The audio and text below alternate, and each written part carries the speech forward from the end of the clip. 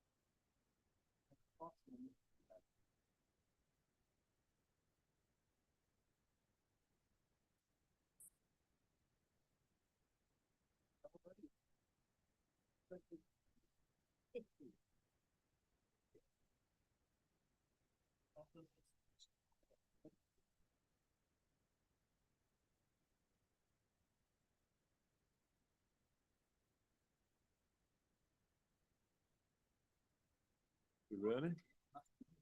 No, I'm good. No? Right now. You want to wait? Want me to bring it back? Most of the presentations, you should be okay. Hopefully you'll have me hooked up. All right, ready? Okay, good. All right. Ladies and gentlemen, we'd like to call to order the regular city commission meeting, November 14th, 2023 at 7 p.m. Will we please have roll call? Commissioner Drosky, Here. Commissioner Duda, Here. Commissioner Preston, Here. Vice Mayor Parnas, Here. Mayor Gantz. Here, before we stand for our pledge of allegiance, our moment of silence, I ask all of you to please keep in your thoughts former City Commissioner of Dania Beach, Bill Harris, who was a big ally for the city of Deerfield Beach and a lot of regional issues, who passed away this past week. Please remember him in your thoughts as we have our moment of silence and our pledge of allegiance, please.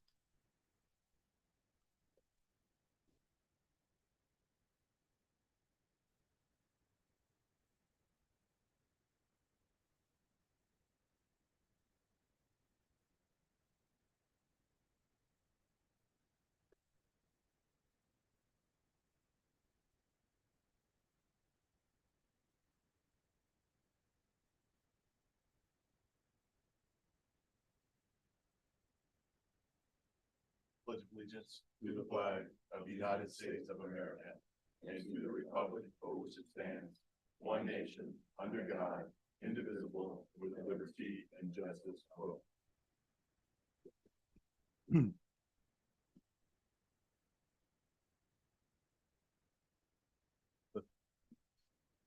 If we could have approval of the city commission meeting minutes for the regular city commission meeting of October 3rd, 2023, and the special city commission meeting of November 1st, 2023. Motion to approve. Second. We have a motion and a second. All in favor, say aye. Aye. Those opposed? All right, acknowledgement of our city board meeting minutes from the Hillsborough Inlet meeting, Hillsborough Inlet District meeting minutes of August 28th, September 11th, September 18th, and the first budget hearing for September 18th. Our code compliance meeting minutes for September 11th, 2023, October 9th, 2023. Community Parents Board meeting minutes for September 27th and October 11th. Planning and Zoning Board meeting minutes for October 5th, and Marine Advisory Board meeting minutes for September 21st. Motion to approve. Second. Motion by the Vice Mayor, second by Commissioner Preston. All in favor, say aye. Aye. Those opposed? Before we do approval of the agenda tonight for November 14th, 2023, we do have a member, we do have an individual from the school board who is here. We'd like to move up item number 21 to the very front after presentations. Commissioner, are we okay with that? Yes. Okay, so we're looking for approval of the agenda then for item number 21 to be moved up. Other than that, the agenda stays the way it is. Motion to approve. Second. We have a motion from Commissioner Preston, second by Vice Mayor Parnas. All in favor, say aye. Aye. Those opposed? Okay. Madam Clerk? For those attending via Zoom online, wishing to speak under public comment or in an item that's open for public input, please click raise hand at the bottom under the reactions tab, and your audio will be unmuted when you are recognized by Mayor Gantz. For those attending via Zoom by telephone, please press *9 to raise your hand, and your audio will be unmuted when you are recognized by Mayor Gantz. Please make sure your audio is unmuted on your end by pressing *6. Thank you. Thank you. We have a couple presentations. I don't believe the individuals who are here tonight, I think we're going to move those and make sure they get a hold of those.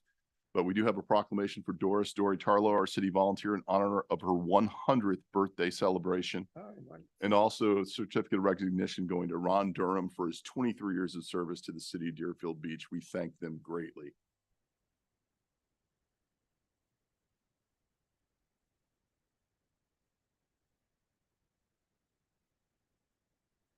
Item number 3 is a certificate presented to the Women's Institute for Public Policy and Small Business Administration. Whereas the city of Deerfield Beach, Florida celebrates our local small businesses and their contributions to our local economy and community. According to the United States Small Business Administration, there are 33.2 million small businesses in the United States. They represent 99.7% of firms with paid employees and are responsible for 62.7% of net new jobs created from 1995 to 2021. Whereas small businesses employ 6.17 million Americans, totaling 46.4% of the private sector employees, and projected spending among U.S. consumers who shopped at independent retailers and restaurants on Small Business Saturday reached an estimated $17.9 billion. And 72% of shoppers recognize that Small Business Saturday makes them want to shop and dine at small, independently owned retailers and restaurants all year long. City of Deerfield Beach, Florida supports our local businesses that create jobs, boost our local economy, and preserve our communities. Whereas the City of Deerfield Beach urges residents of our community and communities across the country to support small businesses and merchants on Small Business Saturday and throughout the year. Now, therefore, I, Bill Gans, Mayor of the City of Deerfield Beach, Florida, do hereby proclaim November 25th, 2023 as Small Business Saturday. Please get out there and support your local businesses. We have someone here to collect this tonight. Chris Moore. Thank you, Chris.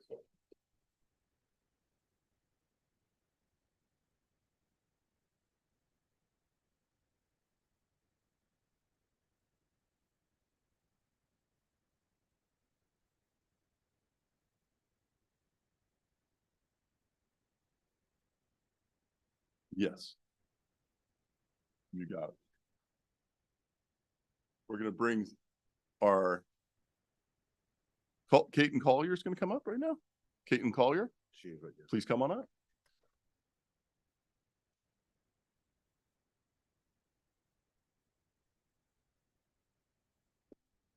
Good evening, Mayor, Vice Mayor, and Commissioners. I present to you the out-of-the-box Roy F. Kenzie Award from the Florida Redevelopment Association. We received this for our Central City Area Redevelopment Plan. Excellent. Thank you.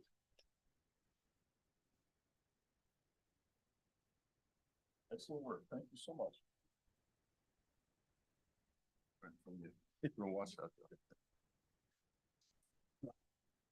Next up, we're going to bring up Captain Hofstein to embarrass some of his men and women.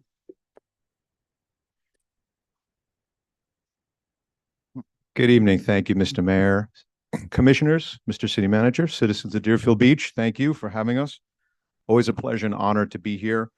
And thank you once again for another opportunity to recognize the great work that our folks are doing. It's great to get to bring them out of the shadows where these ace crime fighters are often busy, but hidden from the public eye, doing the great things that they do. So I'm recognizing tonight, this is Detective Tommy House, not in any specific order. Well, starting at the far end there, we have Deputy Ramon Gonzalez, we have Deputy Sean Bonamini, and we have Deputy Kenrick Garvey, and we have Deputy Stan Vensky. So most of these gentlemen here are return customers because they do such great work, so they're getting used to being here. But I do want to point out and embarrass him a little bit, Trini Gonzalez is our newest addition to the family, and you can see that he's right out of the gate already hitting the ground running and doing fantastic work. So on October 8th, we had a stolen vehicle out of the Deer Creek community. And this does happen every now and then, but this particular case, this vehicle belonged to an elderly victim in her 80s who lives alone. And this was a big hit for her. She inadvertently left the car unlocked while transporting a number of items. And somebody, unfortunately, sees the opportunity to victimize her. Fortunately, a day later, Detective House was doing his due diligence in our real-time crime center and he was monitoring our LPR system, and he received a hit that the vehicle was traveling within our jurisdiction and heading to Coconut Creek. He quickly and diligently coordinated with Coconut Creek PD, and these deputies responded accordingly. And what's just worth noting is, obviously, they had to respond at that point to Coconut Creek. So a little bit of strange territory, not our local turf here that they're necessarily familiar with. But thanks to their diligence and their coordination along with Coconut Creek PD, our aviation unit, and their K-9 unit, they immediately got a track on the vehicle and the suspects. The suspects ended up bailing out of the vehicle, which was recovered intact, fortunately, and undamaged. And ultimately, after a small foot chase, both suspects were taken into custody without incident. And I always like to mention, when I say without incident, that's significant. That means without any harm to our deputies, harm to the suspects, or anybody in the community. They do their job professionally, and they do it so well. Both suspects were brought back to the station, and also full confessions were obtained. And what really made this case special, and I'm just going to read it verbatim real quickly as I conclude, from the commendation that the patrol sergeant wrote for these deputies and detectives. The victim of the vehicle, she was transported to the scene to recover her vehicle. She was so overjoyed in getting her vehicle back that not only did she express in person her sincere gratitude to these deputies, but our victim also happens to be a very accomplished artist and world traveler. And it was really nice. I went back to the station the following week, and I found that she had sent over this book, which is a collection of her personal paintings and travels throughout Europe. And she autographed the book for these deputies. And it's just really nice. That's, we love catching bad guys, but we really love making someone's day and doing something right. And I had the pleasure of having a conversation with her. She's a wonderful woman, and she just goes on and on about the difference, the impact this had in her life, getting her vehicle back, which had a lot of her painting materials and personal items and things that are dear to her. And I just want to close and give credit to Sergeant Smith, who put a wonderful quote in the commendation. And she said, from the poet Maya Angelou, quote, "I've learned that people will forget what you said. People may forget what you did, but people will never forget how you made them feel." And that's really apropos. So for that, I want to commend these gentlemen for their outstanding police work and dedication to this community, and commend them as our Employees of the Month for October 2023.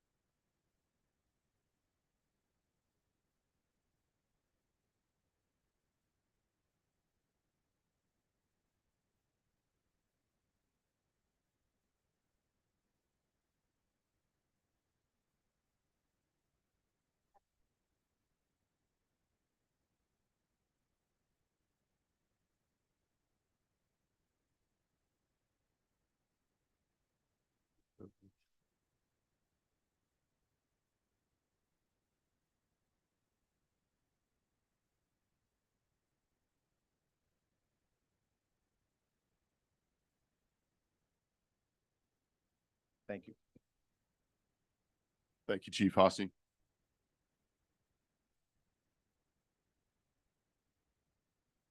Okay, item number 21 was moved up. Item 21 is a resolution of the City Commission of the City of Deerfield Beach, Florida, urging the Broward County School Board to proceed with renovations for Deerfield Beach Elementary School, including preserving and renovating Building 1 old school building and providing for an effective date.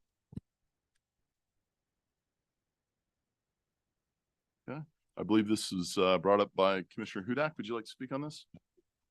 I would, Mr. Mayor. Thank you very, very much. I greatly appreciate it. As you know, the cost of construction has skyrocketed, and we've heard and we know that it's a lot easier to tear something down and rebuild something new than it is to refurbish something that's already there. The last thing I want to see, and hopefully the city of Deerfield Beach wants to see, is the destruction of Schoolhouse 1. This is history of Deerfield Beach, and there is an agenda item on the school board for December's 5th meeting to determine the fate of this building. And I'm urging the school board not only to not destroy this building, but I'd love the school board to actually deed the building to the city along with the $6 million that they've already earmarked to repair this building. They've started the repair and they've stopped it. It's well documented as to why, but it would be a crying shame to the city should this actual building be destroyed. So I'm urging this commission to please pass this resolution and to urge the school board to make sure that if they're not going to refurbish the building, to look at deeding it over to the city along with the money to reconstruct it. Thank you. Thank you. I know we have a representative from the school board here to speak. Good night, Mayor and Board. My name is Noel Hyde. I'm representing School Board of Broward County, Superintendent Licata, and our legislative team, John Sullivan, Megan Tresky, who are unable to be here tonight. So, Commissioner Hudak, thank you for those comments. We appreciate the partnership that we have between the city and the school board. As you mentioned, the December 5th meeting, there's also a January 30th. I was just informed tonight, the January 30th school board meeting is when it will be discussed at a workshop regarding that delta between the full restoration and the for the historical schoolhouse 1, and as well as the Deerfield Beach Elementary School, the funds that are earmarked currently. So I know our legislative team welcomes your input from the commission at that meeting on the 30th, or when I spoke to Mr. Sullivan, if we can set up even a meeting prior to that meeting to discuss funding options and the best goals for the partnership, because we, like you, share the same goals that we would like to see the best outcome for Deerfield Beach Elementary School and the historical site 1 that you mentioned. So we can, we would invite you to participate on that January 30th school board workshop. But I can take back any feedback, or we can coordinate. I'd love to setting up a coordinate a meeting. meeting. Yes. Okay, So I can leave my contact information and we can coordinate a meeting before that time, before that 30th, so we can discuss the best options to make that happen. Thank you very much, sir. Okay. Greatly appreciate it. I'm going to share my thoughts on this. Yes, sir. I'm not happy about this at all. And there's a couple of things, because you talk about a partnership, and I don't feel there's a good partnership going on here. I can't get a return phone call to my city manager or to myself to discuss this issue. We've tried to approach the school board to talk about this many months ago, only to be put off and said that we can finally meet with your city manager on December 6th, which is the day after the school board talks about this. Doesn't seem to be a good approach. And it's something we've been trying for several months to put together. So it's disappointing that we're at this point. It's also disappointing the fact that we've allowed a historical building, or you have allowed a historical building, to get in this kind of condition that it's in, that where it's at a point that there is no way that we're going to be able to take the $8 million without putting in a significant amount of our own money to salvage it from being torn down. I don't see how that works for us. You, as a school board, taking a lot more of our taxpayer dollars, you take, and the students that go there, that have gone there for years, are not just Deerfield Beach residents. They're from Pompano. They're from all around. They have paid money to the school board to maintain that building, and you guys have not done that. You've waited till it get into a completely dilapidated position, which the only option that we have is to tear it down. Now you want to pass the buck to the city of Deerfield Beach and put us on the hook for something that you're responsible for. That, to me, does not work. So I don't support this, not in the way it's worded. Not that I don't want to see that building preserved, but I think the school board needs to step up to the plate and do the right thing and not try to pass the buck onto the taxpayers of Deerfield Beach to cover them on something that they've blown, in my opinion. I can take that feedback back. I appreciate that. I know, please know that this is not personal against you. Correct. I'm just a messenger. Yes, thank you. No problem, Mayor. I'll take that feedback back.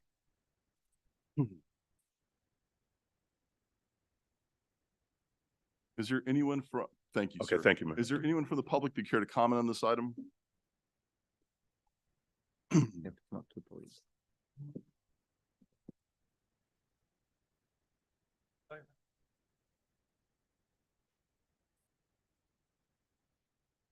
Daniel Shanetsky, 34 Keswick B, Deerfield Beach, Florida.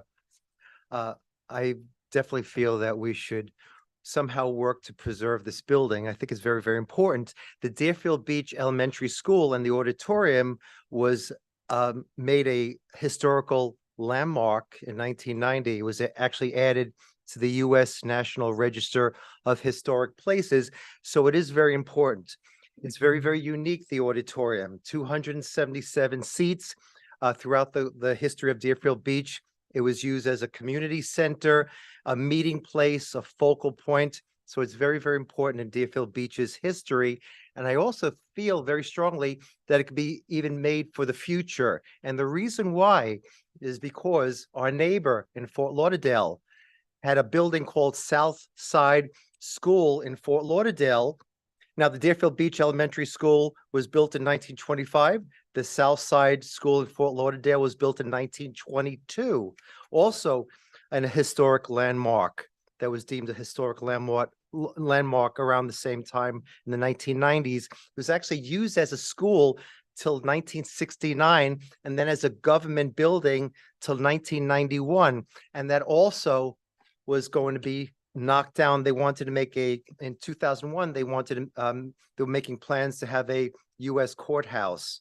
But the community and some historical representatives from Fort Lauderdale banded together, and it took 17 years, but they made the Southside School a performance arts center. And now it's a beautiful performing arts center. It still has the core shell of the Southside Public School of Fort Lauderdale, the same stairs, the same flooring. And yes, it took a lot of money, but what I'm saying is don't destroy it, because when something's destroyed, it can't be brought back. Let's see if we can work together to at least preserve it now, not to be demolished. And then it may take over a decade. It took 17 years in Fort Lauderdale, but the end result is a beautiful performance center that is a vibrant part of the Fort Lauderdale community. And I think we could do the same thing here in Deerfield Beach. Thank you. Thank you. Good evening, Mr. Mayor, Commissioners. My name is Enrique Palacios. I'm a resident of Deerfield Beach and a proud member of the Deerfield Beach Historical Society. We're very much in favor in trying to preserve as much of the history of the Deerfield Beach Elementary School auditorium and other facilities. It is a very delicate balance when we're looking at renovating or upgrading or rebuilding an old school, and at the same time trying to provide a state-of-the-art facility safe for students. And I think that is the main point here, that for years the elementary children of this school have been missing a facility, and we need to work with the school board to see if there is another option, or perhaps an option that may preserve most of the historical value of the building and provide a high-quality facility for students to learn here in Deerfield Beach. As a historical society, we're here to support the city as well as the school board. Good evening. Thank you.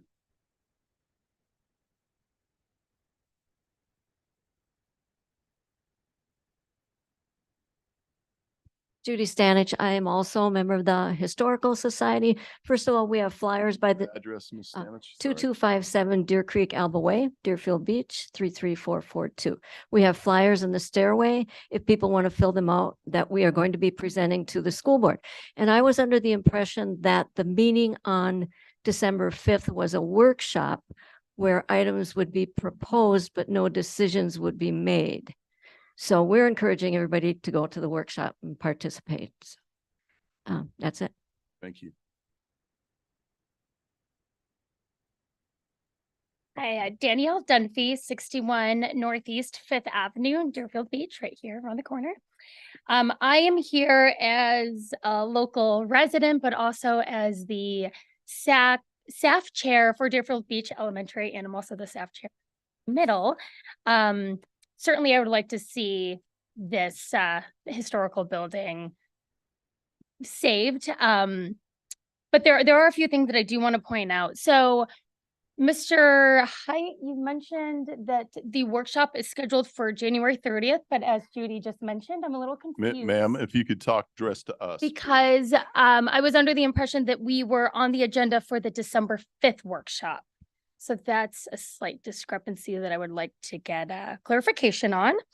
That was my first point I wanted to make. Second point, in the June 2023 ROM cost estimate that was provided showing the latest estimate on what it would take to repair this building, that estimate does mention that it's unlikely that the building can withstand hurricane winds.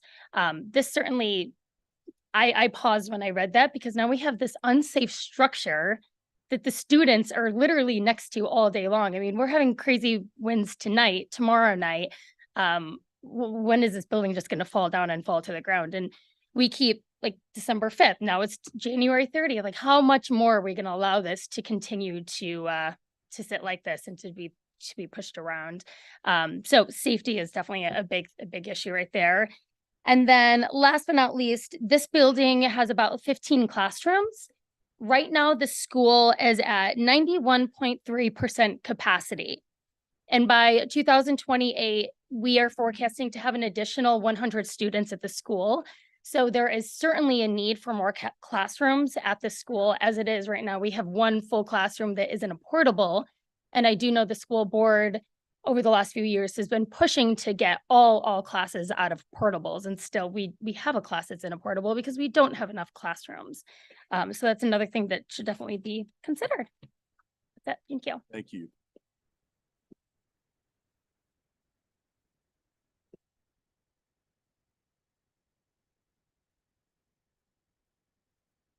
Good evening. I'm Karen Shelley, 190 Durham D. I just want to tell you I'm in support of restoring the old school building.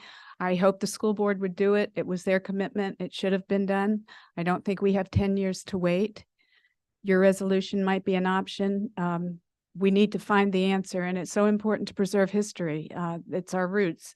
And I've been there. I've met 3 generations of people that have gone there, and it's part of the community we will never get back. And I know we can find a way. And I'll leave that on you all. No, but let's really try to keep it, because Deerfield is special because of the history we have. And I want to thank everybody for all the work that's gone into it to date. Thank you. Thank you.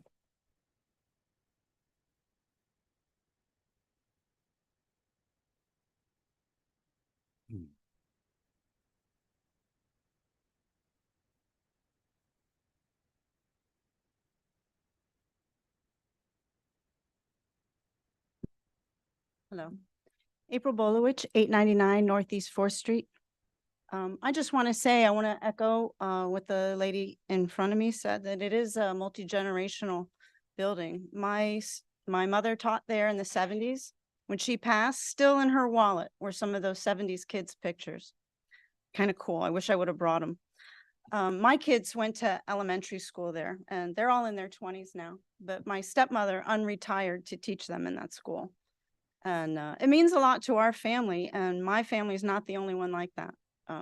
Many of the young adults you see here went to elementary school there, and their parents also did. Thank you. Thank you. Anyone else? Anyone online? Former Representative Clark Reed.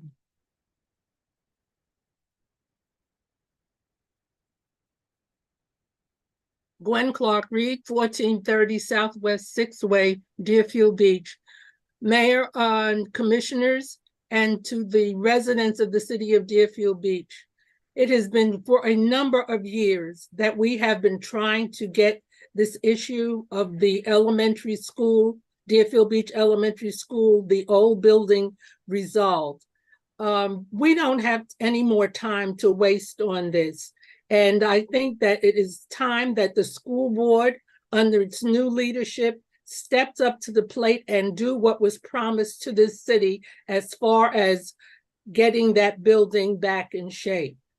should not be up to the city of Deerfield Beach. And Mayor, I've often heard you say that the residents pay taxes to the school board and that the school board should be anteing up and coming to the plate and doing what has been promised to this city. As a former teacher in this city and as a former representative of this city in government, it has been a number of years that we have constantly been going over this same problem with the elementary school. So I hope that the gentleman who was here representing the school board would take back the information that it's time for us to really get this show on the road and get this building renovated and brought back into the condition that it needs to be in order for that school to be able to use the building as well as the community. Thank you, Mayor. Thank you. Anyone else online? Okay, I'm gonna close it to the public. Commissioner Hudak and then Commissioner Preston's didn't spoke yet, then Commissioner Hudak. Thank you, Mayor. You know, when we're dealing with something like this, it touches people from a lot of different perspectives. I think what we need to keep in mind is that your comments, Mayor, was 100% accurate.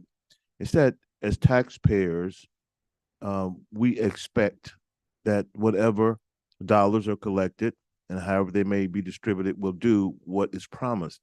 The fact of the matter is that the school board did not do what it needed to do so that we would not find ourselves in this situation. But that being the case is that we still are presented with, you know, the possibility of history loss. And I just believe that even as difficult as it is, the school board needs to embrace the challenges that are in front of it and do everything within its power to make it right, being that the culprit was not the city of Deerfield Beach, but we still have this situation. But history, city history, Deerfield Beach must not be lost, even no matter how difficult. We can't lose the history, because if we let it go, it just becomes a chatter from one person to the next, and we can never physically look at things or put that history into perspective. So, you know, I understand the difficulty and the financial part of it, but I think the bigger picture is however it may be worked out through the city and through the school board, and the school board taking the lead on that with a school that is in the city of Deerfield Beach, making it right, not just from a historical perspective, but right to the resident. Everything that can be done to make it right. It's not the city of Deerfield Beach's fault. But that being said, we must not allow history to go away. Once it's gone, it can never return the way that it was. Thank you, Mayor. Thank you. Commissioner Hudak? Thank you, Mr. Mayor.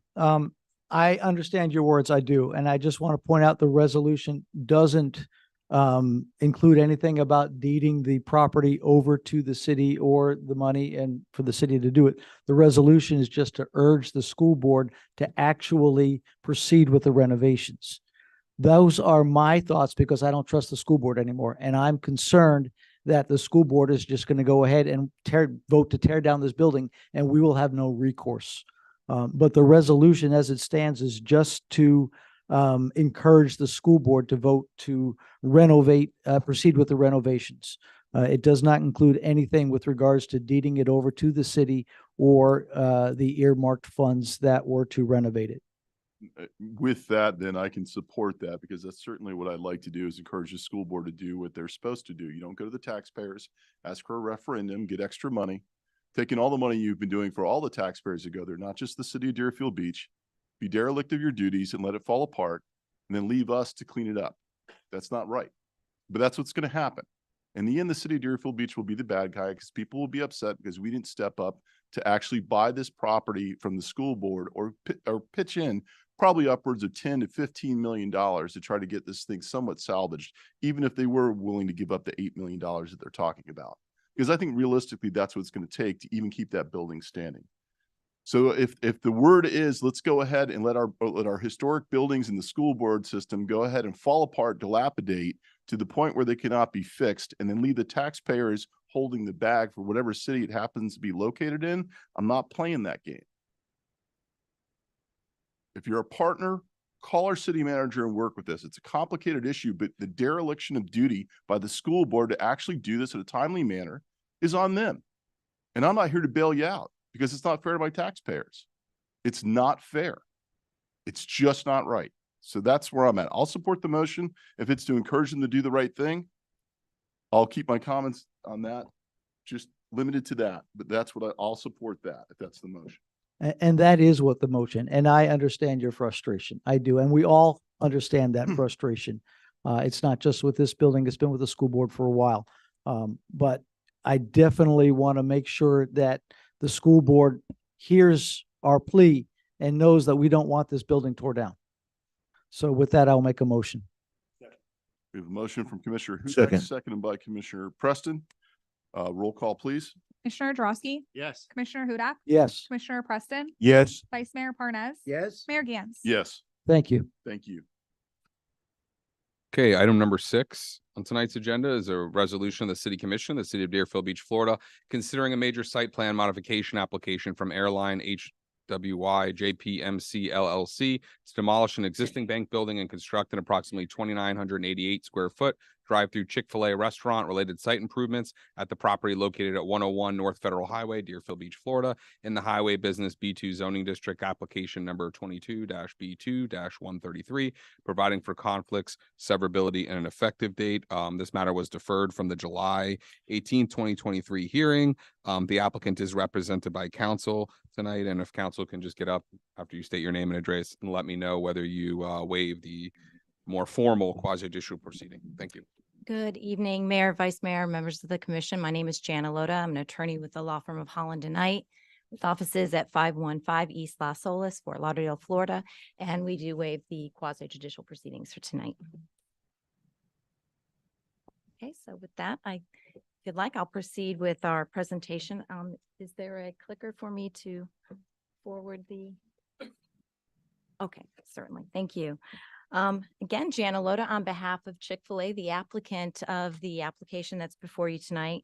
Real quickly, I just want to introduce the members of our project team that are here tonight. We have 2 members from Bowman Engineering, Andres Mizrahi and Alma Romero, that have been working on our project team, as well as our operator that's been selected for this location, Mr. Ephraim Silva.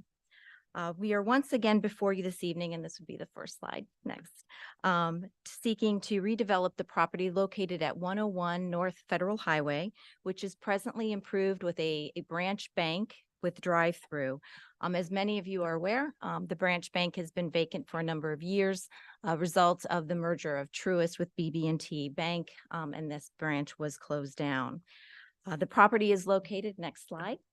The property is located north of Hillsborough Boulevard, south of Eller Street, and is located on the west side of Federal Highway. Next slide.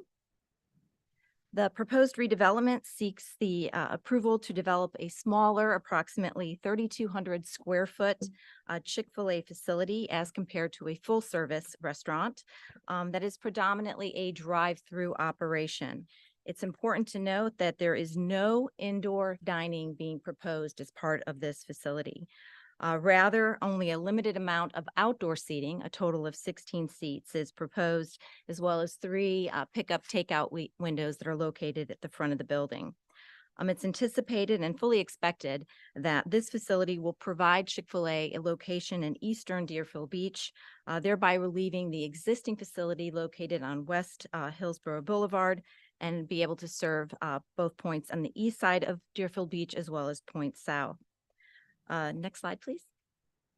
The hearing tonight is, as council just mentioned, a continuation of the hearing from July 18th, when we were last before you seeking approval of a site plan application, which is what's before you tonight, and a signage variance that allowed 2 additional menu board signs in the triple drive-through that's associated with this site. During the hearing on July 18th, some questions arose specifically regarding traffic queuing and specifically the interface with Federal Highway for traffic exiting the site. We elected to continue the hearing so that we could obtain more information on that and bring that back to you. During the July 18th meeting, as you probably recall, we went into detail on the architecture, landscaping, and other elements of the site, so as to not expand this hearing, knowing that you have a very full agenda. I will very quickly go through those items and get to the item that I know is of concern for all of you, which is the traffic. So with that, next slide. Here is the proposed site plan, again, which is what's before you tonight. The two sign variances that were requested at the July 18th meeting, just as a reminder, were approved by the commission. So the only thing that's before you this evening is the site plan.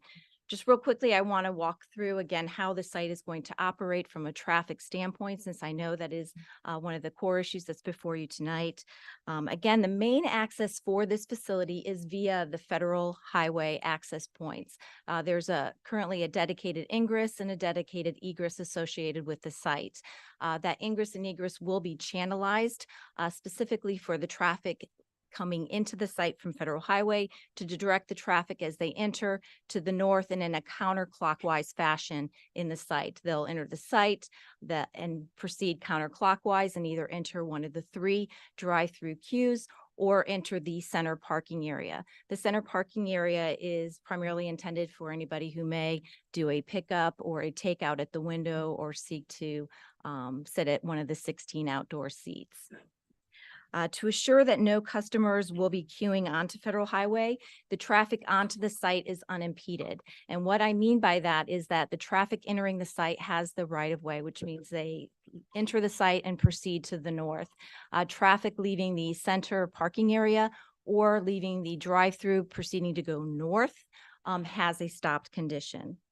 Access from Federal Highway is, of course, right in, right out because of the fixed median in the center of Federal Highway. There is also a secondary entrance into the site, which is located at the northwest corner, which is via a private alley, via private easement that serves not only our property, but the commercial properties to the north from Eller Street to the north. As you can see, 3 drive-through queues are proposed merging into a single lane. There is a covered which is typical of the new Chick-fil-A's, a covered canopy over the ordering portion, as well as another covered canopy over the pickup, which helps for the efficiency and operations of the overall site. As you can see, the drive-through component was designed in such a manner to maximize the queuing capacity on the site. From the point that you enter the drive-through to pickup, there's a space to accommodate up to 31 cars. Next slide, please. I'm going to run through the renderings very quickly for the building. The design of the building folds in the design objectives of the Cove Overlay District laid out in the land development regulations, which is the Key West style. Some of the elements that I'll only mention a few that are folded into the building are the metal seam roof that you see here, coupled with the brackets that simulate the exposed rafters, hardy board siding, covered porch railing, the metal shuttered awnings that you see covering the windows, just to name a few. The view that you see here is from Federal Highway looking to the southwest. Next slide. Then you have a view from the north to the south. You can see the triple drive-through there on the right. Next slide. Proceeding kind of around the back side of the building in a counterclockwise fashion. Now you see the drive-through to the left, and now we're approaching the pickup on the south side of the building. Next slide. And then, of course, we end up again on Federal Highway. This is look to the northwest, and you can see the small amount of outdoor sitting and the pickup windows there on the far side. Next slide. Quickly, landscaping, a very robust landscape plan is proposed for the site. In particular, at the rear of the property, a 30-foot wide landscape buffer is provided with a myriad of landscaping in acknowledgement of the fact that we do have residential uses to the west. Next slide. Real quickly, this site literally factors in every operational and efficiency that has been learned by Chick-fil-A over the years. These are all elements that they're trying to build into their legacy sites to help address and further increase capacity and the efficiency. One is the covered canopy, which allows our our employees that are out there doing the face-to-face ordering and actually taking payment to again expedite people through that process. And most importantly is this site will have a triple drive-through, which is, not very common through the Chick-fil-A scheme, but we'll have 3 drive-through lanes merging into 1 lane for pickup, and then still with a bypass lane to allow traffic to escape or orders that are delivered to then leave if there's a car still in front of them. Next slide. Another element that's being phased into this particular development is the use of Tormax doors. And the delivery doors is unique because your traditional drive-through pickup, as you know, you have a pickup window, the employee leans out, they serve only 1 car at a time. With the use of the Tormax doors that you see in the image on the left, that allows us to actually serve 3 cars at one time, delivering product. And then with the bypass lane, they can safely exit the drive-through lane and exit the site. Next slide. And then of course, the other unique aspect of this site is the fact that there is no indoor dining. Being that there's no indoor dining, the kitchen size is significantly larger. We call it like a supersized kitchen, which allows us to deliver the product to the drive-through and the takeout windows in a much quicker rate, all while maintaining the award-winning Chick-fil-A customer service. Next slide, please. You can go forward again and then again. Okay, so now we get to the issue that's really before us tonight, and that's the traffic questions that were raised at the July 18th meeting. One of the application requirements, as you all are probably aware, was that a traffic impact analysis be provided to the city. This analysis was reviewed by an independent consultant hired by the city. And some of the key takeaways you see there on the slide. The first thing is conclusion that was found is that the proposed site plan and redevelopment of the site for the Chick-fil-A will not adversely impact the adjacent roadways or affect the current level of service. This is a very important point. Next, the traffic consultant also found that given the triple drive-through and the operational efficiencies that I just pointed out to you, the on-site stacking is sufficient to support peak operations with no spillage on adjacent properties or the public rights of way. The other item that we did between the July 18th meeting and today is that we went out and obtained real-time traffic data on Federal Highway. One of the issues that was raised by this commission on July 18th was a concern not for the traffic queuing onto the site necessarily, but more the traffic leaving the site onto Federal Highway, given the proximity of this project to Hillsborough Boulevard in that intersection. So what we did is we went out and took real-time traffic data of the traffic on southbound Federal Highway to factor into an animation to show how this site would work. And we have an animation prepared that we're going to show. It's about a 3-minute long animation that will show you how the traffic will operate. But before I get to the animation, I just want to highlight a few items to understand what's happening on that animation. This animation, just so you know, was also reviewed by the independent consultant for the city. I have a letter, I don't know if it was in your backup or not, but they indicated that based on the data and analysis, the vehicle queuing for the drive-through will be able to be contained within the site and should not spill over onto US 1 or cause any traffic operational issues. So regarding the animation that we're about to show you, first I want to show you that in order to compress the video to so it's only 3 minutes long and appropriate for the commission meeting, the animation is sped up triple time. And what do I mean by that? It means that a minute is actually the equivalent of 3 minutes. So you may see what looks like cars zipping down the street, but that's the reason why, is because it's actually 3 times the normal speed. Second, the traffic on Federal Highway includes information that was taken real time through field observations during PM peak hours from 5 to 5:30. Next, the animation shows all the traffic that's going to be coming into the site, whether it's going to the drive-through or was going to one of the pickup areas. But all that traffic that would be within an hour is driven totally within the drive-through, again, to create a more worst-case scenario for the drive-through. Further, the traffic that we're using in this animation is twice the amount of traffic anticipated during our PM peak hour. So we literally have 200% of the traffic that we're showing that's associated with the site. The traffic distribution is as between the rear alley as well as Federal Highway is again based on the traffic study. The wait time at the ordering and pickup is based on real data provided by Chick-fil-A. And again, I can't emphasize this enough that this animation truly shows what is the worst case scenario, meaning we have doubled the trips associated with our PM peak hour. We've threw all of the traffic into the drive-through while some of it may very well be going to the pickup area, which is the center part of the site. We use the Chick-fil-A peak hours, which are actually are like noon to mid-afternoon as compared to the PM peak hours of the Federal Highway, which was used for the Federal Highway traffic data, which actually occurs later in the day. So they don't even really directly coincide. So with all of that groundwork laid, on the next slide, you'll see the animation. And if you can press play, and we'll run the tape, as they say. Should be in the middle.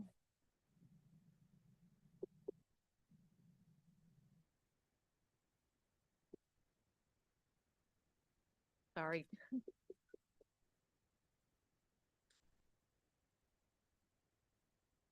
They're trying to get it going, I hope.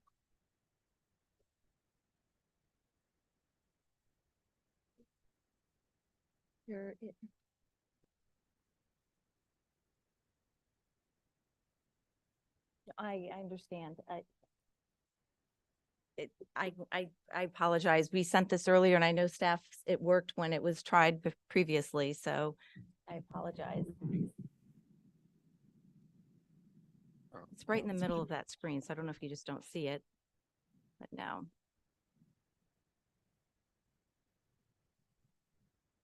It should load. It should just take a second to load.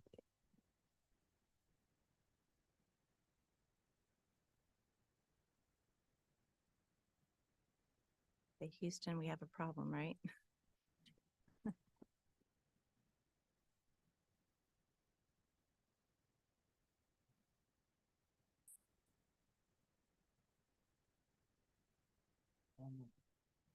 Yep, yep.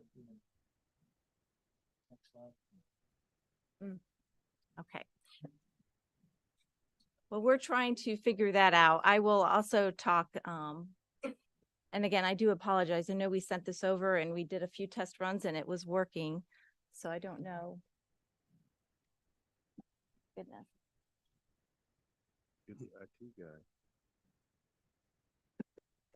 Well, I can definitely represent that it shows the traffic, that there's no issue with respect to the queuing getting out onto Federal Highway, but I do apologize for that.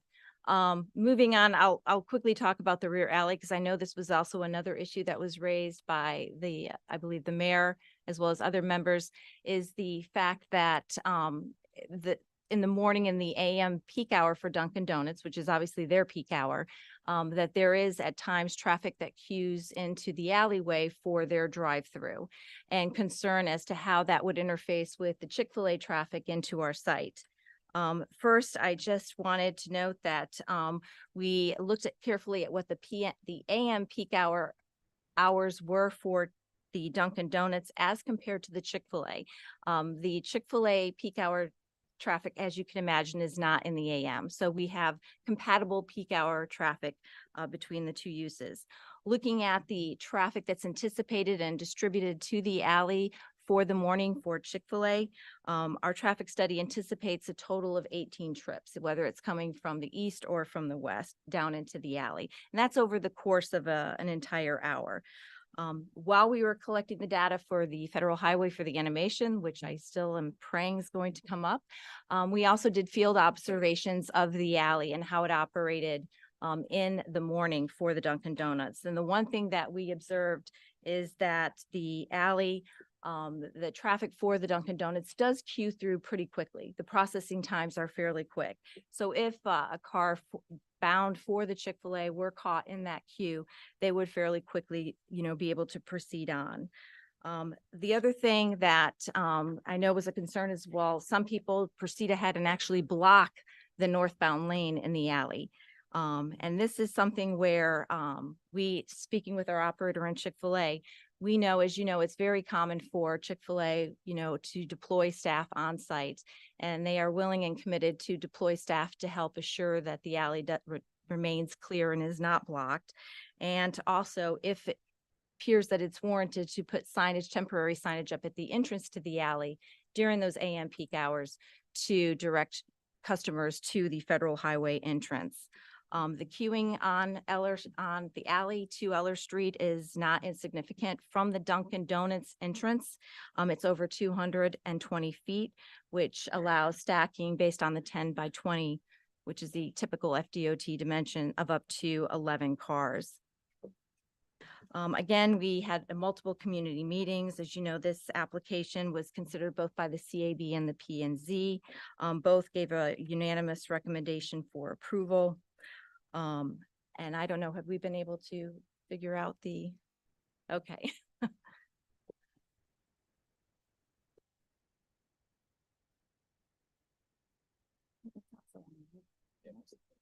good. All right. There's a will, there's a way. All right, I will sit down. It looks like they have the animation up now. Appreciate you letting me fill the air.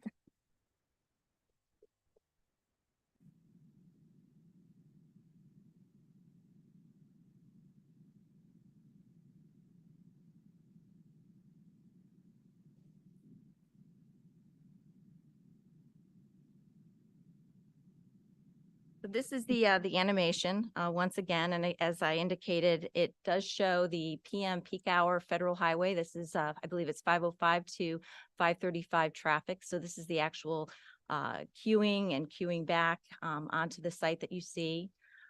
Again, I remind you that this is sped up 3 times. It seems like we're having a little buffer in I actually here. think it's probably accurate to how fast people are going up. Okay. Honestly with you. But you do see, I mean, there is times it does queue back, but as the traffic clears, it allows the traffic to leave the site. As traffic is slowing down for the light, that also presents opportunities to leave the site. And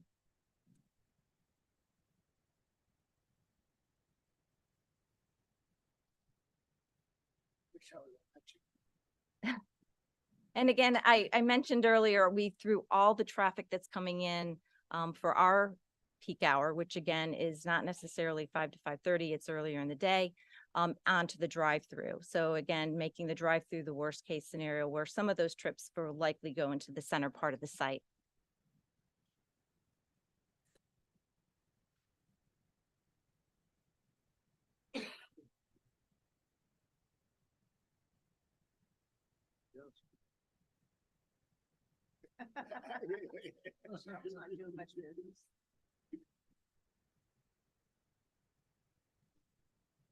And our Bowman Engineering will be able to speak to that issue.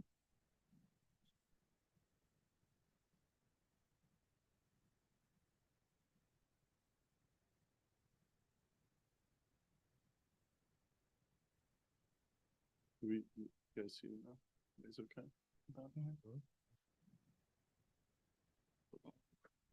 Well, and if I may ask Andres Mizrahi to come up, because I can hear comments from some members of the public regarding the gas station, and it was factored into the animation, and he'll explain.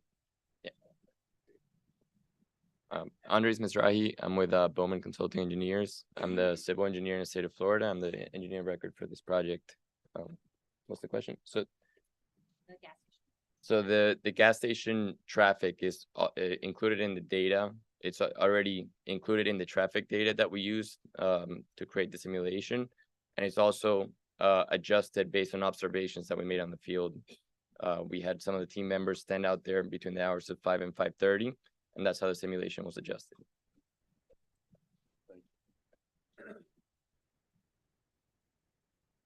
Right, thank you. All right, so I will now just quickly conclude. I know I covered a few things as we were waiting for it to come up, so I apologize. There was a little hiccup in my presentation. I mentioned that we did hold 2 separate community meetings. Both the first one was on February 2nd, 2023, and then another on June 26th. Considered by both of your advisory boards, Community Appearance Board and the Planning and Zoning Board, and recommended for approval unanimously. The use, as you know, is a permitted use in the code. Other than the sign variance that I mentioned earlier, no variants are being asked for this site. I believe the staff report notes that the application otherwise complies with the comprehensive plan and the land development code and all the criteria for the granting of a site plan approval. I just want to conclude because I know it's, I think it's important to note as to this site that this location throughout the years, Chick-fil-A, which is, I believe everyone would agree, is a stellar operation as far as a QSR or quick serve restaurant. And they have, I think I've heard someone once mention they're sometimes a victim of their own success. But in learning from the lessons as they've adapted their legacy restaurants and what they can do to improve the capacity and efficiencies, almost every single one of those items has been folded into this site. And I'll just recap real quickly. Instead of a dual drive-through lane, we have a triple drive-through lane. We have no indoor dining at this site. We have, because we have no indoor dining, we have a much larger kitchen, what we call a supercharged kitchen, to be able to really produce that product, to turn it over much quickly with respect from ordering to delivery to get the customer off the site. We have the covering ordering area, which is, if you've ever visited Chick-fil-A, you know, one of the things they do is that face-to-face ordering, which actually allows them to even take payment at that point rather than having payment at the pickup end. We also have the covered pickup area and the use of the Tormax doors, which allows them to serve up to 3 cars at one time. So if there's a car in front that has a larger order, you can still serve the person behind them and they can exit the site with the bypass lane safely. We have, trying to make sure I caught all of them. So, and of course, the use of a bypass lane, which I believe is a critical issue with the Hillsborough site, where we have been desperately trying to build a bypass lane and have been unable to because we can't get control of the property that's next to us. So with all of this, we hope that we've addressed your concerns that you had with respect to the property exiting the site onto Federal Highway, as well as our plan with respect to the alley in the morning. We are happy to answer any questions that you have, and I appreciate the time that you've given me tonight. Thank you. So much. Vice Mayor Parnas, you have a question? Yeah, I have. How many cars per hour do you service? What's your average? Interesting. Sure. Here, you need to introduce yourself. What's your name, please? Ephraim Silva, owner operator, Chick-fil-A Pompano Beach, located at 2250 North Federal Highway. My restaurant does in peak hours between 150 to 180 cars. So my question is, if you Vice do Mayor, this, if I may clarify real quickly, he also, it is a full service restaurant, not a Yeah. drive-through. So. Yeah. It's a 2-to-1, which is different than a 3-to-1, what you're seeing here.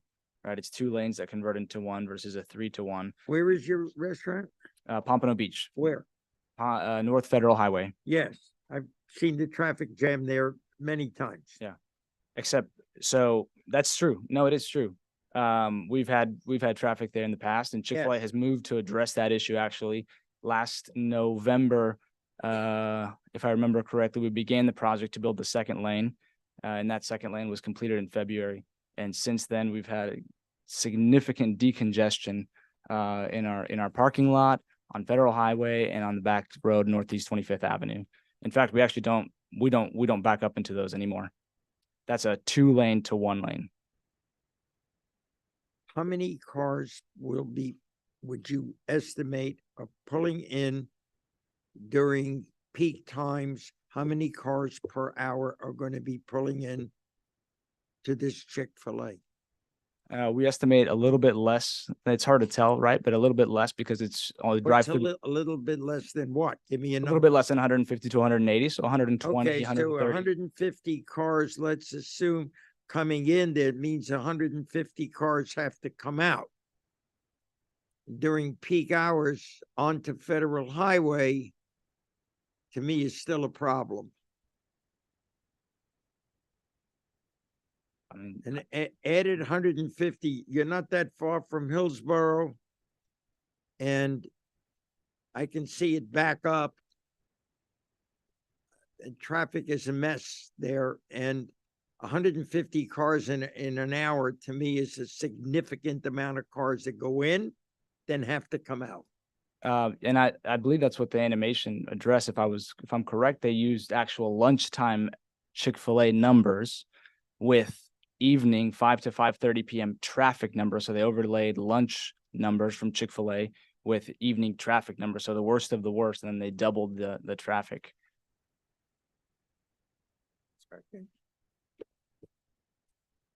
Thank you, Vice Mayor. Commission, any comments before I open to the public? Any comments? Okay. Commissioner Drosky? I'll have two quick questions for the applicant, and then I'll save my comments for after the public hearing.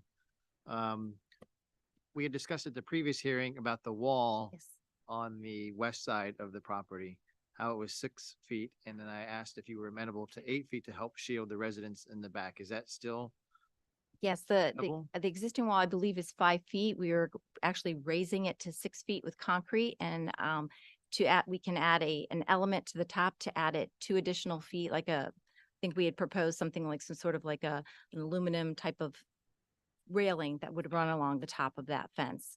And the main reason for that is that otherwise we would have to tear down the entire fence to build new footers to withstand the weight.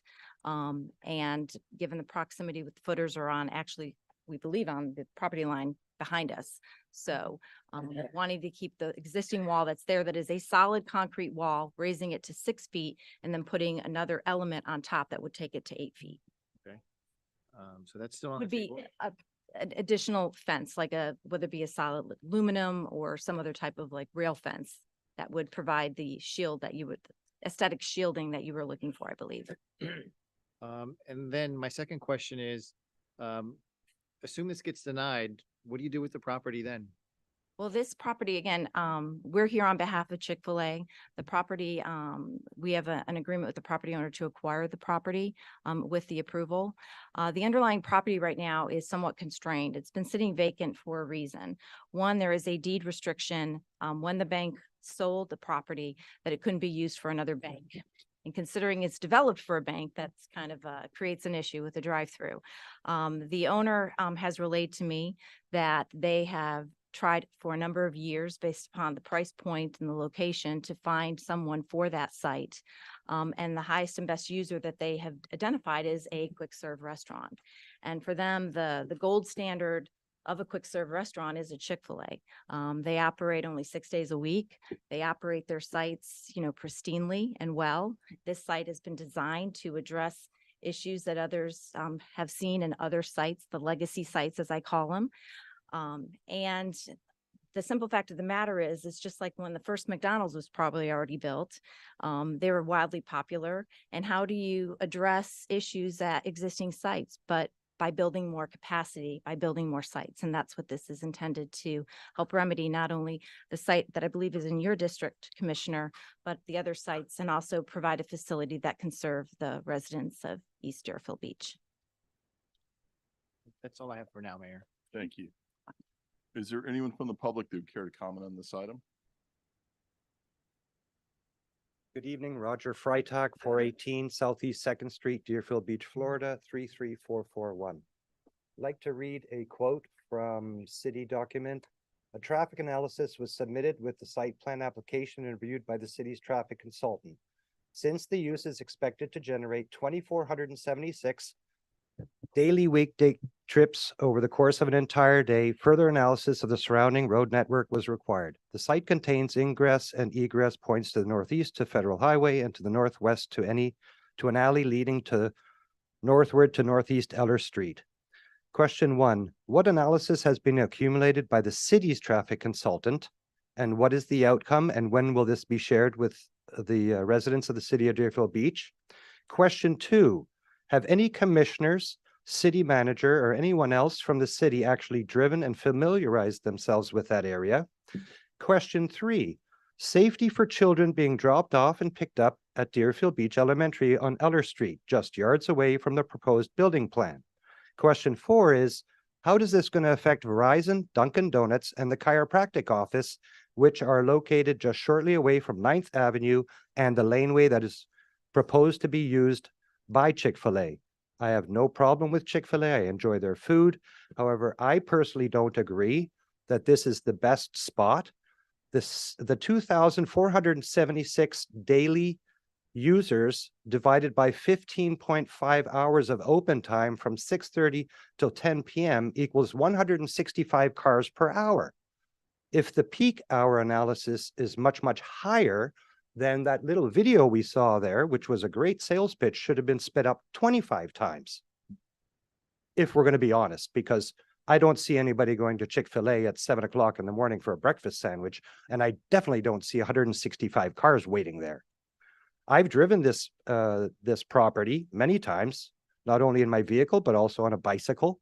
And I have serious concerns as the city is planning to have a building built on Eller Street, right across the street from Verizon, Dunkin' Donuts, the chiropractic office, and the elementary school, adding even more cars to Eller Street. 9th Avenue is going to be an easy way for people to not worry about making the right turn off Federal Highway, as they can circumnavigate that, go down the street where the Duffy's. If you make the first right before Eller, turn on that street, go by the Duffy's, make the first left on 9th, you can take that all the way down to Eller Street and then just make your way into the Chick-fil-A without even having to deal with the egress and the ingress, because it might be easier and faster.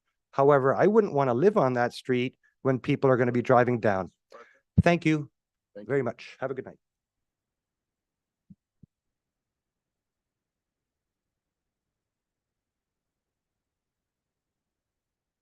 Peggy Ross, 103 19th Avenue, Deerfield Beach. I may be a little out of date on something, but I understand that property where the Christmas trees and everything are sold is going to be like apartment complex. So you're going to have a lot more cars at all times of the day coming on to Federal. It's not built yet, but it is in the process.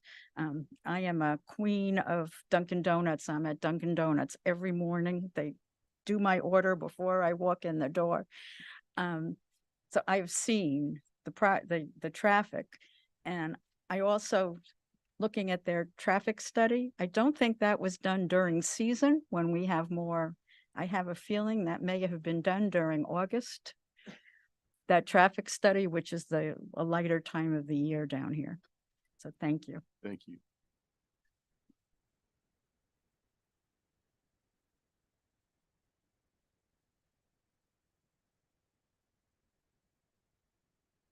Bob DeChristopher, 517 Northeast 6th Avenue. Just a couple things. Looking at the simulation, I would say 2 days ago, I came out of peak hour and the traffic was queued through Second Street, through Second Street, where I couldn't even exit Second Street because not a lot of people are very courteous when the traffic's backed up. They don't stop for the intersection. So when I was in engineering, we used to call that a cartoon. So, and what I saw in that simulation was no more than 2 cars stacked up coming off that site. I find that hard to believe. Also, I didn't see a single car coming out trying to make a U-turn to go northbound on Federal, because that's the only way to go, unless they go around the block, come through the neighborhood to get back to Second to go north on Federal. So I think there's some problems with the queuing that they've shown, because like I have seen it queued up through Second. And I just think the proximity of that traffic light does not lend this property to have that amount of traffic. Again, they emphasize 3 drive-through lanes and a single egress lane. And I only saw 2 cars queued up at most, running at double speed, twice the traffic on Federal. But normally, it'll back up through Second. Also, I got to believe that those people in the simulation drive a lot better than Floridians drive. I didn't see a single rear end accident, but I think you will see a lot of low speed, fortunately, rear end accidents. There's such a thing as driver expectation. And if I'm going to Chick-fil-A, driver behind me might be going to the gas station thinking I'm going to Chick-fil-A as well. And due to the volume of both the gas station and Chick-fil-A, I think you'll see a lot of low speed rear end accidents, which is going to impact your police department, sheriff's department, response times. And also, Mayor, I think at the last meeting you said, I don't know if it was at the meeting or after, but you said, a lot of times there's perceptions of the public that never turn out to be a problem. The problem here is if that perception is actual reality, there are no options. You're stuck with this property that they can't expand, they can't change. This is the max they can do, 31 cars, storage. There is not an option once it's built. So our perception may be wrong. I can guarantee you, I've seen traffic back up through Second. But if we're not wrong, we don't have an option. We're just stuck with what's there. So again, the proximity of the traffic light, U-turns, gas station.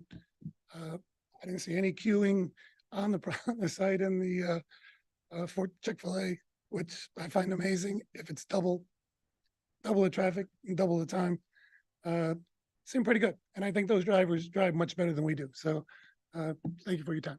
Thank you.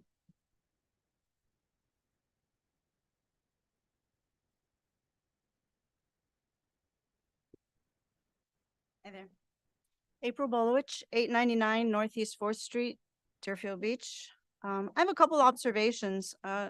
Something I noticed in that animation, it doesn't show the marking on US 1, right? I guess I'm estimating it would be between the entrance and the exit, in and out on US 1 is a school crossing zone. I guess school children use that to go to and from school. I have a photo of it here. I don't know if there's any way I can show that or pass it around so you can see what I'm talking about. That's okay. No? Okay. Thank you. So my point is, we're dealing with traffic on Northeast Second Street. I didn't see any animation on that.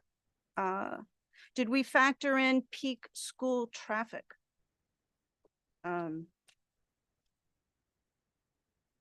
What else did I note here?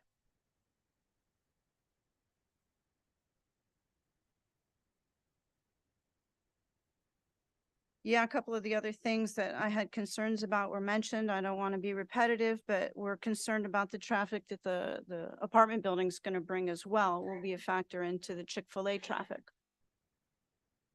Thank you. Thank you. Anyone else from the public? Yes, ma'am. Jerry West, 514 Northeast 8th Avenue. I have been to the Chick-fil-A in Pompano. It's close to a traffic light as well. It's impossible to get out. It backs up and you have to wait, and unless some people are nice and let you in, you're never going to be able to get out of there. And that is close to the same. This is the same scenario that you're going to see in this particular thing that's going on now. And you have to look at that, because that is something, we are not nice drivers in South Florida. We are not. People are not letting people in, and you're going to have a backup like you can't believe. Ms. West, I have a question for you. Have you been there since they made the changes to the one in Pompano? Okay. Thank you. Anyone else from the public? Dead horse. Hi, Stefan Bolowich, 899 Northeast 4th Street. I have been by there several times since the November changes. It seems that the influx is less and better handled, but the out is still chalked up, like the lady was saying, which is the same scenario for this. It's a funnel that is trying to pass all its traffic through two tiny exits. The cartoon was not did not do justice, I don't think. Anyways, that's my piece. I think it's a bad idea. I love Chick-fil-A, but the location is just not good. It's too close to the corner.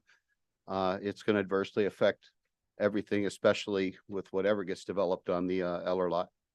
Thank you.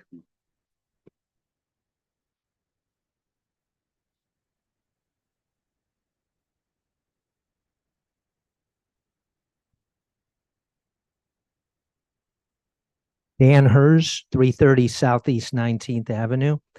There has not been a lot that has changed since Bowman's last presentation a few months ago. So that is why I brought my cow outfit just like I did the last time. I am a huge Chick-fil-A fan and I absolutely love the restaurant. I won't bore you regurgitating the same speech I gave last time about how Chick-fil-A is a great restaurant, but this location makes absolutely no sense and only benefits one entity, Airline Highway JPMC LLC. The only new items I could find since last time was a letter dated October 25th from Simmons and White saying they used Chick-fil-A supplied stacking data to review the traffic report and render their opinion. Also, when you look at Simmons and White's website, there is a list of 98 traffic engineering clients that have used their services. Interestingly enough, none of the clients were municipalities or government agencies. The only other new item I could find was Chick-fil-A will make some markings on the cement to persuade people from not coming in through the Eller Drive entrance. Additional questions I want to ask is, why did Boca Raton turn down a Chick-fil-A at 2700 North Federal Highway within the last year? What do they know that we don't know? Boca Raton got the same attorney presentation you just got tonight and turned it down. Turned it down. Did any Deerfield Beach city official bother to talk with their counterparts in Boca or Pompano to gain valuable insight into what it means to put a huge traffic generator right on Federal Highway? I have some unsolicited advice from my friends at Chick-fil-A. Relocate this restaurant just 1 mile west to Dixie Highway. There are plenty of large sites for you to choose from, and there are no real traffic issues on Dixie Highway. I'm sure Deerfield Beach Economic Director Chris Morey will be happy to assist you with site selection, especially since a Chick-fil-A in the Pioneer Grove corridor could be the catalyst for a lot of other real estate investments. And my final question is, in what capacity is Mr. Silva here tonight, and who is compensating him? Thank you. Anyone else from the public? Anyone online? Ms. Clark Reed, go right ahead. Gwen Clark Reed, 1430 Southwest 6th Way, Deerfield. In the presentation, I want to be sure that I heard the attorney say that they would be able to accept payment for orders outside of the building. And has that been run by BSO and their crime for businesses, looking at that as something that will be a deterrent?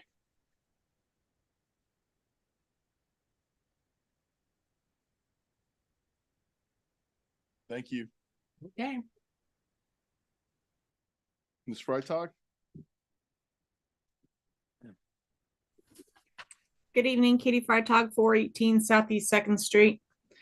A lot of my points have that I was going to bring up have already been discussed, but I'm still concerned about the fact that there are 3 lanes combined into 1 lane to exit at a stop sign.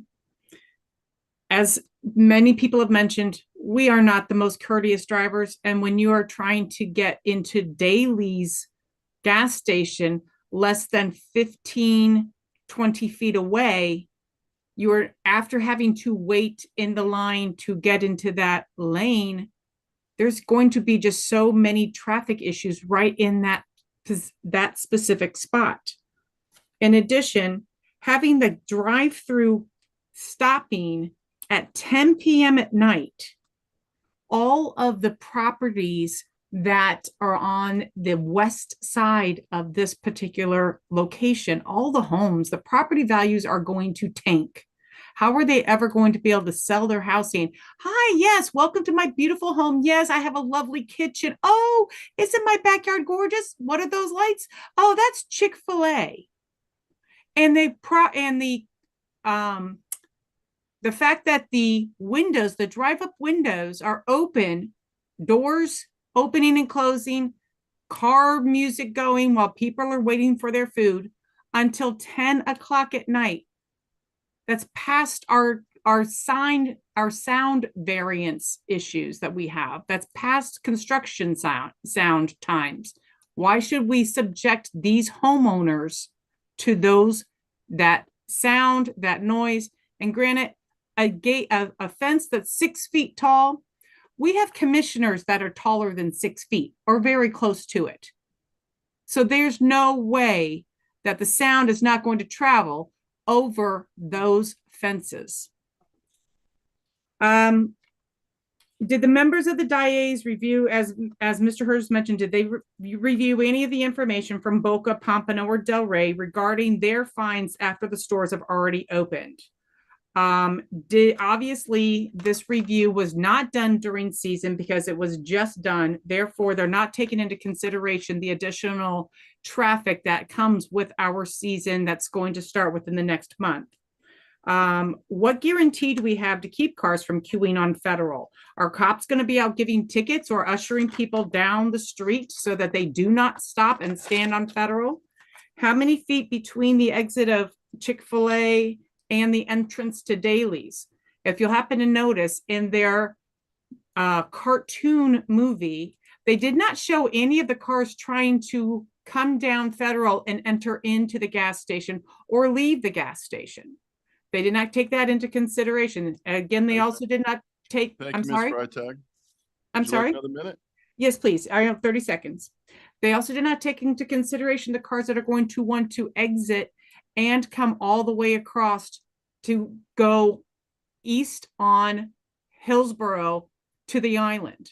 A lot of the customers are going to be coming from the island. A lot of customers are going to have to go back to the island, and they're not taking that into consideration, having such a short exit area and having to those cars wanting to cut all the way across to turn right. I'm sorry, to turn left onto Hillsborough.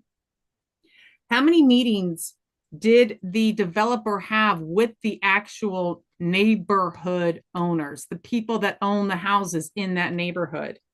And why this location? Why can't we find something with a little bit more space that is a better location? Again, Dixie, anywhere that's a better location for such a great restaurant. Thank you. Thank you. Anyone else from the public? Anyone else online? Anyone else? Yes, ma'am. Christina D. Christopher, 517 Northeast 6th Avenue.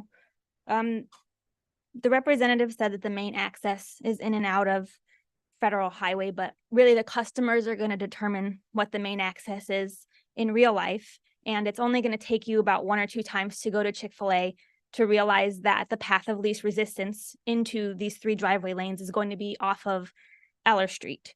So it's a smaller location with extra drive-through lanes. You'd think that if it was a smaller location, you'd be expecting less traffic. But in this case, by having 3 lanes of traffic, they're anticipating more volume, which they have improvements to get in and out quickly, but there's no way that they can affect traffic on Federal Highway to allow cars to exit.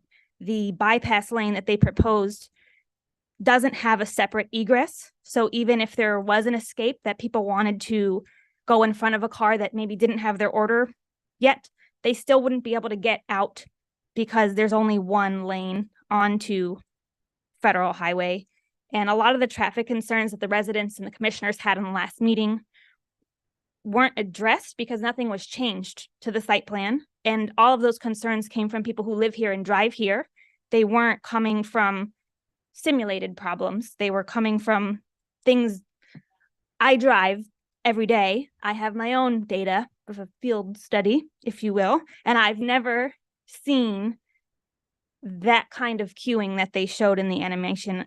I understand that that's what the numbers show, but this isn't a research paper. It's real lives, and people are going to be affected driving. And if this were a serious issue where we had a really large population with children who had cancer, and we were asking for a site plan change to have a children's cancer center, this would be important to consider how we can factor this traffic in, but it's Chick-fil-A. So everybody is excited about the potential of having a Chick-fil-A, but at what cost?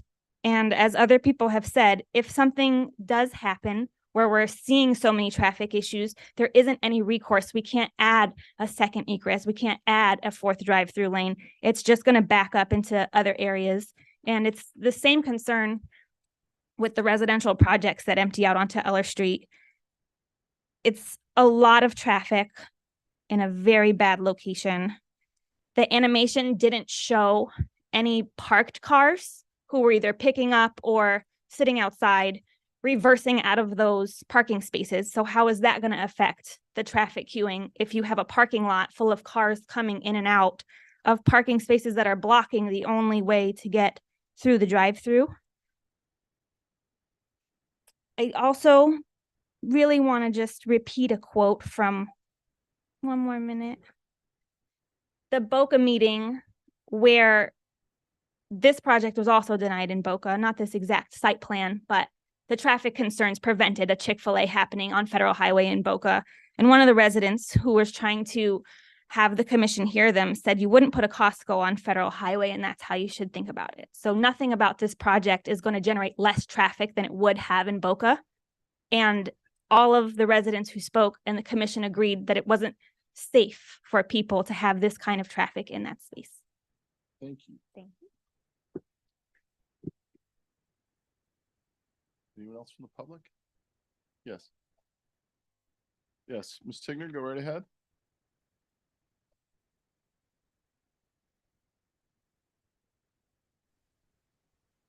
Good evening, everyone. I would love to see another Chick-fil-A in the city of Deerfield Beach, but I also agree that the traffic is going to be really, really congested. I totally agree with some of the comments that were made earlier also about a better location being on Dixie Highway. And the thought to that also would be more employment opportunities for people within the city of Deerfield and people on the more of the west side as well. So job opportunity, space availability, the traffic calming would be much, much better there. And maybe I think that's something that maybe they should take a look at as well. Thank you. Thank you. Anyone else from the public? Anyone else? I'm gonna go and close it to the public then. Okay. Vice Mayor Parnas, you'd like on first? Yeah, I'd like to make a motion that we reject item 6 as a site plan. Commissioner Hudak, do you have any questions?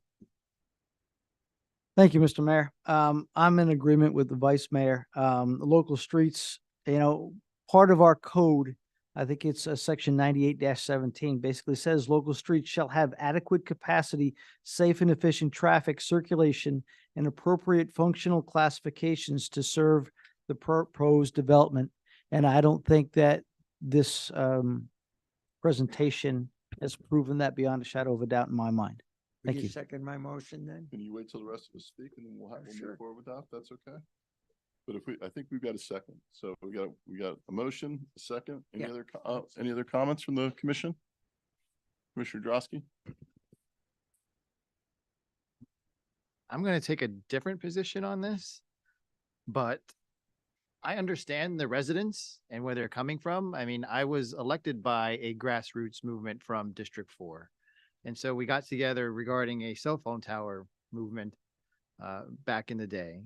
And so I understand what it takes, but when you're sitting up here, you're making a decision for 86,000 people, not just one particular neighborhood or group.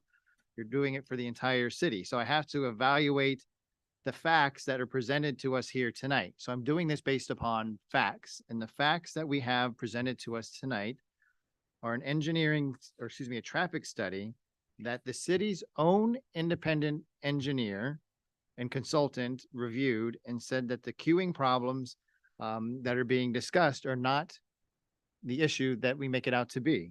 I mean, I'm not a traffic engineer, and I don't think anyone on this dais is a traffic engineer, and I don't think anyone in the audience tonight is a traffic engineer either. So we have to rely on the experts that bring the information before us. You have a vacant parcel since 2021. And I've said this at other meetings before. What vision do we have for Deerfield Beach? Are we going to allow our city to continue to be in disrepair? We've continued to discuss about expanding our tax base. We've kept your property taxes, the millage rate. It's actually gone down since I've been in office. If your property value, if you're paying more, it's because your property values have gone up. But that's not going to last forever. We have to diversify our tax base somehow. Putting a commercial property on federal highway is one way of doing that. We can't stay stagnant forever. The Eller School traffic. I happened to take a look at that between July and now, and I'm not so sure that that's an issue, because the times that I go by, the drop off now is not on that side. That side Eller entrance to the school, you're not allowed to go in drop off through that entrance anymore. It's through the main entrance to the school. So all that side traffic isn't there anymore since our last meeting. And let's not forget that there used to be a Burger King, if not in that exact spot, then very close to it before. This is not something new. This is not something that Chick-fil-A they're not reinventing the wheel. A Burger King has been at that site before. I've lived in this town long enough to know the Burger King was there for a very long time. Nobody had an issue when the Burger King was there. Nobody had any queuing problems then. So I think for those reasons, I'm very sympathetic to the residents and don't think that I'm not, but I have to sit up here and judge everything that is before us. And it's not popular to take a different opinion.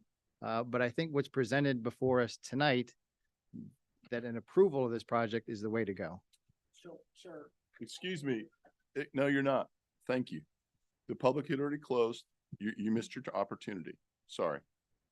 Sorry. Part of something that's very well to do with this. Are you part of their presentation?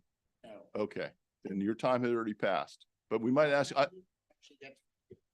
no, okay, but on this, It's called him. So everybody should have. excuse me, no. Thank you. I might ask you a question in a minute that might let you get a chance to talk, but we've already closed the public hearing. You need to follow the rules. Just follow my lead, sir. Thank you. I own a property around the block. All right, I'm not going to ask you the question now since you can't follow my lead. Commissioner. Yes, I did. You know, when we look at some of these very tough situations, when we're talking about parking and, you know, you have to look at it from, several different perspectives. Number one, when they were here before, there were certain concerns that came from the residents. We have to ask ourselves, did they meet those concerns? Did they actually take a look at what the concerns of the residents was, and did they really try to address them? And I'm going to tell you something about the traffic, okay? The way that it is right now, it's not going to improve no matter what. More people are moving to Florida, moving to Deerfield. The traffic situation, whatever it is now, in a year, it will be worse. It will be worse if you're going to Publix. It will be worse no matter what you're doing. There's not going to be a time where it's going to get better. And the example that was used about the Chick-fil-A in Pompano is accurate. I've been behind that, but it has improved. I saw it when it was at its worst, but it has improved. And let's not kid ourselves. For Chick-fil-A to say with the traffic analysis that they did, that the issues have been resolved and they will go away, that's not going to happen. You're going to have some problems from time to time. That's a fact. And to say that there will be no fact, no matter how many queues you have, you are going to have issues. So I don't know what else they can do. I just don't know what else they can do. The point is that it's going to get worse, the traffic issues. And I said when you guys came before us before, you know, in District 2, the district that I represent, we'd love to have you. Still, that invitation is still there. Come on over. You know, we'd like to have you. But the fact is, I just don't know what else they can do. I really don't. And like I said, traffic is not going to improve. It's not going to. Whatever it is right now, if you were to look at another business, take Chick-fil-A out of the way. A year from now, getting to whatever other business that you will be trying to get to, the traffic will be worse. Because more people are moving here. More people are driving. That's just the way that it is. Thank you, Commissioner. Before I circle back to you, Commissioner Hudak, I'll allow the attorney for the group to come back up. He'd ask to be readdressed again, please. Maybe you can answer some of these questions. Certainly, sir. Jana Loda once again for the applicant. There were a number of items that were raised during the public hearing I'd like just to briefly address. And I don't know if the clerk could bring up the colorized site plan while I'm speaking. First off, and I appreciate the comments by Commissioner Drosky, the animation, and I would refer again to the Simmons and White letter. Not only was a traffic impact statement and study prepared and provided and reviewed by your independent traffic consultant, but this animation, as well as the inputs and the information that was put into it, was all reviewed by the city's traffic consultant. That's one of the reasons it took so long for us to get back to you, is because we were addressing questions that were raised by the city's traffic consultant to satisfy them with respect to the information and before we even presented it to this board. The next thing, and this is why I wanted this site plan to be pulled up. I know there was a comment that we only had queuing for 31 cars. When I made that statement, that is just from the point that you enter the triple drive-through lanes. We still have significant queuing on our own site, circling back into through the site towards Federal Highway. So we actually have much more queuing capacity on site before we even impact any adjacent right-of-ways. And again, I refer to the staff report and to the letter from Simmons and White, both of their responses that indicate that we will not have any impact with respect to queuing on any adjacent right-of-way, whether it be Eller Street or Federal Highway. I also note that the FDOT is Federal Highway is an FDOT right-of-way, and we have received approval from FDOT. With respect to the Pompano facility that's located to our south, my understanding that facility is located much, much closer to the intersection than our facility. I just wanted to point that out, and I will look to Bowman to see if I'm answering this question correct, but the facility on Federal Highway in Boca was actually approved when it was initially presented. It was only after it came back, after there was some modification that was being requested at some point, that it was then denied. So it was initially approved by that entity. Mr. Silva is actually the operator that's been selected for this particular site. At the July meeting, I indicated to you that unlike other QSRs that have these massive corporations that own a ton of locations, Chick-fil-A has an owner-operator model where Chick-fil-A owns all of their facilities and has an operator. We typically have only one operator per location. It is very rare to actually have an operator have two locations, and that's usually because of their exemplary record. So Mr. Silva is that operator, and that's who's here tonight. The payment, I know there's a question raised about BSO. No cash is exchanged. To the extent payment is made, it's all done electronically. So there's no cash on hand. So from a security standpoint, I just wanted to assure you of that. With respect to the drive-through, I know there was comment made with respect to the fact that you had 3 lanes queuing into one exit point. The 3 lanes, and the animation also showed this, the 3 drive-through lanes actually queue as the cars move forward into the single lane that's immediately adjacent to the building. That leaves the bypass lane open for someone who decides maybe they didn't have any money, that they needed to exit the site. If there's a car, the other example I gave is if there's they're serving 2 customers at one time, one gets done before the other, they can basically move to the bypass lane, and you can kind of see it here with the markings that's shown on the site plan, that those 2 lanes then merge back down into one. So you have only one vehicle leaving at one time from the drive-through. So that, as long as the traffic's moving out, there won't be any queuing back or a car that's stuck in the drive-through that I believe one of the individuals had mentioned. With respect to the landscaping and the residents to the west, again, we held 2 separate community meetings. That is, we did that voluntarily. This is not a code requirement. We followed the notice requirements that were provided for in the city code for the type of applications that we had. We had no residents that showed up at those 2 meetings. At our first meeting, we had Commissioner Hudak attended, and at our second meeting, we had Commissioner Drofsky. We would have loved to have more residents so that we could explain the project to them.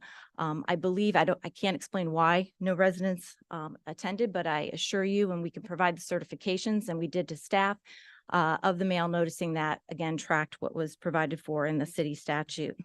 Regarding the residents, the residential homes to the west, again, we've already talked about the wall. The landscape plan, I didn't go into it in detail, but there is a 30-foot landscape buffer. You can see it here. It is a layered landscaping that's being provided. So almost at the outset, it will visually shield the operations of the drive-through. Again, Chick-fil-A, unlike any other business or QSR that may go there, they only operate 6 days a week. They are closed on Sundays. Regarding sound and noise control at the July meeting, I also, again, we provided a noise study that was also provided to the city and reviewed by an independent consultant. And all the noise mitigation measures that were proposed by the city's noise consultant were incorporated into the site plan. And that includes the landscape plan or plantings that you see along the east property line. And I can't, and I think I feel that it's fairly common sense, but certainly Federal Highway is going to be the main entrance for this facility, just based on the sheer volume of the trips that are on Federal Highway and the bypass traffic. The other thing I just would have to say about the animation, I just want to make sure I've gotten it, is that the parking of the cars, again, where you see conflicts with cars pulling out of parking spaces and the drive-through traffic and other Chick-fil-A's is typically where you have a full service Chick-fil-A. So you have people who are parking and then dining and then going to get back out and maybe are then having difficulty interfacing with the drive-through lanes. Again, this has no drive-through facility associated with it.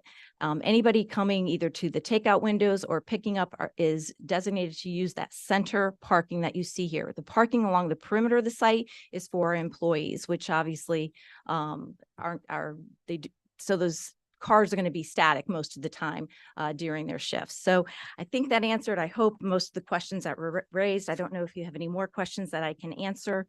And again, I just look for your support. There's been a tremendous amount of effort and changes that have been made to the site plan for, I think, over the past year that it's been pending in the city. And we really do want the opportunity to be a good community partner with the city. And I thank you. Thank you. I do have a question, but it's not for you, sir. Can I ask you a question? Can you come up to the podium, give your name and address for the record? Oh, we gotta wait till you're at the microphone. If you can't follow the rules, you're gonna have big enough. No, it's not, because you're gonna have to follow the rules. If not, I'm gonna ask you to sit down, but I want you to come up and give your name and address for the record. Just follow my lead. Oak Lane. What's your name? Ron Adzima. Thank you, Ron. Can I ask you a question? Yes. What did you want to say a little while ago? So, we're here on the pack of trying to get Sticking with COs this one, for right? our home, and we live right around the corner from the proposed project. Okay. Actually, I don't want to see a Chick-fil-A go in there because it's going to be a disaster with the traffic, and anybody that's seen a Chick-fil-A in Fort Lauderdale, in Delray, everything else, listen, but I don't want to get into politics of the whole thing. I don't like it. That's fine. I don't care. Thank you. That's all. Thank you for. But yeah. Now you got me up here, so let me talk. No, no.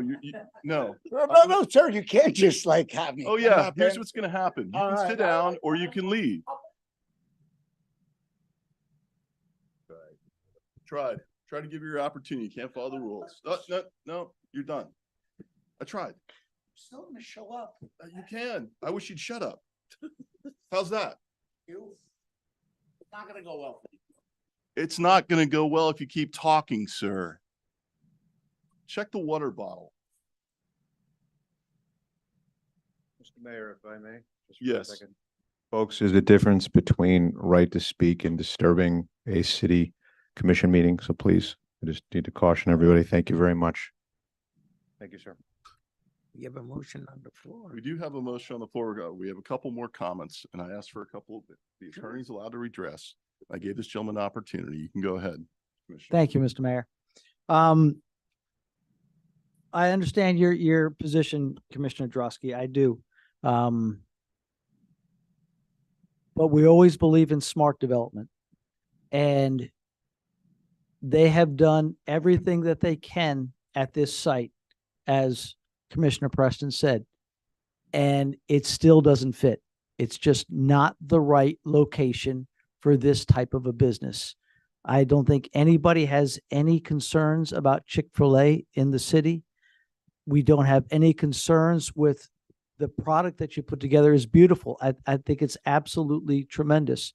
When you say they did all that they could, I agree with you. They didn't make any changes from July to now. They just added the animation. But there is nothing else that they can do at this site to alleviate the challenges that the additional traffic is going to have. Yes, there was a Burger King in close to that area, and that was years ago when we probably had 60,000 in the city. Now we're at 90,000 and only growing more. So we have to make smart decisions with our development. Yes, I agree. We do need to develop the area. We've done everything we can to keep the millage rate low. We've done a lot up here for smart development. This is development. It's great development, but it's not for this location. And that's why I am still against it. Thank you. Thank you. Commissioner Preston, Vice Mayor, I know you're going to call the vote, but I'd like to speak as well. Go ahead, Commissioner Preston. Thank you, Mayor. A couple of things. I respectfully disagree with you, Commissioner. They did do a little bit more. They had an independent traffic study. That was from us, independent traffic study from the city. Okay, and so our staff had this done, and so therefore there was a finding after it was done, and so they did do something. But I will say, ma'am, you did a very good job of explaining things. But the fact of the matter is, there is some real concerns. That's just all there is to it. You did a good job of, lining up the talking points, and they are valid. But the fact of the matter is, there will be some measure of traffic congestion. I just don't think it's going to be as bad as people perceive it to be. Okay, so I think it's more in perception. And then someone said, you're going to have the additional traffic coming from the apartment complex that's proposed. Is it fair that they should be judged on something that's not even there? That's not right. That complex isn't even there. So we could say, if we're going to say that, we can say, well, what if this? The fact of the matter is, we have to look at what's there now. And what is the probability that the traffic will not be as congested as most people think that it will be? And I think that the traffic study that was done, not by them, which you could say if it was, is very skewed. The fact of the matter is, they didn't do that traffic study. And so, we're left with, do we trust what the traffic study says? I don't trust it totally, because I know for a fact, because Chick-fil-A is that good, there will be some congestion. I just don't think it's going to be bad. I think it's more in perception than in reality that it will be what it is, what they think it is anyway. Vice Mayor, before I go to you on that. No, please. Thank you. I have some comments before. Good, not a problem. Commissioner Preston is right. The bottom line is, no matter what can be promised, there's going to be issues, because you're going from something to nothing. Obviously, when you do that, you're going to have an issue. But you also look at what's the deed restriction says no bank. If we listen to some of the comments from the public, it's, well, there's going to be noise from the orders takers, so there can't be any restaurants there. We already had one there, so we know that's not really an issue, and they're going to be closed on Sundays, so it'll be better what it is, better than what it was. The bottom line is, what do you do to this property owner? Now, I'm not going to insult the property owner and try to take away whoever he's been able to bring into it by saying, hey, please put in another section of our city. That's not fair to the property owner of that location to do that. I would love a third Chick-fil-A if this one goes through. But I would love a third Chick-fil-A on Dixie Highway. I think we all would. I think that's an excellent idea, but it's not a good message to property owners when they come in with a presentation, when they've done their due diligence to lure people to come and take over their property. And we're going to say, hey, no, we're not going to grant it to you, but we'd love to see you someplace else in the city. That's a message that isn't exactly resonating with me, that I want to deliver to a property owner along Dixie Highway. So the trouble is this. Here's our tricky part. We're encouraging property owners to go out and improve our city because we hear whining that we don't have enough good stuff in our city.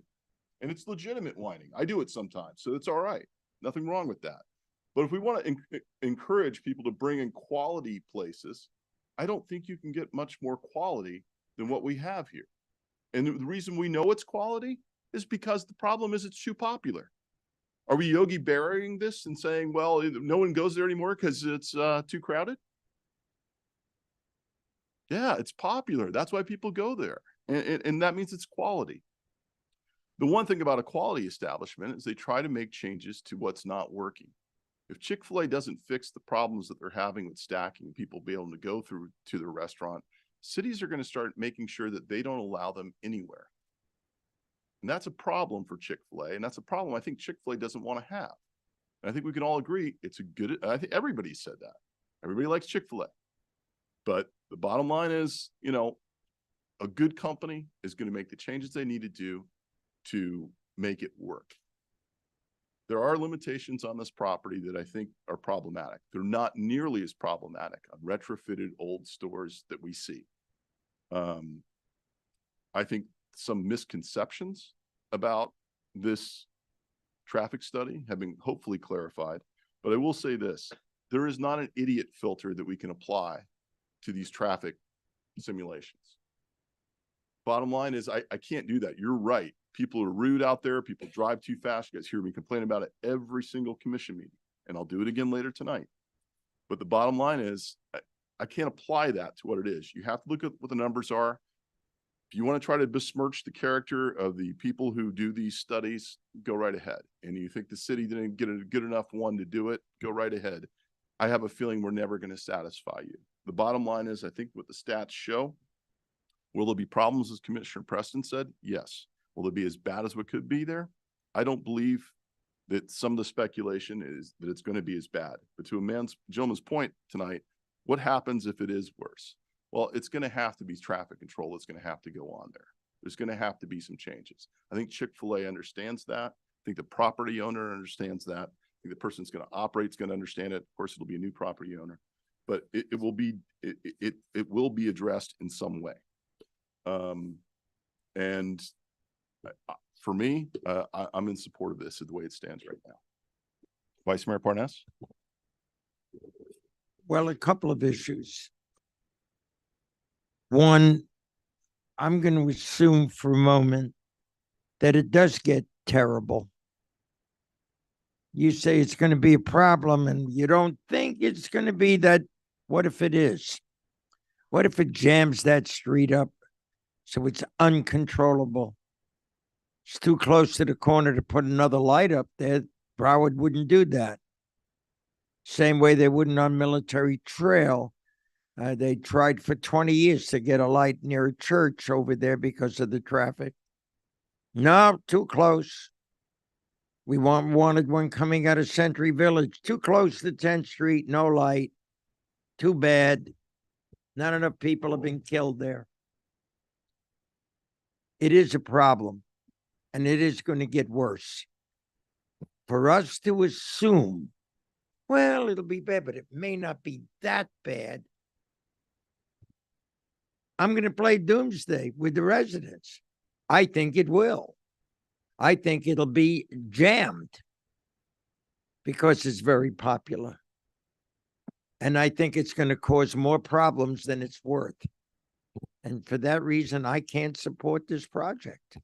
Okay. And we can have roll call if you want. Okay, I think before we do that, you have to cite a spot in the code because on this, it has to be cited. I think Commissioner Hudak did, but that wasn't in Commissioner or Vice Mayor Parnas's motion. That's correct, Mayor. You essentially took most of the words out of my mouth. I was just going to interject there and ask the Vice Mayor Parnas. Generally, when you deny a site plan, you have to state the basis for a denial, and you do that by stating the code provision upon which you believe that the applicant has not met.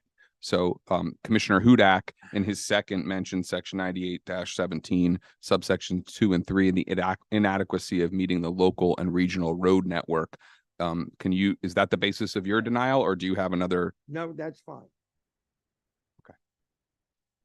Yeah, thank you. We're gonna go and do roll call in a minute, but to answer your question, what do we do? What did we do when Popeyes had that problem on Hillsborough when they became very popular and they weren't set up to handle the type What of did you business they do? did? We did traffic control. We were able to eliminate the problem. How did you, We what did the kind same of, thing to Chick-fil-A in District 4. The Chick-fil-A in District 4 changed their stacking. They put people out in the road as opposed to having people go up to the drive-through, not in the road, in the parking lot. And it's not as congested as it used to be. I think you can adapt. well, I drive into that shopping plaza very often. As do Outback I. is one of my favorite restaurants there, and No commercial plugs. you can't get by Chick-fil-A during the week. Gotcha. You cannot. You have Okay. to go around. That's fair. You can't go through the lane. That's fair. Okay, we have a motion from Vice Mayor. We have second by Commissioner Hudak. We have roll call, please. Commissioner Drosky, No. Commissioner Hudak, Yes. Commissioner Preston, No. Vice Mayor Parnas, Yes. Mayor Gantz. No. Commissioner Drosky? Motion to approve item number 6 with the condition that it be an 8-foot wall instead of the 6-foot wall. Second. We have a motion from Commissioner Dross. Are you amenable to that? Is that what we understand? We have a motion from Commissioner Drosky, seconded by Commissioner Preston. We have roll call, please. Commissioner Drosky, Yes. Commissioner Hudak, No. Commissioner Preston, Yes. Vice Mayor Parnas, No. Mayor Gantz. Yes.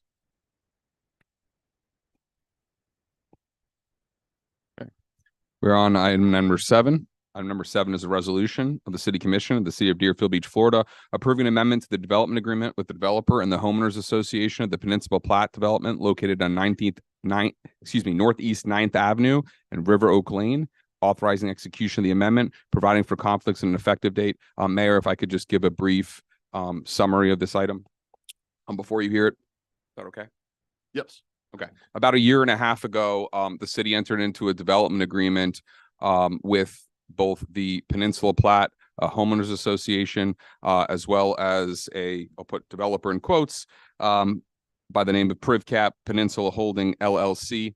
You'll see this is the public notice map before you for tonight's item. So if you look at the point lot there that's carved out in black at the very north on the water, the properties we're really talking about are not all the ones that are in black, but it's really that point lot there and the 4 properties to the south of it. And you'll see that the 2 properties to the very north of River Oak Lane there are already developed. They've been built. It's my understanding they've been occupied for years.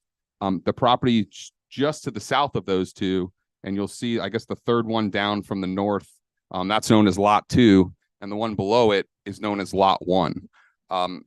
When we entered into this development agreement with those parties that I mentioned before, Lot 2 and Lot 1, it's my understanding, were purchased from that developer. Those lot owners then sought building permits for their homes. And as part of that development review process, there were a number of things identified by staff, including the need to reconstruct River Oak Lane, hence the development agreement that was entered into in 2022. Additionally, the HOA, which, I mean, the HOA representatives are here, so they can correct me if I misstate this, but there's about 5 or 6 lots that exist within that HOA. At the time we entered into that development agreement, the HOA had entered an agreement with that developer I had mentioned to oversee the construction of this roadway. A dispute arose between the HOA and that developer, and now we're in an issue where our development agreement says that no certificate of occupancy shall be issued for any of these lots for the project until the road was completed. So you may recall, you heard from Mr. Hollenberg, who's the owner of Lot 2, the one that looks like there's at least a partially constructed building on it, at a prior meeting asking for some relief because recently he has now gotten as far along enough with the building that he qualifies for a certificate of occupancy. And he was asking for the relief. Is there any way I can get in my home, understanding that the road is not built, right? So since that time, I've tried to work with the HOA's attorney. I've also sent a letter to the developer's attorney and told them our expectations are that they work it out. Additionally, not only was the road not built, but a permit wasn't even pulled to start the road. So within this time frame, there was a decent amount of documents submitted, and I think the HOA has at least tried efforts to diligently pursue that permit. And as of today, I think the only thing that's pending is the payment for that engineering permit in order for that to be issued. So I wanted to set the groundwork for the item that's before you. The amendment that's proposed before you, essentially, what it does is, rather than state that the road needs to be completed prior to any CO for the project, it says prior to the CO for lot 1, which would allow the lot 2 owner to get into his home.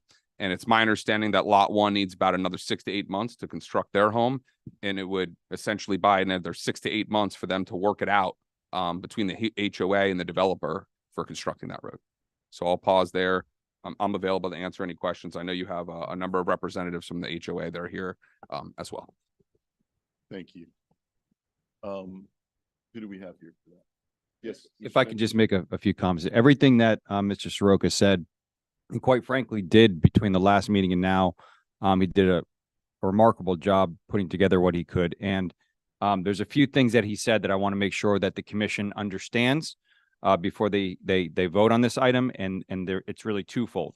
One, recognize that the certificate of occupancy, withholding the certificate of occupancy on the first property, was conditioned upon completion of the road. So what you're voting on tonight is to just basically take that requirement from the one property in question today to the next property.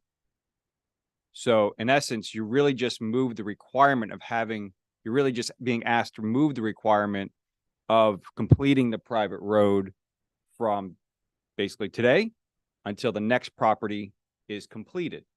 The second thing is that since that time, we've discussed making sure that we have at least the permit for the road issued, right? And to date, the property owner, the HOA, have done a great job with trying to get that accomplished. But there's a few more things that we need to get done, namely payment of the permit. So we do not have payment for the permit at this time. I just wanted to make sure the commission understood those two things. Thank you.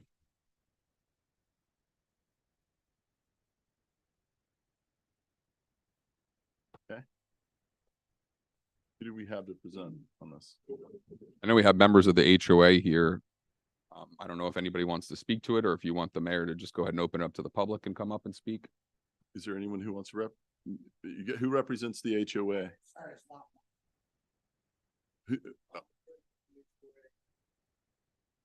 We might need you, sir, to come on up and give your name and that. We'll start with you, and then we can kind of work down the line. We'll open it to the public. We'll let you guys go first, though. Adam Leffler, president of the HOA, lot 1 at 560 River Oak Lane, Deerfield Beach. No, I'm in agreement with allowing Brandon to move in, get a CO he has a family. He's been put out, living in various apartments and waiting. And we all are pursuing to get the road done. There's a little battle with the developer and the HOA, unfortunately. And I don't know if we've heard from them recently, but still we're trying to gather the funds to move forward. Okay. So I'm in, positive. Okay. Thank you. Thank you.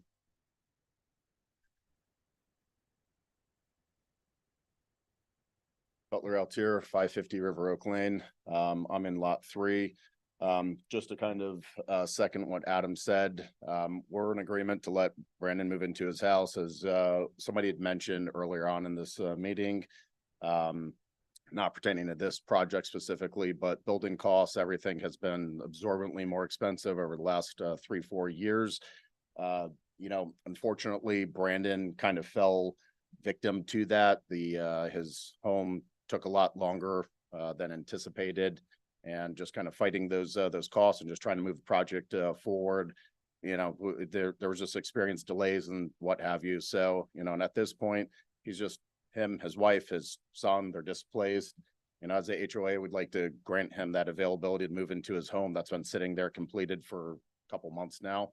So, he has our support on that. And, and obviously we're trying to rectify some situation with the previous developer and hold him accountable for the agreement that he had proposed to all of us as the HOA and to see that roadway project through. So, yeah. Thank you. Sorry, sir. That's okay. Name and Ron address for the Adzima, record. 530 River Oak Lane. I purchased this property from a second party, and I was told that basically this was a developable project. I don't know if I'm going to move in with my family or if I'm going to sell it. But with that being said, I was from the city of Deerfield, $42,000 in permit fees. And you guys basically said you could build a home here and you can move in. And now all of a sudden, I was told that there was basically an $80,000 escrow agreement with the developer of the original property, and that he was going to take the overages. Now we're getting into a lawsuit. So let me first say, I don't know if I'm going to move into this property or not, but you have a family of 3 moving into a development that they're saying in an Airbnb. Okay. And you want to talk about taxes and everything else. By the way, he's willing to get CO'd right now, which means for next year, you're probably losing about $40,000+ in property taxes just in his lot and mine. And all we're trying to do is do everything, every one of these checklists, I'm going to make sure that I do to develop this home, to make it great. And we're improving the whole neighborhood. I mean, this is like for Deerfield Beach, we are building homes that have not been built in this neighborhood. And everything is getting great. And we're going to do the road. And you know what? The 2 people at the end, they're at the end of the peninsula. So right now, the police department rides back up and down the street. There's no problem. We're the closer of the 2 lots.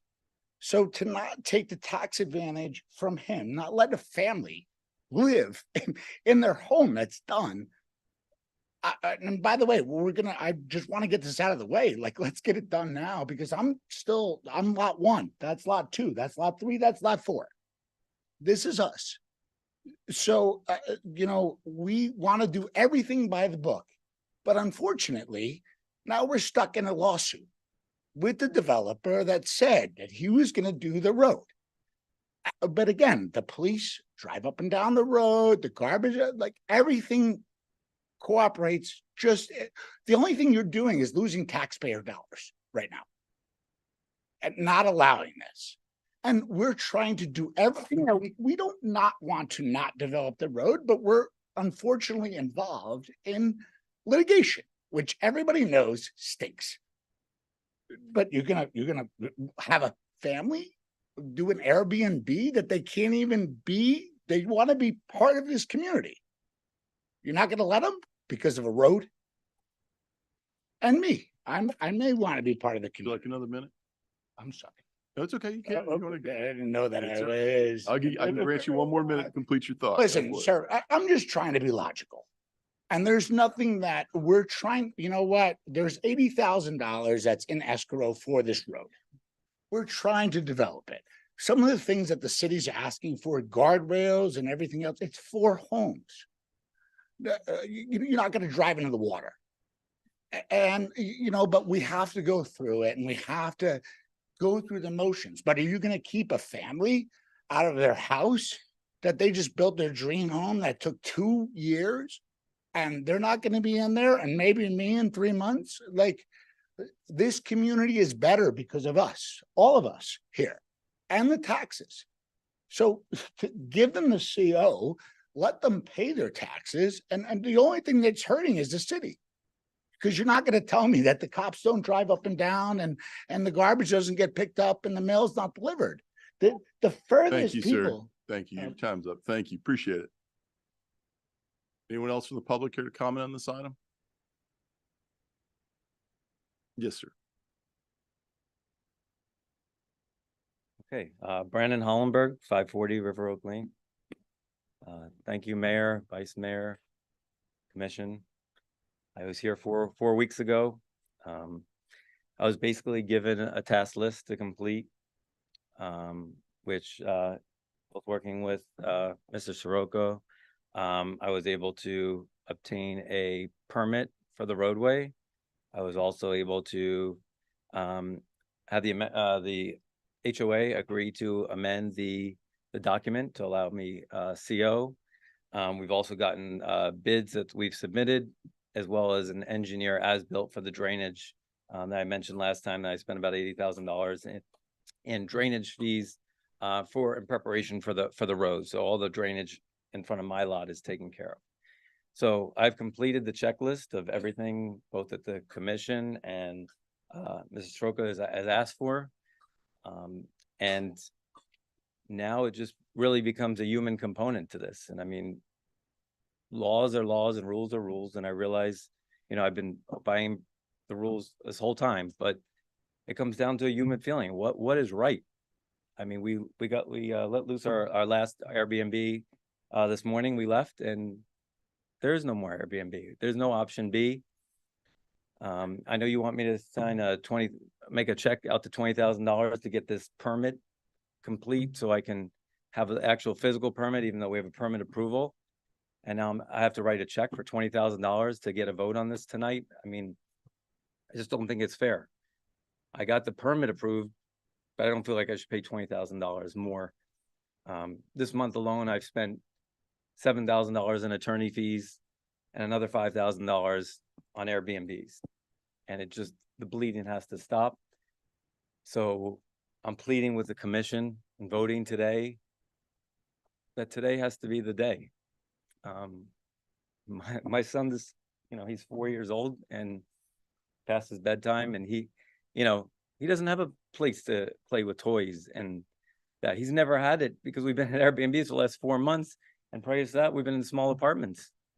So we don't spoil our kid, but you know, he has a right to have a room and a house that's passed every inspection that the city required. So this really comes down to a human approach to this, and I don't feel I should pay the $20,000, but if it's going to cost me $20,000 today, so I have a night place to stay tonight, I'm going to do it and find a way. But I'm tapped out financially because of this extraordinary experiences, and we've created 3 documents: a developer's roadway agreement, a construction management agreement, and an escrow agreement. All 3 documents to protect this very situation that's happening now, because this is a developer's issue, and he didn't play by the rules with the city, and he never signed, if I can get an extra minute. Yeah. He never signed a letter of credit with the city that he was supposed to do. And he never executed the escrow agreement. I have $80,000 in that account, $20,000 of my own that is sitting there in escrow, and a construction management agreement that he's agreed to pay for every overage fee beyond the $80,000 that's already applied and ready to use for that road. So I know you want a timetable, and unfortunately litigation does not allow a timetable. But I'm willing to do something here, but to get the CO. If we say give this thing 8 months to a year, let's sue them. Let's have the city's help also suing this developer as well as the HOA, and come at it from both angles and get them to do what they're supposed to do. Because inevitably that is what's right. And Commissioner Trotsky told us, he said, the facts are the facts. And everything I've done was by the books, and I've obeyed all laws. And now I need a call to action from all of you. Thank you. Go ahead. Phone number ending in 8165. Give your name and address for the record, please.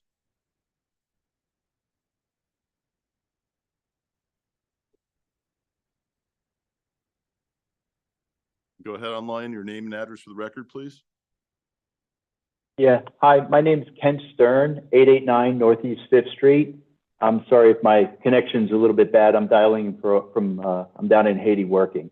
I've heard this song and dance for probably 18 years now. I have the adjoining property where this road is going to be built.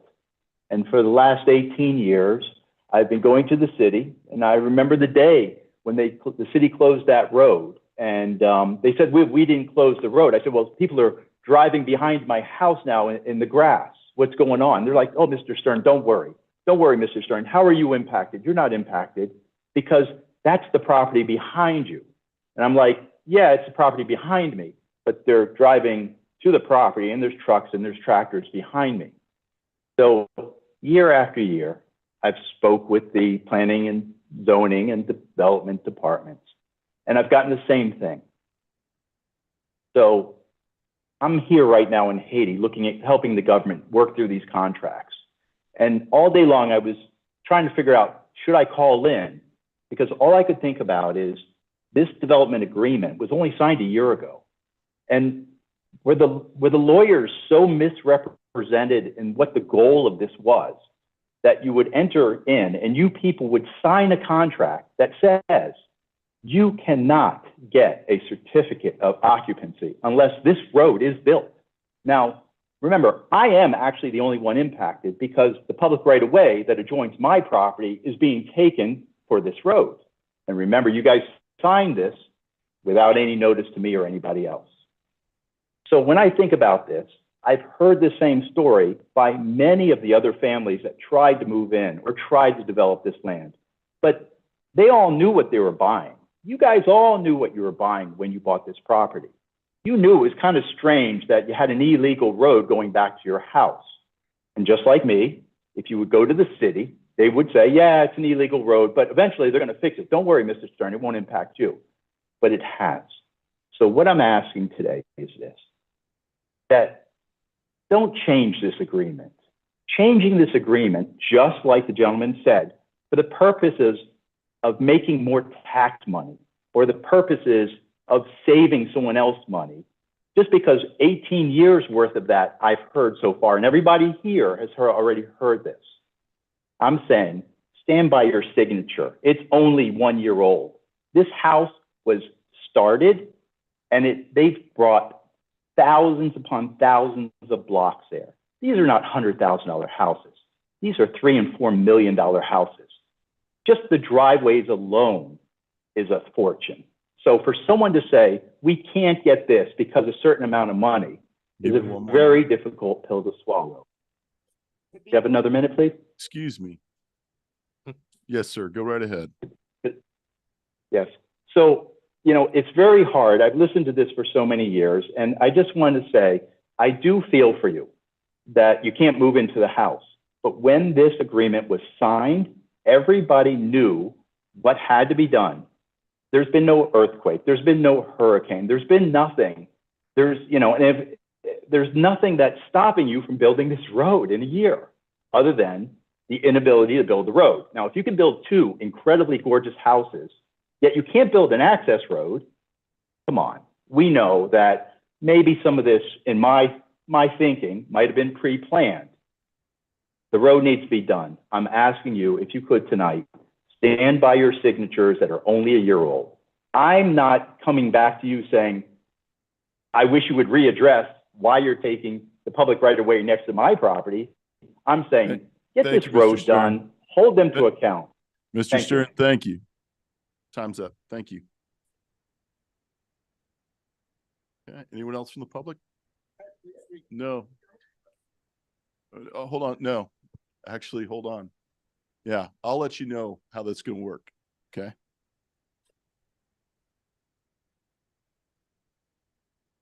Is there anyone else from the public that would care to speak on this item? No, I'm going to close it to the public then. Since you guys are impacted, we'll let you guys talk in a minute, but I have a couple of questions. Can we get another rundown of the history of this? Because I think it's important for people to know what it is. Because here's what I feel. Come to the city. Please let us develop. Please let us develop. We promise we'll build the road if you let us develop. And we say, look, fine, we'll give an inch and let you develop, but you're not getting a CO until the road's built. Those are the deal. That's the deal. That's the rules. That's what it was. Am I incorrect in that? No. One more time, dude. No. No, you're not, Mayor. And as I recall, you know, there was a plea, I believe, and I can't recall who the plea was from. But, you know, please issue our building permit so we can get started, you know, without building the road. That's my recollection. So we started the building permits. We allowed to do that. We have $1 million homes going here and you're upset because you have to pay $20,000 for a permit fee. I'll tell you what's not fair is the residents having to pick up your tab for a road you guys agreed to develop. That's what's not fair. That is absolutely not fair. Give an inch, take a mile, and in the end, we'll get the taxpayers to cover the bill for it. Not going to work. Not going to work. It's not right. So let me ask you this. If we do grant it, though, here's my question. We grant it for 1. You say, let's move it from lot 1 to lot 2. You're going to run out of lots. 6 to 8 months, you're going to come down to us and say, hey, can we move from 2 to 3? And we'll just keep circling the block. Then you're going to have a problem. Who's left holding the bag? It's not going to be these people. Sorry, guys. I mean, if you sign something, the gentleman was right. You sign something, you agree to it. That's the rules. I'm sorry you got into a bad deal with a non-traditional developer. It's not a non-traditional situation. It's not like they own the property, they built the homes for you, and it's a developer agreement, because we could get that developer. It's a little bit different. Am I incorrect on this? No, Mayor. Okay. So what happens, and I'm going to ask you guys to come up from the HOA. What happens when you go from lot 1 to lot 2? What happens next when we run out of lots to bounce it down to? If you don't mind coming up, I don't know if you can answer that question. If you can, it's okay. But I mean, that's what my struggle is with this. And I'm not going to let the taxpayers be on the hook for your road. Now, can we talk about the safety of the road and why there's a reason it has to be developed by us, by them? Mayor, it's my understanding that it was a public safety issue to have these developments go up without the proper adequate roadways in place, as well as solid waste vehicles. Would we even have houses built if we'd stuck to our original plan saying develop the road and then you can get permits? If we'd stuck to that, would there be any houses there? There would, the ones that are currently developed, yes. The one in question would not have been developed. Okay. So I'm not so sure that that people spending that much money on these lots aren't aware of what the rules are when you come in there. I would hope your attorney, whoever helped you guys buy this, would look at this and see what's there.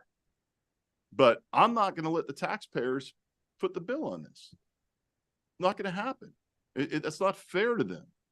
You think it's not fair to you, you're in a bad situation. I'm very empathetic to it. I feel bad for you guys, but you got yourself into it. And I can't let somebody else bail you out on it. For $1 million homes. How do you think the public's going to love that? The person, go block that way. Talk to those homes over there. Not even worth $100,000. And you're going to be like, hey, why are you letting them off the hook for this? That was the agreement. You agreed to something. So this is where I struggle with it. This is my frustration with it. I get the empathy part of it, but I also, let's be real. And if I have to be really pointful about some things on it, I don't want to embarrass people up here, but I will if I have to.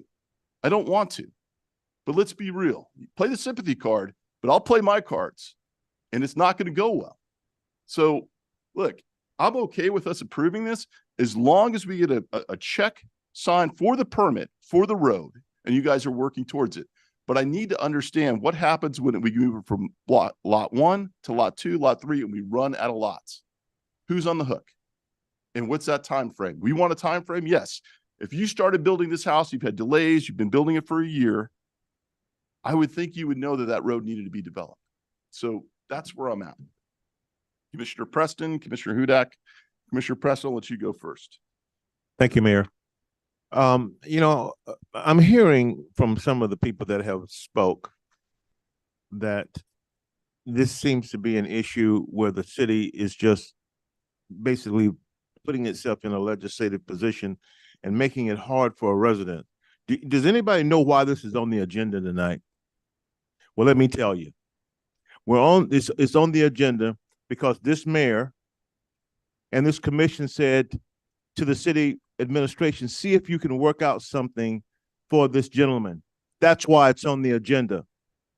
The people that are sitting up here are people who consider what is right for the residents, and they should not be attacked in a way that suggests that somehow they are impatient and that somehow they are not concerned about their resident. It doesn't matter what the cost of the home is. It boils down to what is right. A family that needs a home, doesn't matter if his house is $1 million, is he being treated fairly? But the mayor makes a great point.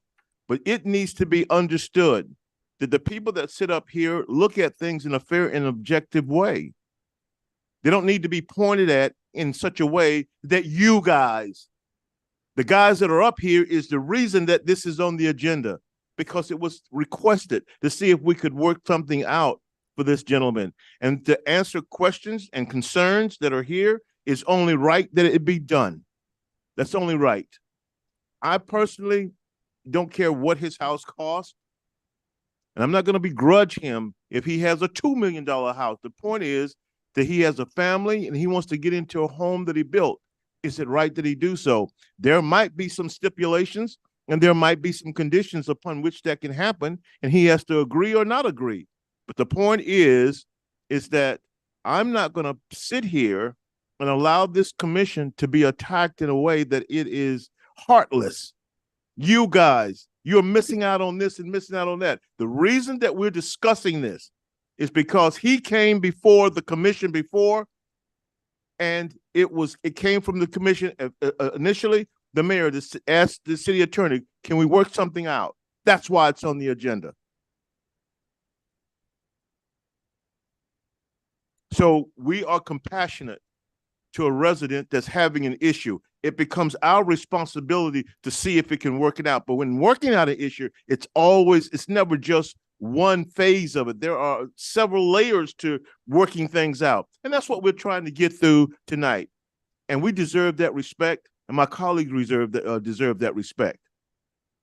And I'm going to just say this. Every time somebody attacks, I'm going to attack back when you're not fair and when you're not right. Every time you do it, I'm going to attack you back. These are good people up here. They care about the residents from all different perspectives. That's the only reason that this is on the agenda. This is the only, and the points that the mayor raised, is he wrong? Is he wrong for bringing those points out? But he didn't say that we couldn't work through it. And that becomes our responsibility to see if we can work through these things so that a resident actually can go home, bring his family to a home. To me, that's the main thing. Thank you, Mayor. Thank you, Commissioner Hudak. First of all, I'm the one who asked for this to be put on here. You did. Thank you. So he did ask if we could work something out. But the reason it's okay, on that's here- fine. That's fine. Okay, That's fine. I just want to make sure you know that. So you think we're heartless too? No, I'm just I'm the kidding. one I'm who just- asked for the I'm just item kidding. to be Yeah. on the agenda. Yeah, okay. Mr. Soroka, first of all, I want to thank you very much for all your hard work, as well as the city manager in getting something together. I know when we first spoke, it was a very difficult task. So I do have to ask you, are you satisfied with what we're at and where we're at this point in time? I do believe that payment needs to be made as well, because that could be dragged out forever as well.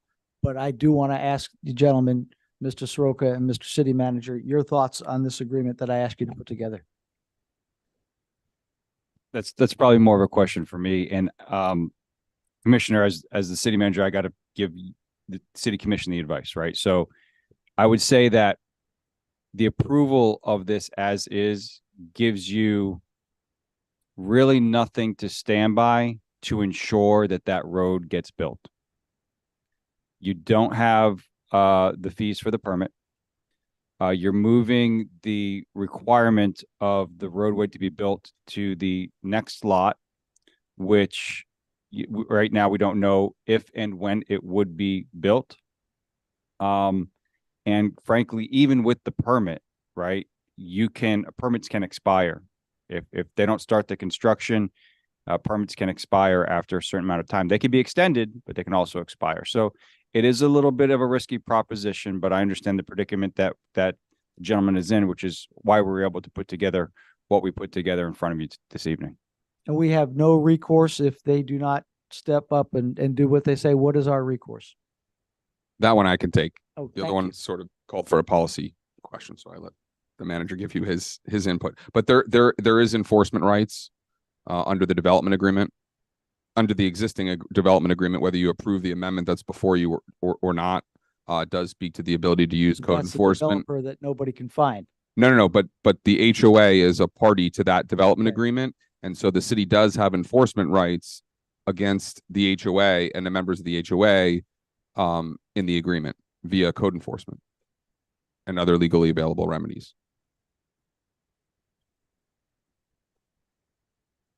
That's your question? Yeah. Okay. Gentleman from the HOA, can you answer the question, what happens when we move from the one lot to the two? If you guys want to come back up, please. Yeah, please, if you don't mind. I think you guys are probably gonna be the biggest party of this. Yeah, so just to clarify a couple things. So the gentleman that had called, so I own the lot that the road starts on, so this impacts my property, not that gentleman's.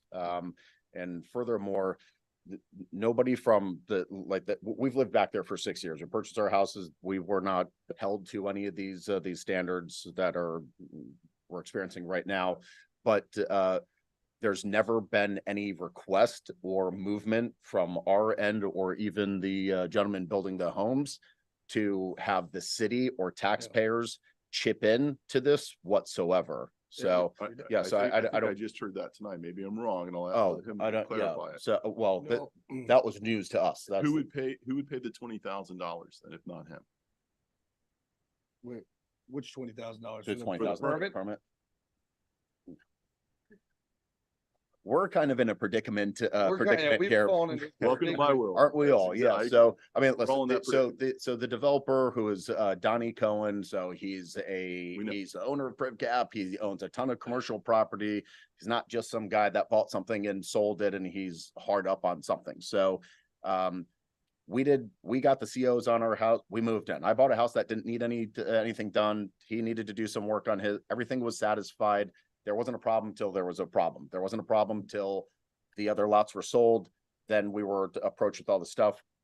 Donnie Cohen had approached us and said, "Hey, need you guys to chip in on this." We agreed to chip in $10,000 per lot to go into this. So we didn't personally need a roadway for our homes, but we just in good faith, we did it. Okay, so now here we are. So we were under the assumption, Cutler and I, that the development agreement, from other attorney, from our HOA attorney, from Donnie's attorney, from their attorneys, that this was ironclad, that the developer was responsible. Lot 1 was 20,000, lot 2, I believe, was 20,000. We were 10 apiece. And then also Donnie contributed. I think that's where we got the sum of 80,000. We have it all emailed documented that he was paying any over cost because we knew his estimate of 80,000, it wouldn't cover it. We knew that from the beginning. So we thought this was ironclad. And now we hear that he could just disappear with we're willing to. So in this development agreement for the roadway, it's not a year old. It's older than that. It's several years old. So I mean, again, he couldn't just sell kinda- without the yeah. development agreement. Yeah, He couldn't even have sold it. So we thought we weren't involved, but we thought their attorneys had it covered. Yeah. That this was a done deal. The road's getting built. Would you like to come up? Yeah, come on up. I mean, everything they were saying was accurate. I just want to come back to something that you said, Mayor, regarding the city's on the hook for something or cost wise, and that's not what we're presenting at all. I don't know. Have you been able to got a chance to read the roadway agreement? Yeah. Okay, because in there is a letter of credit that it says upon execution of this, the developer is to sign a letter of credit which would assure that he would pay for the roadway. And he never did that. Now, whose fault does that lie in? I don't know. It was between the HOA, the city, and the developer. Okay, and the other two agreements state that the developer is to pay. So this is going to fall on either which should be the developer, and the end result it will be, or it's going to fall on the HOA. We don't want money from the city to pay for the road. But you're asking us didn't you not ask us to not pay? You didn't want to pay the 20,000. Who's going to pay that?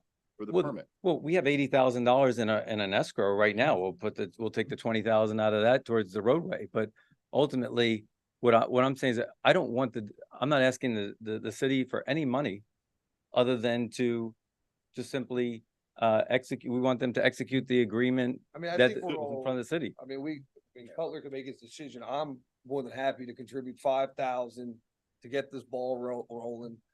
And then there's Look, three other parties. here's the bottom line. As the city attorney pointed out, correct me if I'm wrong, gentlemen, jump in anywhere on that. The permit, you guys pay the money for the permit. If you don't have this solved, the permit's gonna run out, then you got to pay it again. So where are we at? That becomes the problem, because the permit's gonna run out. Someone's gonna have to pay for it. I'm just saying it can't be the city. The city's not gonna develop your road. That's not what the agreement was. Right. Whenever it was signed, Not requested. that's not what it was. We're not gonna pay for your permits to have it done. This is in between you guys. The biggest problem that we made, what I feel like the mistake that was made by the city is even putting it in there to give you a chance to even build your home. We shouldn't have done that if this is what we're gonna get. Because here's where we're at. And we're gonna end up, I'm gonna have the taxpayers holding the bag, and I don't think that's right. And that's what I'm worried about. Because if you're not gonna do it, and your HOA doesn't do it, and I've got issues down there, what happens if something happens on that road? Who do you think is gonna be in trouble if something happens on that road? It's not gonna be you guys, no. Because if the city at this point didn't do what it's supposed to do, right? If something happens on the road, who's in trouble? I would not say that the city would be in trouble. I would defend the city in any such action should anybody bring a That's cause the like that.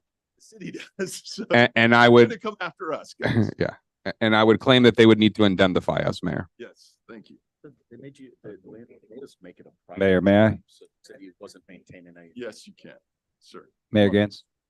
No, it's okay. Come on up. Honestly, and Your, I just came in- say your I- name one more time. Lot one, Yeah. lot one. 530 River Oakland. Okay. And name. And you gotta go to the mic. In the 'cause they can't microphone, my hear friend. you. That's Sorry, all right. sorry. We can hear you. but So, they can't. I bought this under the condition that this was all taken care of. So when you said, sir, that, your lawyers should have known, you should, no, I bought the lot for $800,000 this last summer. The city approved all of my permits. I got everything as far as the civil engineering and everything done. And I was told that this was just going to be, trust me, I do not want to be in front of you, sir, tonight. And like, this is not one of the things that I was like, oh, maybe I have to, jockey around. Okay. I had no idea about any of this. Okay. Now, whether, even we can talk about giving up the road, because by the way, Broward County Police go back and forth on the road every day, and sanitation and the mail and everything else. So I don't know what we're talking about here, because they are the farthest people. And again, I don't want to, say anything about the board. Like, I respect all of you guys. And I'm sorry we got off to a wrong No, foot. we're fine. Okay. But all I'm trying to do is all he's trying to do is move into a home. So do we donate the road? By the way, I pay taxes on half an acre, right? Even though most of it is an easement for the road, but I still pay taxes on half an acre. Everybody is. Yeah. No, but I'm saying it's not, the road is considered part of our property. And, my whole thing is, if there was so much of a problem, you guys shouldn't have charged me $42,000 for a building permit that I can't get a CO on. If this was going to be a problem, then it should have been presented to me by the town and said hey, listen, we're not going to do this. But you know what? Here's the receipt. Are you a member of this HOA? Yes, sir. So I'm lot so one. did the HOA? I'm the last person Did that you bought guys not tell people when they come in as an HOA that, hey, Nah. Well, what happened was his lot 1 and 2, he hadn't purchased a home yet. So I had told lot 1 and 2 about the parameters, and then lot 1 sold. And he didn't tell. And he must not have put him full up to speed. So that's how. I'm gonna let the city manager and the city attorney comment on that. Mayor, Sir, I'm I'd sorry. make, as I made the recommendation that, the permit fee really is important. It sounds like there is Myself right now to get this over the way. Like, if that's what we're talking, I'll pay it right Yeah. now myself. Sir, let me just continue. My recommendation it would be to allow the HOA to determine how they're going to make that payment. So long as they make that payment, perhaps the approval of this item is contingent upon that. That gives you, and I think that's what I said from the very beginning. Happy to move forward with this. You guys pay the permit fee because I don't want the taxpayers on the hook for that. Pay the permit fee, get that ball rolling. All it's doing is buying you time. We're going to run out of time. We're going to run out of lots to push it onto. If that can happen, then I think we can move and try to give you Please- guys an opportunity. Please understand my concern. I do, sir. I do. Because he's moving in with his family. Of course. And then I'm the last one to move in with the family, and then nobody has to do the road. I'll pay the permit fee right now to you guys So the road myself. has to be done. The road has No, to be I done. understand, but we're involved in litigation, which is I like, got it. it stinks, I got you. okay? Is there? But I don't want to I- also, just, I'm Yeah. sorry. You know, in 3 months, when my home is ready, and I don't want to do this again. You're going to have to. That's what I'm telling you guys. That's the problem. Is there any room, if this is a private roadway? I know there's stipulations for, because the fire truck has to come, Mm-hmm. like they were talking about with the guardrail, $60,000+. There's oak trees. 140. There, okay, there's there's oak trees blocking. I mean, there's just, they've added so much, whether it's the county or the city, this, on all parts of the road, that the price has gone at, somewhat astronomical, Well, 400, I think in general, but I'm going to have the attorney talk about that, or maybe the city manager, somebody. Yeah, I'm not an engineer, so I can't speak to what may or may not be needed. So I'm probably going to defer to the manager on that. I just wanted to point out to the gentleman that spoke in the middle. I'm sorry, I don't remember your name. I'm not giving you legal advice. My client is the city of Deerfield Beach, but understand that this agreement was recorded in the public record as of June 2022, because I heard for the first time that you purchased it, I guess, this summer. So generally when you do a closing, they usually do a title search. These things come up. So that may be something that you want to look into. I'm just pointing that out. That this was recorded in the public record. So anybody that did title search, et cetera, reviewed the public records as part of a closing or a financing transaction, theoretically should have been able to see this and Didn't identify show that. up, to be honest. Because I have people that have open permits from the 70s that have bought a house that comes up. And, Title and search sir, was please usually fine. understand, this did not come up at all in my surveys or anything. So please understand my frustration. Oh, I get your about, frustration, like, sir. It's a very frustrating situation. And I just, so what's the solution? We're How gonna do we find out. get- I'm gonna ask you to pause for a moment. Gentlemen, did you have another question? Oh, I think I'm all right. Okay. Sir? No, I would like to hear what you have to say. Okay. Thank you, gentlemen. Well, Commissioner Drosky, you want to speak? I do. Thank you, Mayor. Like the previous item, this is one where we're gonna have to thread the needle. And I do have empathy with the homeowner in this situation. But everybody, we talk about the rules, everybody knew what the rules were. The agreement, as the city attorney said, was recorded. Either you knew or you should have knew what the ground rules were. That's not a surprise. So we're really stuck here because of a developer's misdeeds. But the developer's misdeeds, I don't mean to be crass about it, but his misdeeds is not the city's problem. And now it's become our problem. So how do we get out of this pickle, that we're in? I full-heartedly believe that the permit fee needs to be paid as well. And that's roughly 20,000, but that's just the tip of the iceberg. And I appreciate Mr. Altier and Mr. Leffler's candor about the HOA because they're not swimming in money. So they can barely come up with the 20,000 to pay the permit fee. But to build this road, the cost estimate is $250,000 to $400,000. Where does that money come from? It's not coming from the HOA. It sounds like it's not coming from Mr. Hollenberg. They're relying on the developer to pay this, but they're in litigation. What if the developer is not collectible? And litigation, as an attorney, can take years. So we have to protect the city at the end of the day as well on this. So do we kick the can down the road to the next lot? What if Mr. Zima decides not to build it? Or no, sir. What if the permit expires? Now we're in the exact same situation, but later down the road and the road never gets built. And that's the part that the mayor was referring to that's not fair to the citizens of Deerfield Beach, to our fire, police, garbage collection, because every road has to be built to a certain standard, whether it's there or anywhere else in the city, we're going to apply the same rules across the board. So I'm kind of stuck because I didn't hear the HOA or Mr. Zima or Mr. Hollenberg say, what do we do after the $20,000 permit fee gets paid? Because then you're stuck on a $250,000 to $400,000 road that nobody has the money to build, and we're chasing ghosts. Okay. No, hold on. Thank you. Commission? City attorney has something to say? City attorney? No, he's just stumped as we are. No, I'm happy to answer any questions. We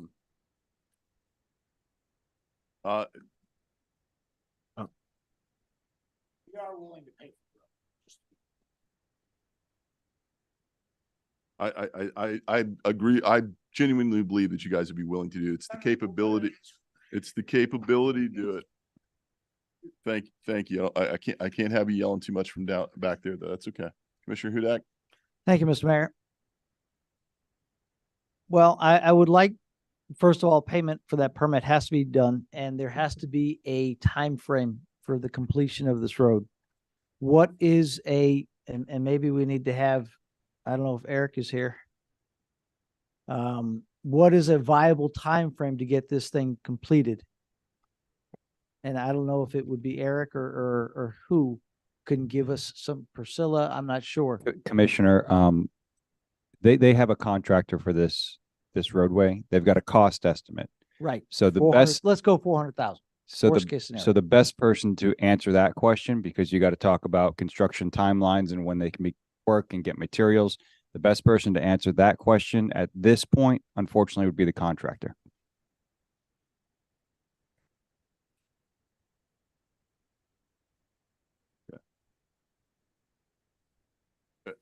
I would, from what I heard, that $400,000 somebody's gonna have to come up with. I don't think they're able to do that yet or have that. You're gonna pay the $20,000 to get a permit that's gonna sit there and possibly expire. But it would give time and it would pass on to the next lot, which unfortunately is where we'll be right back here again. So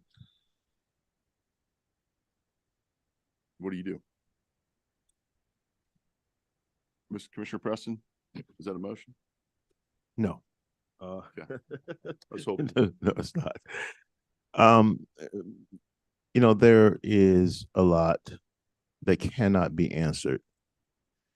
But that doesn't take away from the fact that we need to be able to deal with what we have at hand. And to me, it's pretty simple.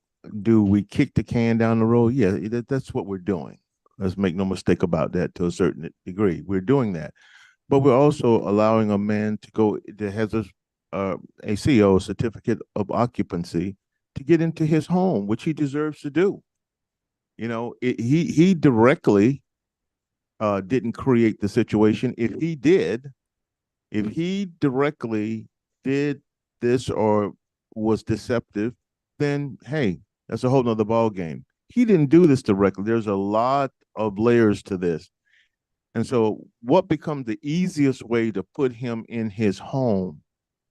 And I think that's what we have to consider. Do we approve or deny item 7? Okay. Commissioner Hudak and then Vice Mayor Parnas. What's the right thing to do? What's the right thing to do for the citizens? What's the right thing to do for the homeowner who is also a resident of the city of Deerfield Beach? We know lot 1 is in the process of being built. The gentleman doesn't even know if he's going to move in there yet, or he's going to sell it. So that also we have to consider, because if he's considering selling it, he's not open and honest with the people that he's selling it to, then they're on the hook. And then, like you said, we're in the same boat that we are right now. But the current homeowner, I feel for him, and I know that he's trying to do the right thing, and all of the gentlemen are trying to do the right thing. And I'm going to make a proposal to approve this pending payment of that permit. Okay. I know Vice Mayor Parnas wants to speak first and then Commissioner Drosky, and it sounded like I was about to get a second from Commissioner Preston. How long is the permit good for? That's my first question. Eric can correct me if I'm wrong, but I believe it's 6 months for a 6-month period. Under certain Okay. conditions, you can extend it, but it's my understanding it's good for 6 months. Okay. Let us assume two things. We get it extended once, that's a year. Okay. If not, you'd have to come up with another 20,000, so it would be 40,000 invested to get a year. Will your case be resolved in a year in court? That's the next question. If you're fairly sure that it would be, if your attorney says we're moving on it, we can do this, then I would say it's a good investment. If nobody knows what's happening, I don't know, it could take 5 years in court, but then how far down the road do you want to kick it? My opinion, I would invest the $20,000 and hope for a settlement in court. And I would try to raise the money in case this guy can't come up with a quarter that you're suing and build a road, because the road has to get built. If you're successful, he's going to do it. If you're not successful, you're going to have to do it. And that's the decision you have to make. So if $20,000 will buy you 6 months, that would be my recommendation. You got 6 months then to make a move one way or another. That would be, and so I'll make a motion to approve this. We have a motion. With the, We have a motion and a second on the. you table. do already. Okay, fine. I thought, Sounds exactly like that. okay, that's fine. Commissioner Drosky? I mean, I'm still struggling through this, but this isn't going to be popular, but I think the best solution probably is to actually table this till our next meeting to allow the HOA and Mr. Hollenberg and Mr. Zima to figure out how this road is going to be built, paid for rather. I understand he wants to get in there, but we need to protect the city in all of this as well. And in fact, Mr. Zima, your last comment was that you said somehow the road could be paid for. That's what I heard. You didn't say the permit. You said the road could get paid for. That's what I heard from you.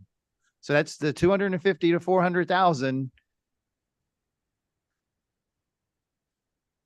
That's up to the mayor. Yeah, in a moment. Let him complete his comments. So I reckon that there is some solution here, but the parties involved need to sharpen their pencils a little bit more on this one and come back to the city. I think this is a good attempt. And I certainly do feel for Mr. Hollenberg and his family. And it's a situation I personally would not want to be in, but I don't want the city to be in this predicament as well. So I think they need to revisit it and come back. The agreement needs to go one step further as to how the road is going to get paid for, because kicking the can down the road to the next lot, I mean, that doesn't solve anything. That doesn't solve anything either. It's just buying time. And that's not going to solve the situation. Okay, we have a motion and a second on the floor. I'm going to go ahead and do roll call. So just to clarify the motion, it is to have the permit fee paid for, and then clarity, please. Yeah. I didn't make the motion, but it's my understanding that it's a motion to approve condition upon payment of the permit fee that's due for the road. And Is this that would correct? this would move this to the next lot. So right now, this sits on all of the, this sits on the 3 lots that do not have a CO. Sits on all 3 of them, right? One of the lots that nobody's pulled a building permit or anything for. So it would move to lot 1, essentially. When they're saying it moves to lot 1, that's the next owner in line who has pulled a building permit. Yeah. Was that your motion, Commissioner Yes, sir. Hudak? Did I And say that that owner is correctly? actually here today, so. Good. So we have a motion and a second. We do roll call, please. Commissioner Drosky, Yes. Commissioner Hudak, Yes. Commissioner Preston, Yes. Vice Mayor Parnas, Yes. Mayor Gans. No. You guys got it. Okay. We're now on item 8. Item 8 is an ordinance of the City Commission of the City of Deerfield Beach, Florida, adopting the updated 5-year schedule of capital improvements set forth in tables 10.2 and 10.4 in order to update the capital improvement element in conformance with section 163.3177 Florida statutes, as more specifically set forth in Exhibit A, providing for conflict, severability, and an effective date. City Manager? Thank you, Mayor. This item is something that we do every Ladies and year. gentlemen, can we just take a 2-minute recess till the room clears? Thank you. Thank you, Jill.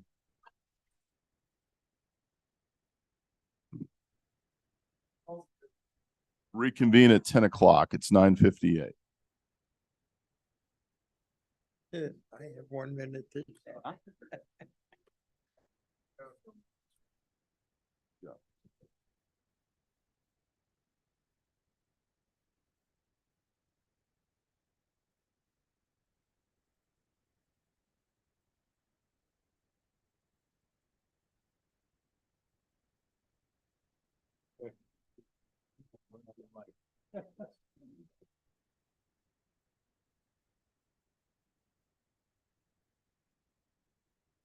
Reconvene.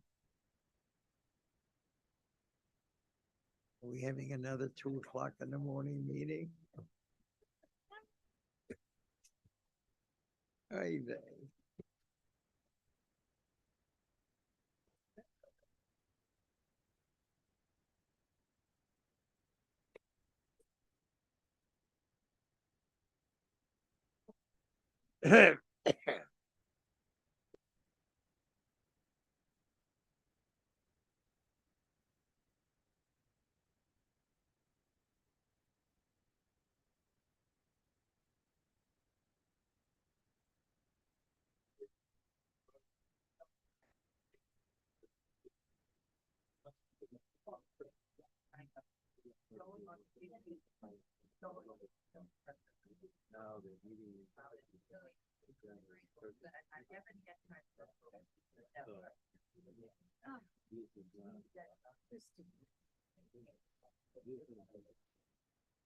Oh, did he say that? Oh, he's gonna hear from me. I did hear it. I just. I went.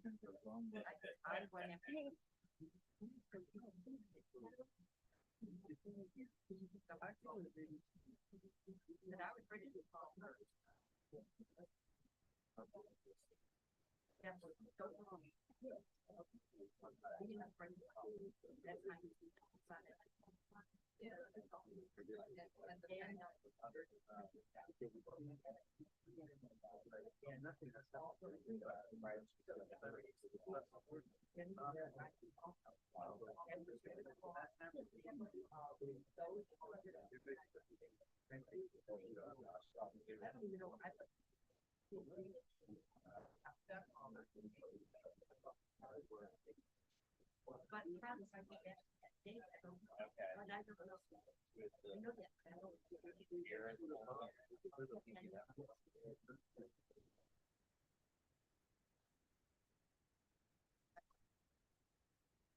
But they're still good.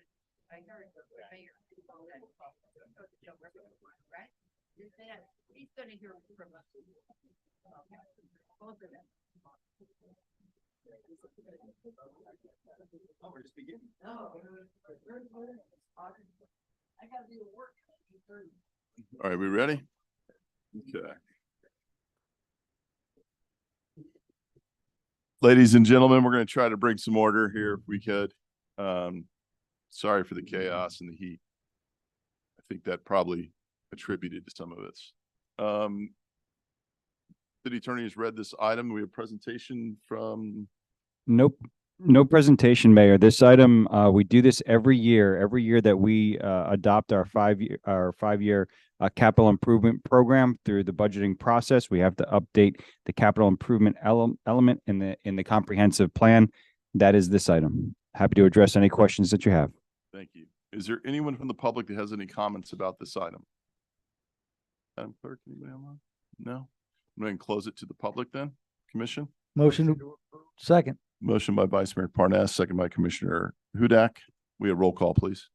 Commissioner Drosky, Yes. Commissioner Hudak, Yes. Commissioner Preston, Yes. Vice Mayor Parnas, Mayor Gans. Yes.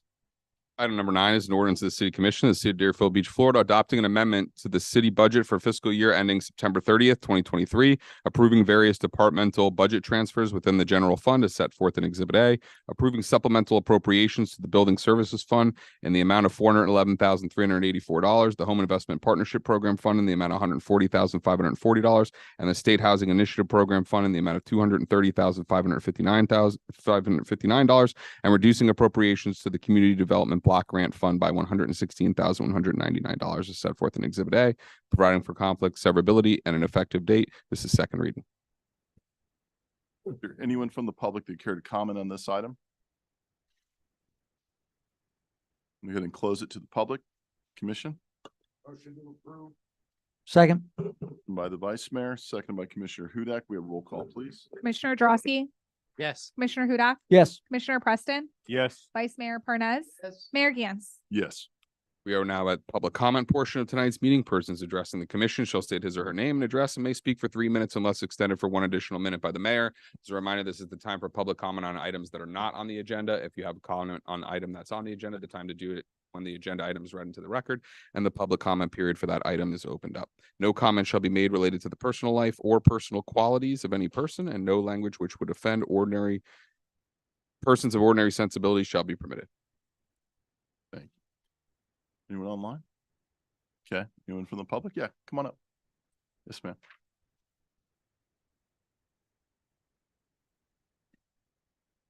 Right. Good afternoon or good evening. Kristen Taylor, 1328 Southeast 7th Court. On October 27th, a certificate of use permit was awarded to an Amanda Nelson to turn a 3-bedroom home that's directly across the street from my home into a 8-bedroom sober living home.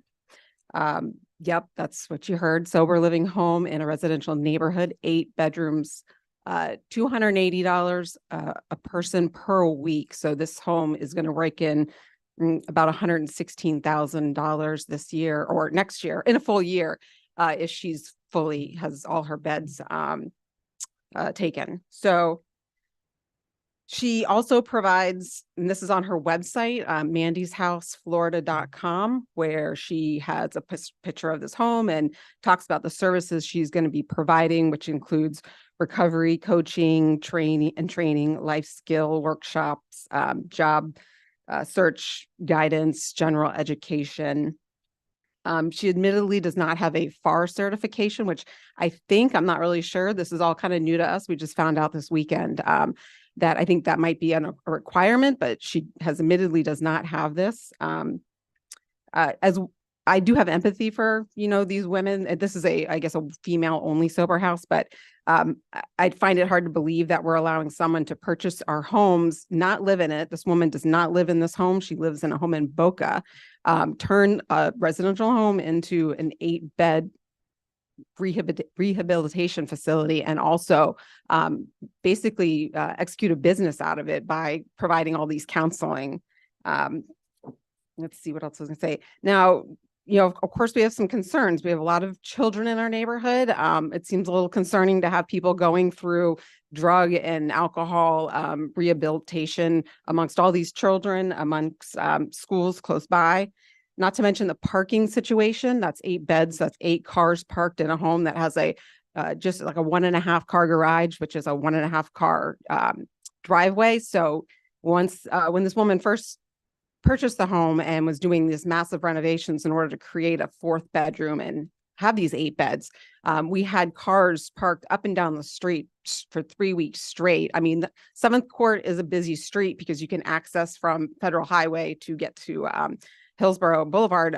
So it's a busy street to begin with. We even have a speeding bump right in front of our house. So now you've got all these cars parked on our street. You cannot park 8 cars in this house without parking on street parking. The property, not to mention property value, it's going to be kind of hard to sell your home when you have to tell somebody that that house across the street is, for recovering addicts. I just think that the concern is that if this is something that Give we, you one more minute. okay, the concern is that this is something that we have happening across the street from me, like how long until it happens across the street from everybody? I mean, this is a residential neighborhood. There's no commercial anywhere nearby except, you know, when you get to Federal Highway. So, you know, our property values are going to go down. We're going to deal with who knows what that comes along with, you know, people going through this kind of transition. It's just very concerning. And if it can happen to us, it can happen to you guys. Your next neighbor might be a rehab facility. You know, it's bad enough with all the Airbnbs. We have so much more transient people now in our neighborhood, but now you're bringing in a whole nother level of transient nature. It's very concerning. And I think that everybody in our area should be concerned that we can have someone come in and do this. So that's my comment. Thank you. Is there anyone else from the public? Did you want to speak also on this, sir? So I live at the same home and I'm I'm sorry, sorry, name and address sorry. for the record. Richard Forrester, 1328 Southeast 7th Court. I live at the same home. I work from home. So I see every day what's been going on there. I tried to introduce myself to the owner of this home, to Amanda Nelson, but she wanted nothing to do with me because she knew I was going to ask her, what are you guys doing with the house?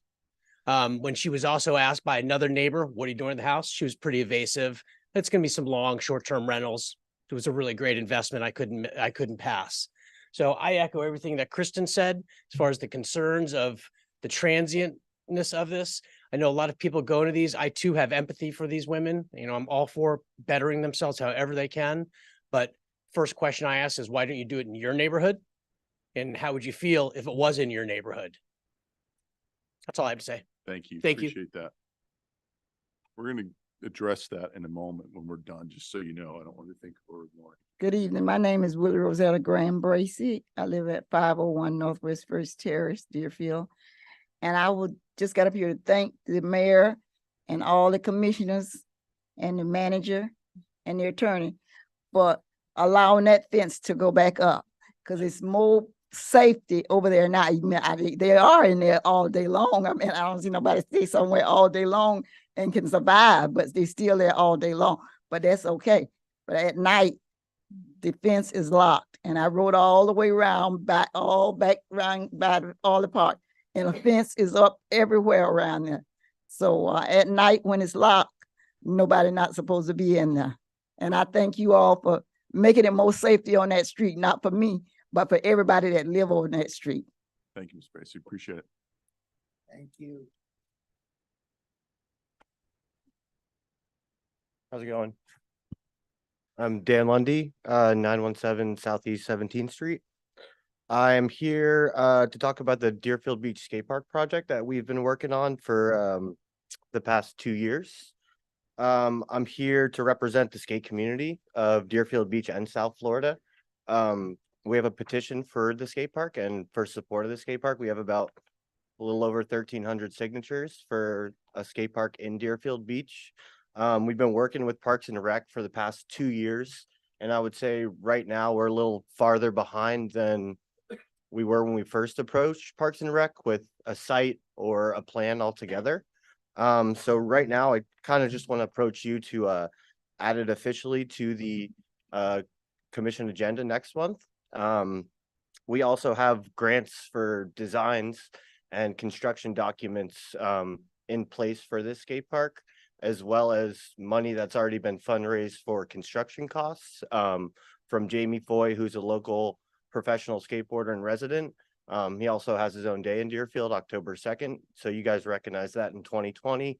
So we just want to continue his legacy and give people a place to skate. If you don't have a skate park, your city's a skate park, unfortunately. So we want to solve that problem. Thank you very much. Appreciate that.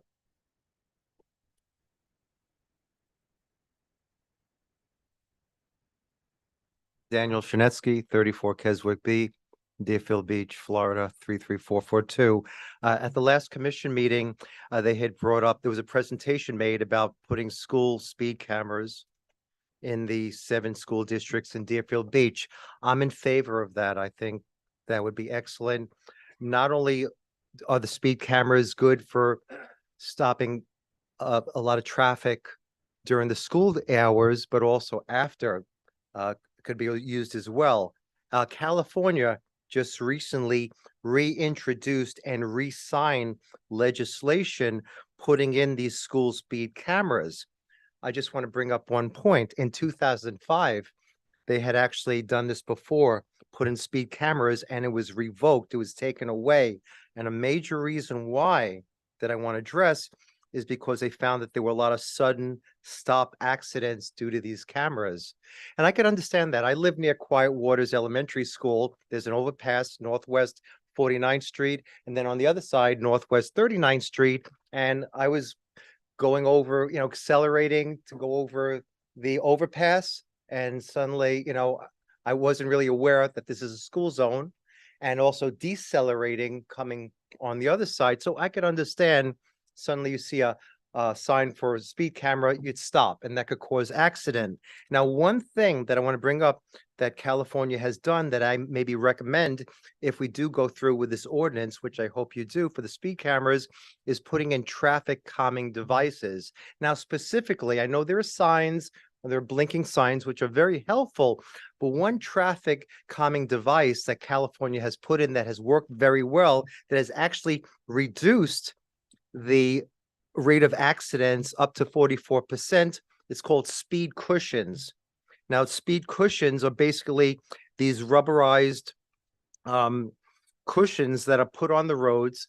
The great thing about it, they're very moderate costs. They're very easy to install. They could be temporarily taken off. And the great thing is also they have wheel spaces that they don't impede emergency vehicles, buses, and even cyclists from going through, but it does reduce the speed of cars going through. The other great thing about these speed cushions that I know would be helpful in Quiet Waters School District, they're reflective. So when you're coming over that overpass, you see that yellow speed cushion and you're like, all right, something's up. Because sometimes you don't see that sign, school zone, or you're on the phone and you're not aware of it, but you see that yellow speed cushion, you're like, okay, I should slow up. Oh, I see why. So I think this is very, very important to maybe consider. Can I have a minute, sir? Yes. To maybe consider, once they do the ordinance, to put the speed cameras, to maybe put these traffic calming devices, these speed cushions. I recommend it. Again, for the cost, moderate, very easy to install. They're reflective, so you could see them. And they're better than a speed hump and a speed bump, which is permanent and cause damage on vehicles. So I just want to bring that up. Thank you very much. Anyone else? Anyone online? Okay. Mr. Hers, I'll let you go first. Dan Hers, 330 Southeast 19th Avenue. The taxpayers have many questions, so let's get right to them. 12 years ago, when the RFP for the Pier Restaurant first came out, there were 21 applicants, both national and local restaurateurs.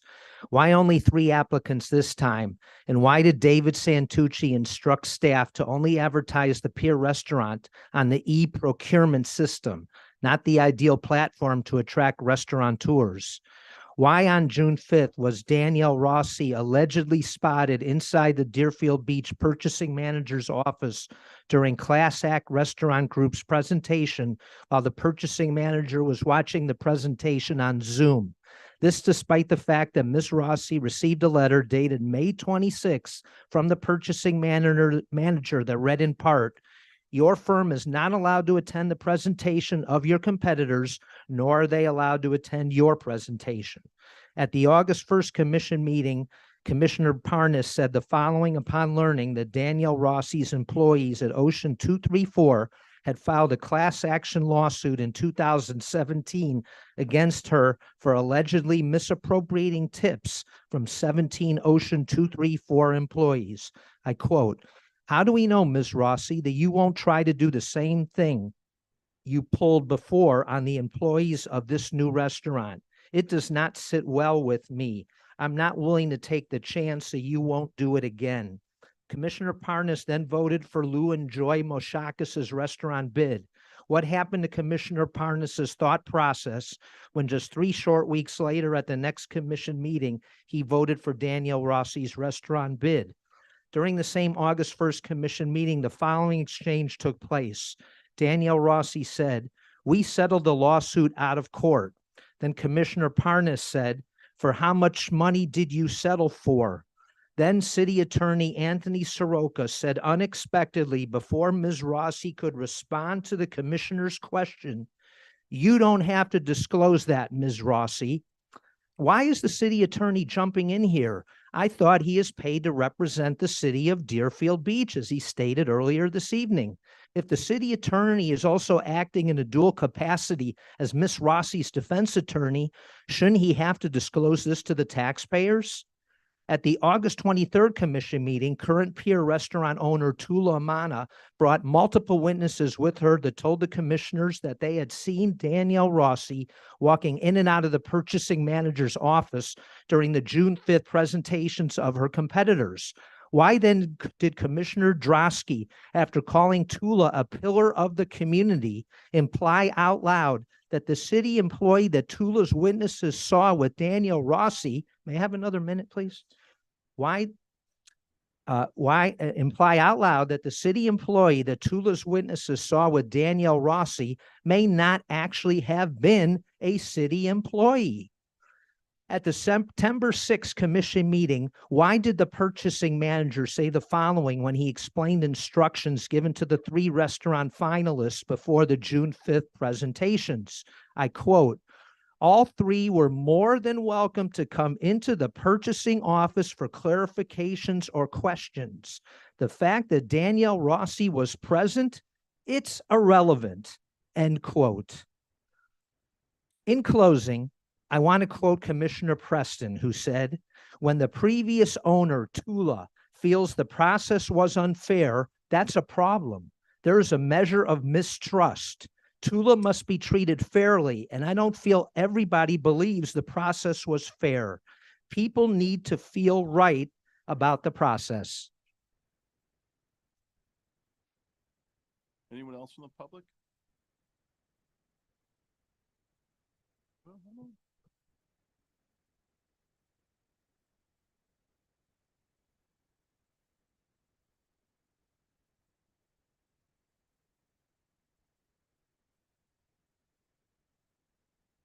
Maureen Kenny, 615 Southeast 7th Avenue, 33441. So didn't plan to come up here to follow Dan, but he just approached me and said, "Who are you for, Tula or Danielle?" I never talked to anybody in that restaurant. I've been gone over 6 months. I was in the hospital in June in Chicago. And I was there in Chicago since April. So I don't know where those guys, I'm talking to you, Todd, because I heard you spoke out about, or one of you said, "Oh, Maureen knows, she knows everything." Address the commission as a whole, please. No, well, you two, I was just going to say you two, because this is the only 2 that I heard mention my name. I didn't read it in the paper. I heard about it. I got a lot of phone calls in Chicago, and I didn't see it on air on your commission meeting. I never talked to anybody in that. I did not know anything about Danielle getting it. I knew nothing. I just wanted to clear that up to you, talking to you too, because they didn't say anything. So that's all. I was just kind of shocked when Dan said, "Who are you for?" So what are you talking about? So good luck with whatever. I don't even know what's happening over there, truthfully. I've been gone a long time. I really came here to invite you to my second pub crawl. And no, I didn't drink. I promised the city manager I wouldn't drink. It was so much fun. So you all missed out. I hope you'll come this year. We're not doing crawling over the bridge. We're staying on the island. That make it a little safer. I'm saying that for the chief. All right, thank you. Night. Thank you. Anyone else from the public? Anyone online? Yes. Ms. Tigner, Fillmore Tigner, go right ahead. Good evening again. Janice Fillmore Tigner, 1090 Southwest 4th Terrace, Deerfield Beach, Florida, 33441. I have 3 issues. My first one is, do we have a solicitation policy within the city of Deerfield for people going door to door trying to do sales, and either you tell them no or you're not interested, and then they still try to be persistent and they just continue to come back and again? Or do we just get the name of the company and or tag number and just contact the police from there? That's my first question. The second question is, I've noticed a lot of with our median areas within the city of Deerfield. I know we've changed companies. I don't know if it's the same company over the past few months, but I know their clothing outfits have changed. But it's just like the upkeep is not good. And I was parked on going west at the light in front of the Wawa gas station today and making a left to go south to the gas station. And I was at the light and I just saw bottles, paper, trash, and the workers were out there. And then the white, I guess it's the weeds that's coming up. I call them little white flowers that are all over the place. It just seems like they're not doing, either they can't keep up or it's just, maybe a little too much for them. But I just think we just kind of need to maybe tell them they need to kind of step up their game a little bit to make our city look beautiful again. And my last but not least is it was my understanding that when the sidewalk project came through the city, that whatever was taken up or damaged would be replaced, be it grass or greenery. I'm speaking on behalf of my church area. Location is on 176 Southwest 6th Street, Bishop Leroy Strobridge Street, the Church of the Living God, where they did the sidewalks. They took up the parking bumper cement blocks and the handicap signs, but they replaced the sidewalk. There's so much debris on the road, like chunks of bricks, like, when they finished, they didn't do a cleanup job.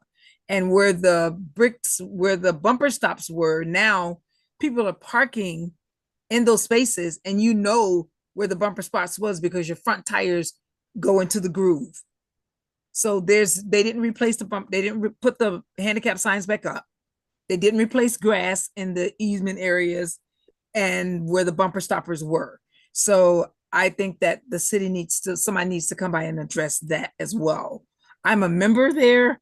I'm not the church representative. I'm the pastor's sister, but I just think that they need to come back through and finish what they tore up. And that's all for me. Thank you. Thank you. Ms. Freitag? Katie Freitag, 418 Southeast 2nd Street.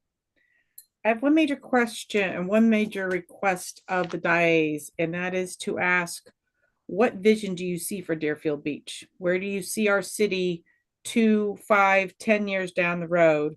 And are we designed and projecting ourselves in that direction? Because I don't think we are. Builders and developers are taking advantage of us all the time, and we do not have the best checks and balances, as has been witnessed several times lately. Please be sure that we are doing our due diligence when we are granting variances, and not just taking the developer's words that they contacted everybody in a 500 feet radius when they're scheduling meetings. Builders know these properties when they buy them and are constantly requesting to push the boundaries and creating more of a concrete jungle for our city. In that frame, what is the status of the Eller Building property project, and where does the city stand currently? Thank you. Thank you. Is there anyone else from the public? Okay, anyone else? We close it to the public. I'm going to let the city attorney guide me on what I can say to Ms. Taylor and Mr. Forrester. And sober homes in residential neighborhoods are protected by the federal government. It's an issue we've been dealing with for many years, Mayor. The ADA, the American with Disabilities Act, does provide certain protections, but there is a process. So I'm not aware of this property. I'll look into it with the planning department, and we can look at it. We're even permitted. We're not allowed to even say anything to disparage based on this, because Is that? Yeah, I would recommend against disparaging, any property owners, frankly, but certainly ones that may potentially be protected by the Americans with Disabilities Act. With that being said, we do have our codes, we do apply them. Sometimes we get what's called the request for a reasonable accommodation under the federal law to deviate from those codes. I'm not aware of one for this property. I suspect I'll be talking with the planning director and staff after because you raised it, and we can have more information at that time. We have, and we can talk to you more after the meeting, and we can actually have him talk to you as well, staff, if the city manager allows. But there are limitations. There are rules that we have, but there's limitations what rules we can put in there. We cannot stop them. We cannot ban them or anything like that. But there are certain rules, as was pointed out by the city attorney. So I want you, but if you have some questions, if we can circle back.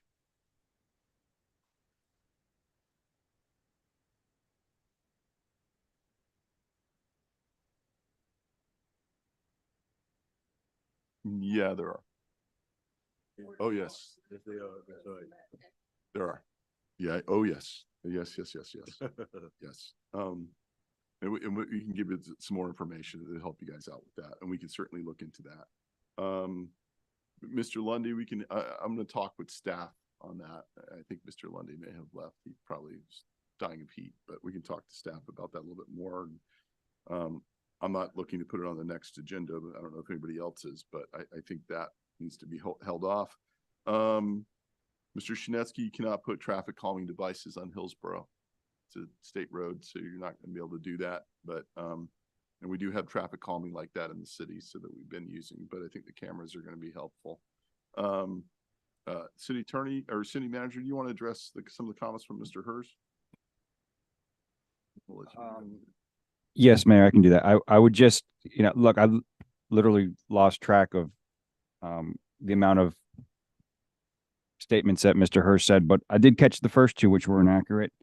The first bid that we did back in 2012, we received 6 responses in total.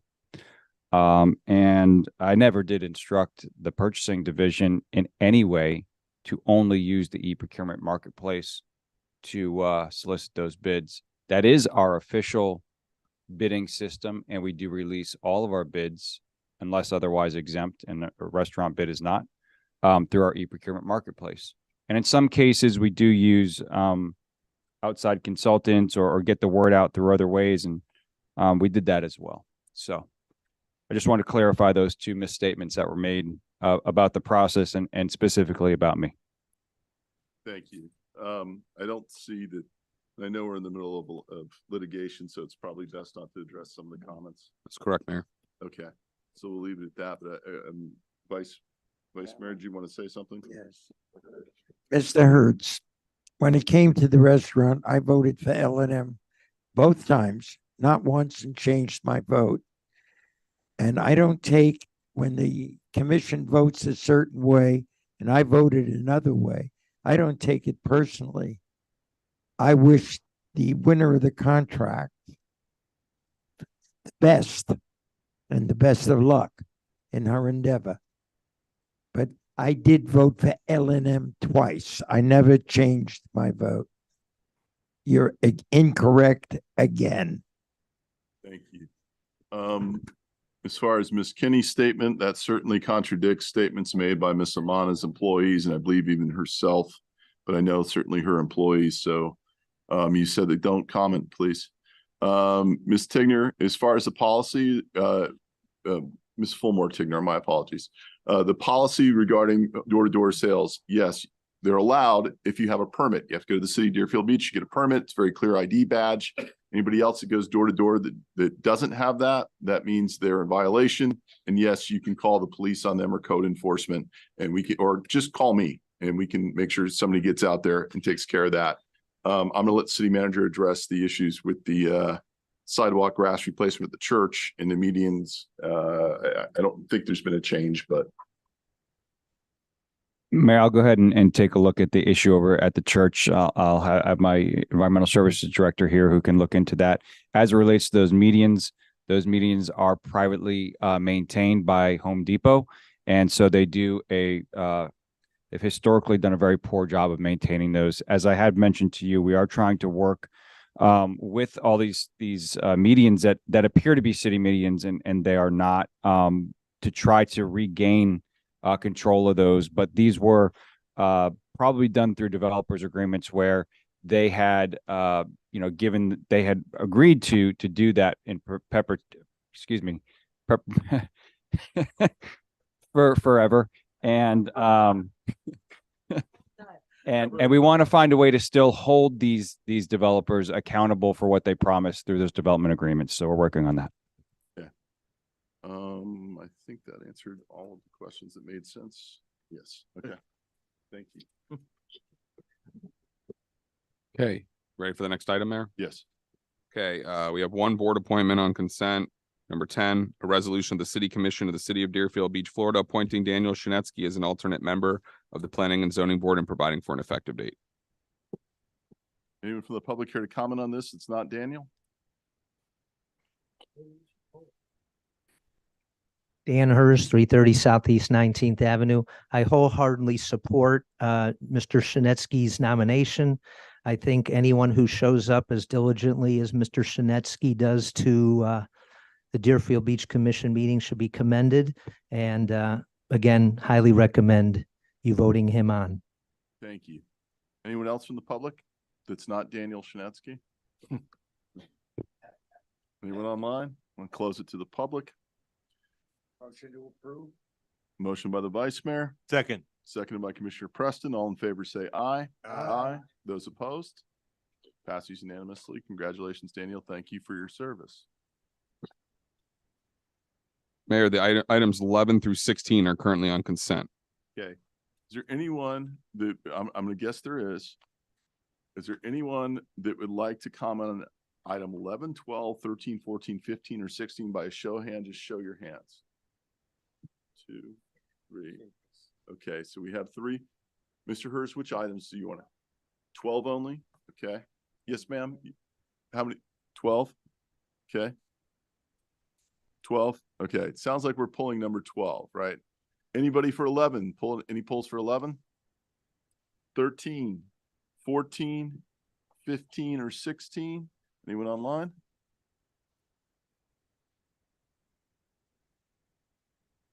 Okay. Can we message them and find out? See if they have the ability to do that.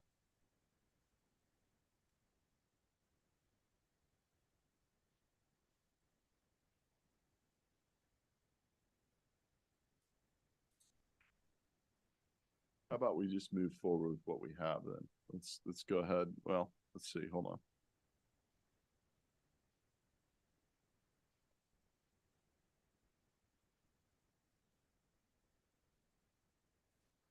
No, hold on. Oh, I'm sorry, Heather. Let me check. Katie, which item do you want to speak on?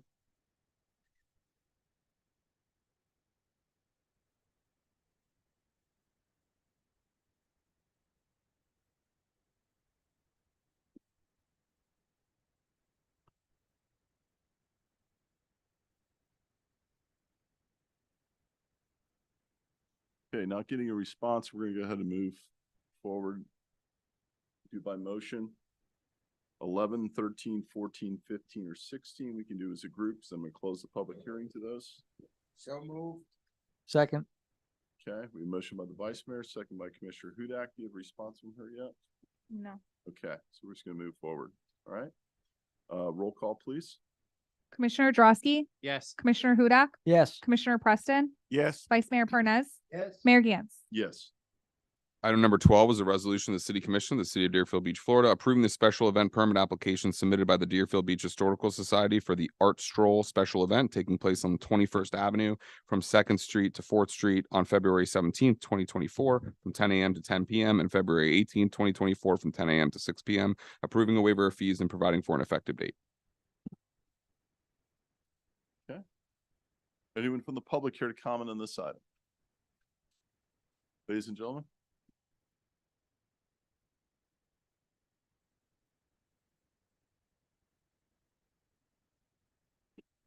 Dan Hers, 330 Southeast 19th Avenue. In the backup for this, it says on the, I think it's on the application itself, it says that they are charging an admittance fee. So I wanted to know if that is accurate, and then I wanted to know how much is that admittance fee. And the next thing I had to say was, I just want to make sure that we're not setting a precedent here. I was asking the people who've been here a long time, is this the first time that the city is being asked to pay taxpayer money to an organization for them to run a business venture? Thank you. Thank you.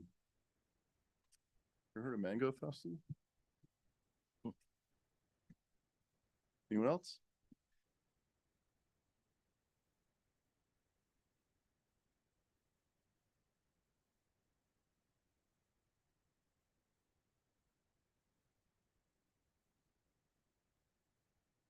My name is Deborah Sullivan. I reside at 937 Southeast 12th Way here in Deerfield.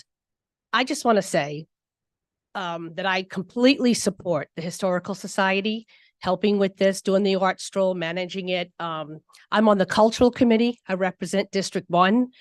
I'm in the Kiwanis, and I'm a member of the Historical Society. And I have to say that I don't believe anybody could do, if anybody else would just step in and run this program, hands down, it would have to be the Historical Society. They do the best job. So I support them. Thank you so much, Ms. Sullivan.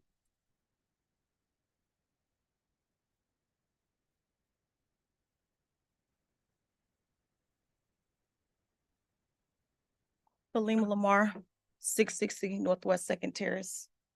I'm on the Cultural Arts Committee, and I support us sharing the responsibility, but I don't support them taking it over. We were supposed to come with a counter offer. They did come to our meeting, presented the idea, and we wanted to table because all the members weren't there. We were supposed to meet last month, and the meeting was canceled by staff, saying that they didn't have a quorum. I pledged the oath, like other members, that we come every third Monday, and if we can't be there, we do say we cannot, and no one did that. They canceled the meeting. So I'm asking that you guys not entertain until the committee can sit and come with a counter offer so we can do this together. I know historically we have been losing interest, money, trying to put this on. That's why we combine with the Founders Day to try to deter that. But taking it away from the cultural committee takes away from our positions and what we do. That was one of the programs that we had for a long time, and taking it away what would that say for the Cultural Arts Committee?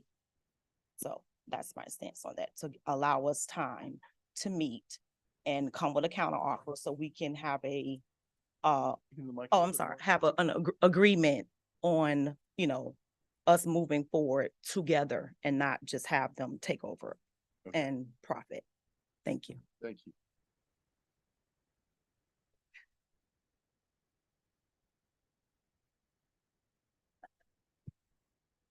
Judy Stanich, 2257 Deer Creek, Elbow Way, Deerfield Beach, Florida, 33442. I'm on the Historical Society and was instrumental in bringing forth the proposition of sponsoring the art festival. We are very excited about the opportunity to do this. We have great experience in the fact that we have put on 71 events in the last year. I was on the team that originally brought the art festival to the beach, and we turned it into an extremely successful event. Unfortunately, circumstances have not let it continue to be successful. So we're anxious to take over this festival and rebrand it, reorganize it, renovate it, and make the city proud and make us some money too. That's it. Thank you. Does everybody have the paperwork? I believe so. Yeah, to the clerk, please. To the clerk, please.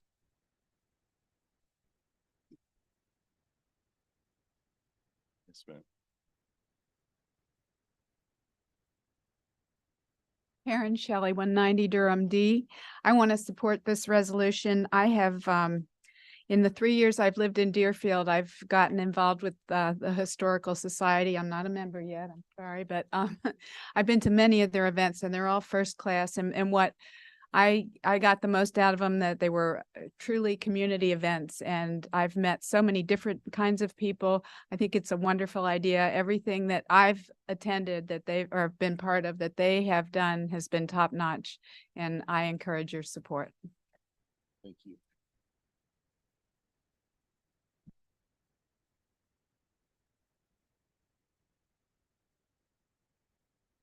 I'm sorry, can I say one more thing? Yeah. Okay, okay. Thank you, Judy. I might ask you a question afterwards.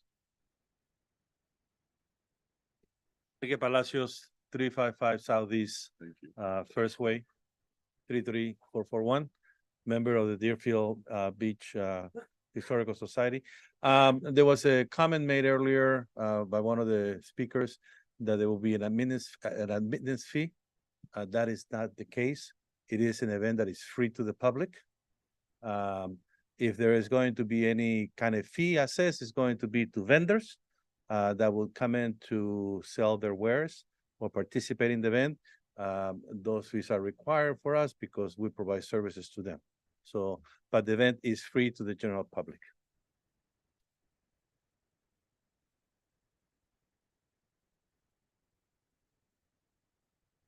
Daniel Shanetsky, 34 Keswick B, Deerfield Beach, 33442. I was 2 years on the Deerfield Beach Cultural Committee. It was a wonderful experience. I just want to say that in the 2 years, the volunteers and the other districts on the committee, they put their heart and soul into trying to do the best they can to make the art festival the best they can be. They volunteered their time. They did a really great job and was very proud to be part of that team. But I do agree and support this resolution to turn over the event to the Deerfield Beach Historical Society, because I think Deerfield Beach needs to maximize this event. It has been losing money in the past several years. Deerfield Beach Historical Society has the time, they have the resources, and they have the expertise, and they have the contacts to maximize and make this art festival the best it could be in Deerfield Beach and rival our sister cities. In the Deerfield Beach Historical Society, they have an ongoing art learning program. Almost every week or so, they have an art exhibition. They have artists coming in and giving talks. So they're very, very well versed in the art community, not only in South Florida, but throughout the country. And I think Deerfield Beach deserves the very best. And I think they should be given the opportunity to do this. And I also want to say that we'll still have Pioneer Day or Founders Day. The Deerfield Beach Cultural Committee is still involved with Pioneer Day, Founders Day, which is a sister of the art festival. So the cultural committee will still have input, but I think to maximize and make it the best it could be, the best bang for Deerfield Beach, I think Deerfield Beach Historical Society should be given this opportunity. Thank you. Excellent. Thank you. Okay. Anyone else from the public? Yeah. Okay, Ms. Combs, go ahead. Good evening. Can you guys hear me? Yes, ma'am. Okay. Good evening, everybody. So, as president of the culture committee, I do appreciate everybody's opinion. I am sorry I can't be in person tonight. I am under the weather. I'm all for the Historical Society stepping in with it being 3 months left until the event. I think the issue is the Festival of the Arts has been something that has been set in stone. It's something that's tradition. It is something that the Culture Committee was known for. It is the biggest event that the Culture Committee holds every year. Due to COVID stipulations and recovering after COVID and trying to maintain the festival, we did merge with Pioneer Days. I do feel like it's a good idea to have them step in. I think we were just kind of blindsided by the fact that they wanted to come in and take over 100%, which means we don't get any revenue at all. We're not making any money when we already are scraping towards trying to get money and trying to build up the culture committee again after a rough year. So I'm not against the resolution. I really wish that we could have had a partnership with them, because there's a lot of people that are really looking forward to the Festival of the Arts, and to just take it away, strip it, rename it as an art stroll and do something else with it is kind of hurtful, especially when we're supposed to be a unified community front.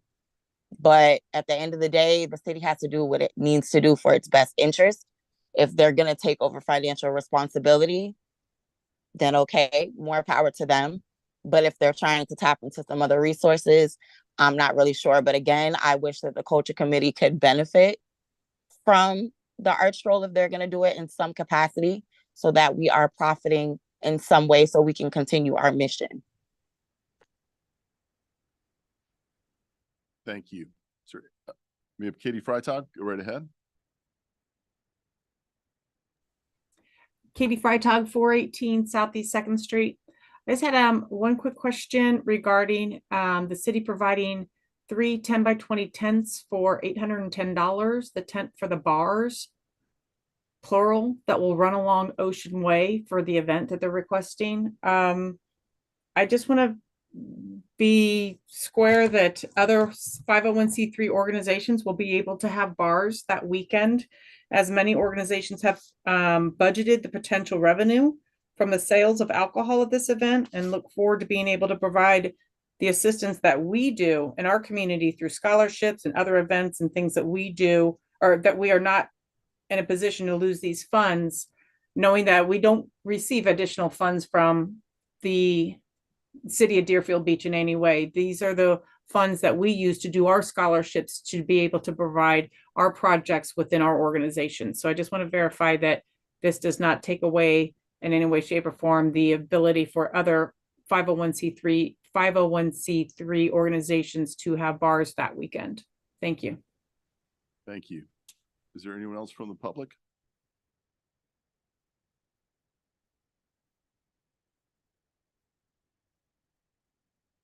Warren Kenny, 615 Southeast 7th Avenue, Deerfield. I'm in the Historical Society, and I don't know anybody who works harder than this group of people. I was in the Cultural Committee for many years, and way back when Judy also started that. So she knows her stuff. That's all I'm saying to you. Thank you. Do you have someone else online? No? Anyone else? Okay, I'm going to close it to the public. Mr. Santucci, can you give us some clarification on exactly the cultural committee and how many people are on it right now and what they do? Sure. Yes, Mayor. Currently, I believe we have 3 members on the cultural committee. It is a 5-member board with 5 alternates. So it is very difficult at the moment to get quorum on that board. As far as what the cultural committee does, outlined in the city code, the powers and duties of the committee include the following. They may recommend to the city commission various cultural events and projects to be undertaken by the city, may enter into negotiations concerning the arrangement of cultural events for the city with the proviso that the committee is not empowered to contract, but merely to recommend such events at the direction of the city commission, empowered to handle the arrangements of cultural events, including but not limited to the distribution of tickets and general promotion of such events, directed to turn in monies collected from ticketed sales and donations for cultural events to the Department of Management and Budget for deposit into a fund reserved for cultural events and facilities, and empowered to recommend various expenditures that may be incurred in connection with the presentation of approved cultural events. And such expenditure shall only be incurred upon the approval of the city manager. Those are the powers that are outlined within the actual ordinance. Thank you. Commissioner Preston? Yes.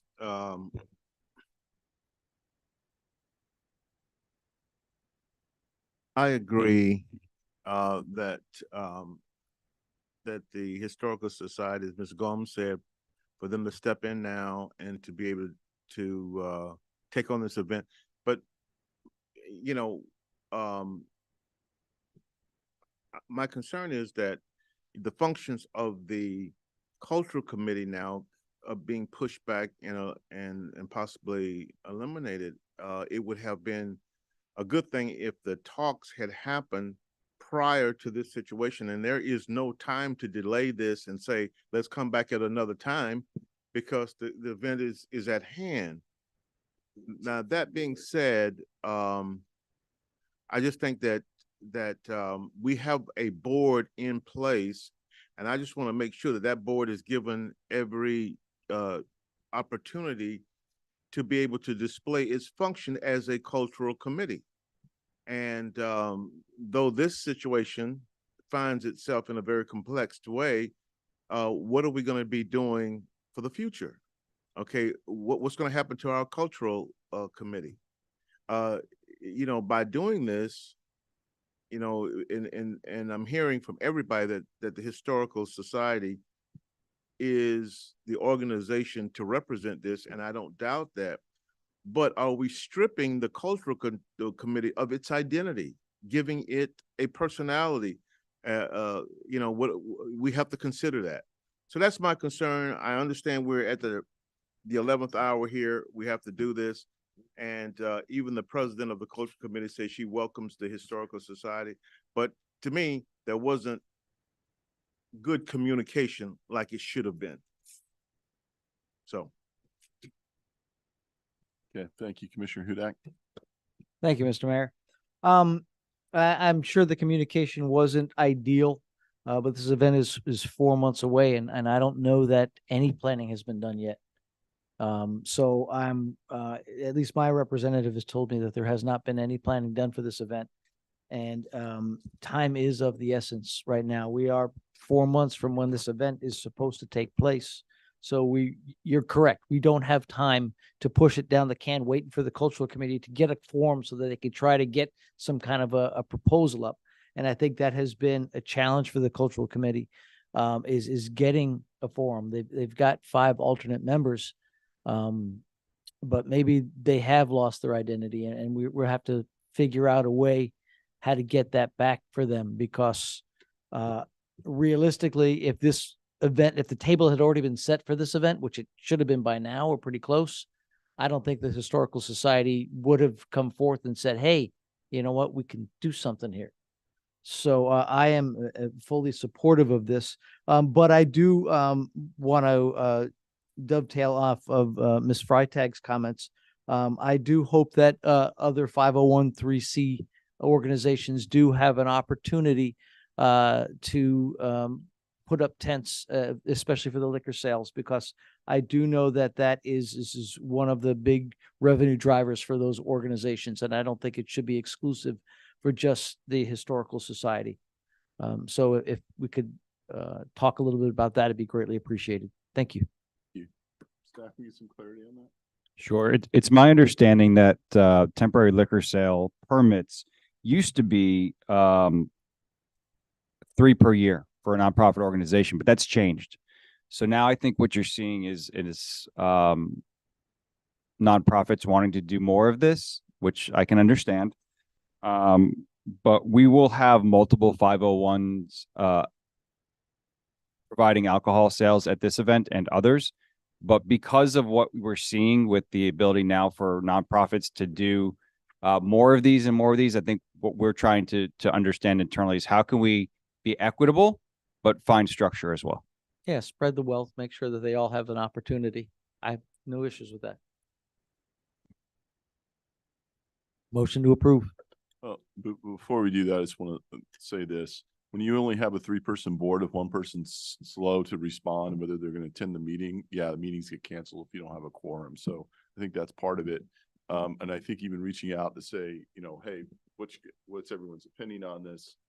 I don't think anyone's trying to strip the cultural committee of their power as an advisory board. That's what it is. It's an advisory board to the commission.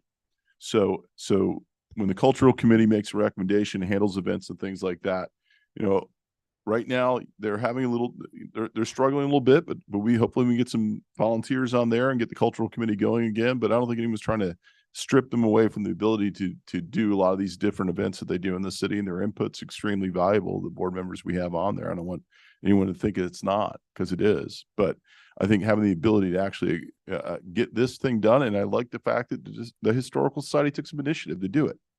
Is there a history of groups from the outside coming in and doing these events and getting paid to do it? Yeah. Anybody who's been in the city long enough, remember the Mango Festival? How many people got paid on that? I would love to know who really got paid on it, but I can, but I can tell you how many people got paid on that. There's been plenty of events historically. Yeah, it's not uncommon. We had, I think even our the Fresh Market we used to have was the same type of situation. This is not unusual.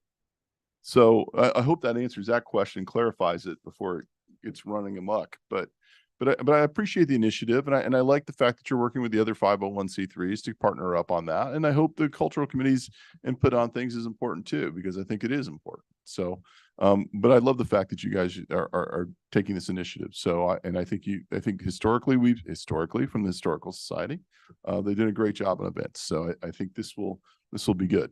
So it has my support. Any other comments? Okay, we have a motion. Second. A motion, a second. Roll call, please. Commissioner Drosky, Yes. Commissioner Hudak, Yes. Commissioner Preston, Yes. Vice Mayor Parnas. Yes. Mayor Gantz. Yes. Item number 17 is a resolution of the City Commission of the City of Deerfield Beach, Florida, declaring the city's intent to use the uniform method for collection of special assessments to be levied upon all properties within the city, as more specifically described in Exhibit A, to fund the installation of a stormwater management system and related improvements, stating a need for such levy, providing for transmittal of the resolution, providing for an effective date.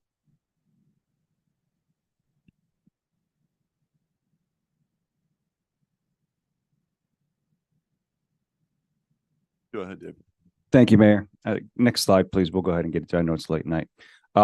Just to overview of this presentation, what we're trying to do is first show you what the stormwater fee is, discuss an alternative billing method from what we're using today, and we're going to show you a comparison of the various billing methodologies, and then we'll talk about, if adopted, what those next steps would be. So first of all, the stormwater program is meant to address and improve drainage in our surface water quality. Okay, it's meant to address flooding issues. And I think this weekend, or not this weekend, the next 24 hours, what we're going to see is exact reasons why we're doing things like this. You take MLK right now to Second, and you see the flooding that's occurring there. We have design already in place to address that program, or excuse me, address that problem because of this program. With that, we have established a stormwater enterprise fund. So it's meant to be a self-supporting fund that uses the fees to support the programs and the activities, as well as the capital expenditures. It's a designated stormwater program that is inclusive of the operation, the maintenance, and the capital. So it's dedicated for that program, and it shows that we have to ensure that there's long-term financial stability in this fund for the projects that it needs to support in the long run. So what we did is we established a stormwater master plan, rate sufficiency study, and the fees that are necessary. So what this is not tonight is this is not an increase on the fees or a new fee. So I want to make that very clear. This is not a new fee or an increase to the fee. This is a recommendation from staff to just change the billing methodology of the existing fee. So a little bit of history. Adopted back in 2002, the city did adopt that rate sufficiency study, 22, thank you very much. And the funding strategy for the next 5 years to implement the stormwater master plan that the city commission adopted. And then in October 1 of 2023 was the first adjustment on that, as you can see here. And that increase was part of that 5-year rate structure. Those stormwater charges, they continue to be collected through the water and the sewer bill. And anytime we make a change to the rate on the stormwater, on the water utility bill, it is a complicated process. And I'm going to talk a little bit about that. So here are the two methods that the city can use if they want to, for the stormwater fee. Currently, we use the water in the sewer bill, and the alternative method is the non-ad valorem tax assessment, meaning placing the fee onto the tax bill, similar to as you see the fire, the fire fee as well, fire assessment fee. Thank you. Next slide, please. All right, so we're going to get right into it, and I'm going to use this slide to show you the various things that we're looking at and the pros and cons, not only to the customer, but to the city as well. And we'll start with the customer. So talking about the customer that's impacted, okay? When you're using the water and sewer bill, it's the water and sewer bill customer. And a water sewer bill customer can be a myriad of individuals. It can be a property owner. It could be a residential owner. It could be a leasee of a commercial property. It could be a tenant of a residential property. So whomever is responsible for that bill, the water bill, is responsible for the stormwater fee. On the non-ad valorem billing, it's always the property owner who's responsible, right? Because the property owner pays the taxes. So it's, as a summary, the stormwater is related to property, and there's no direct correlation to utility usage. Because what I want to get past, or want to portray here, is that why do we have a stormwater program? It's for the protection of property, to mitigate flooding activities, to mitigate sea level rise, to mitigate all these things for the protection of property. So when you look at who the customer that's impacted, and you see that being on the non-ad valorem property bill, from my perspective, it's more appropriate to have this on that bill, as you are putting the fee onto the property owner as you should, because they're reaping the benefits from the program. From a customer convenience standpoint, right now you're paying that monthly on your utility bill, and you have to pay that on a monthly basis. 30 days late, you're in arrears, so on and so forth. And on the non-ad valorem billing, you actually have two options here, because you only get your tax bill once a year and it's due once a year. However, properties that have a mortgage typically have an escrow, and that mortgage payment is paid on a monthly basis. So for the property owner who has a mortgage, they're going to pay this fee monthly, just like they would if it was on the utility bill. If they don't have a mortgage, congratulations, you've paid off your property, and you're just going to pay that annually with your tax bill. Okay, so there's a little bit difference there. From a customer discount perspective, there is no discount to the fee available to anyone when it is on the utility bill. However, we know that when you pay your property taxes early, it is discounted between 1% to 4%, depending on how early you pay that bill. And that applies to the stormwater fee. So there's actually a benefit to the customer to get a reduced fee when it is on the non-ad valorem tax assessment. Billing equity. I think this one is rather important. Again, when we're talking about stormwater, we're talking about the assessment to property, no matter what is on it. It has to do with the pervious area of the property. But not all water and sewer accounts account for, I should say, not all properties have a water or sewer account. I'll give you some examples. A vacant piece of property, a commercial building that doesn't have a tenant and their water is shut off. Look at the old Orchard Supply. They probably don't have a water account right now. So these are some of the things that are the reasons why through the water and sewer billing, we're only capturing about 88% of those who should be billed for this. And so you have 88% of the folks paying for what the other 12% are not. When you put this on the property bill, you obviously capture every single property that is eligible for this fee. Next slide, please. So we talked a little bit about how this affects customers, and I think we also need to talk about how this could affect the city. From an enforcement perspective, to be honest, the water and sewer bill has a little bit of an advantage because there's two methods here. One, you don't pay your water bill and we turn off your water. or by ordinance, the city does have the ability to lien a property for non-payment of the utility bill. Non-ad valorem billing perspective, we can also do a tax delinquency lien on the property as well. But that's not done by the city. If you don't pay your taxes, then the property appraiser has the process of going through the tax deed, selling of the tax deed after a certain amount of years. And in that case, somebody buys that, or they can pay the homeowner can pay the taxes before that actual property is sold. So there's actually a little bit more enforcement mechanism for us, but it's just different, and it's different of how it's applied. And remember, you can't foreclose on a property that is homesteaded. Okay. Delinquency. Because I think there's some people who get that wrong out in the public. Can you say that again? Sure. Through the enforcement mechanism of the water and sewer bill, even if we lien the property, if it's homesteaded, we can't foreclose on it. Thank you. They're not foreclosed on a home that's homesteaded. Homesteaded, correct. Correct.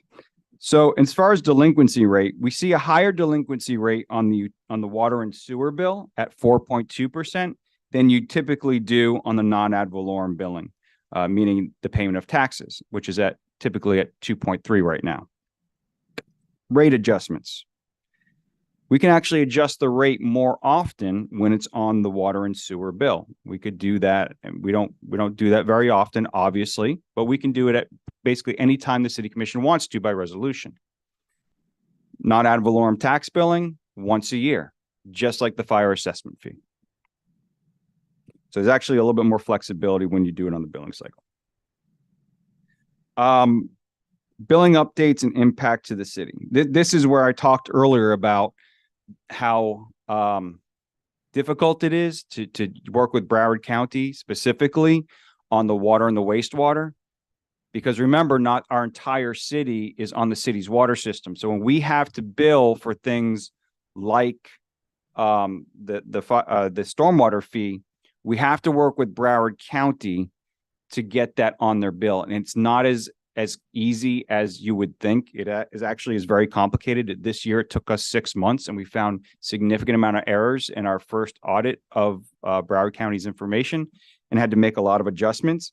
Additionally, when you're talking about it being on the water bill, you're dealing with a situation where if you had one piece of property that's parceled out by 6 various units, and we are on the hook for trying to figure out how each unit should be subdivided for that stormwater fee, rather than just assessing the property owner and allowing him to figure out how he would like to deal with the stormwater fee.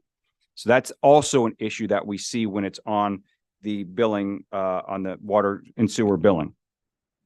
So again, 6 months it takes to get this done, and it costs us about $100,000 each time we do it. Whereas when we do this through the Broward County property appraiser, we have to notify them once a year of what that fee is going to be. And we actually have an annual net savings of $115,000, which I'm going to show you on the next slide. So we actually get charged monthly by Broward County to have that fee on the bill for the customers that are on Broward County water. That's a cost of about $67,300. Then we have to have the contractor costs that do the billing update with the county through their system at about $25,000. The labor between all of that is estimated to be about $7,000. Also, the improved payment compliancy of that 1.9%, the difference that I showed you on the previous slide. Well, we gain some savings there of $53,300. And the estimated revenue for the parcels that we're not billing, that's where we go back and talk about the customer equity, that we're not billing all of our customers. We have 88%ing for the whole. That's a revenue gain to the city of about $68,700. So the gross savings is around $220,000, but there's a cost for the county property appraiser to have that maintained, which is $22,000. It's a lot less than the county billing, water billing. And then there's the revenue loss from the discounts that are provided for paying that tax bill early of approximately $85,500. So actually the annual net savings, taking that out is approximately $113,800. Next slide, please. So again, aligns the billing methodology with the benefited property, which is the property owner. It's paid annually or monthly through escrow if you have a mortgage. It offers discounts to the property owner for early payment, 1% to 4%, at a discount to the city residents of approximately $85,500. It increases the billing equity. Currently, 88% of the parcels are billed. It reduces our errors, our time, and our costs in our billing updates with a savings of about $100,000. It increases our collection rate, and it's the same rate structure. The rate does not change. We're just changing the billing methodology. And it is a common billing methodology. This isn't being proposed as something new and something done. This is very common. It's allowed, and many stormwater programs do this through the tax, the non-ad valorem tax assessment. So the recommendation is to migrate the stormwater billing from the water sewer bills to the non-ad valorem assessment effective for October of 2024. And the way that we do that is we would need to, obviously we're here today, November 14th, at the commission meeting public hearing for the consideration by the city commission. But we'd have to transmit that approval, if approved, to the Broward County Property Appraiser's office by December 31st. And if we do that, then the adoption of the year 2 rate would be done in the same frequency as the fire assessment, and then it would end up on the tax bill for next year, and it would fall off of the utility bill at the last bill in September.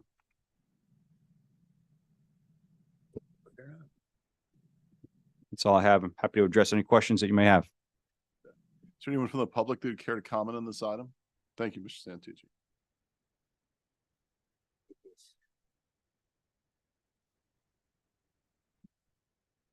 Dan Hers, 330 Southeast 19th Avenue. Before I ask City Manager Santucci some questions, I know we just had November 11th, and I want to thank publicly Mr. Santucci for his service to our country. Thank you.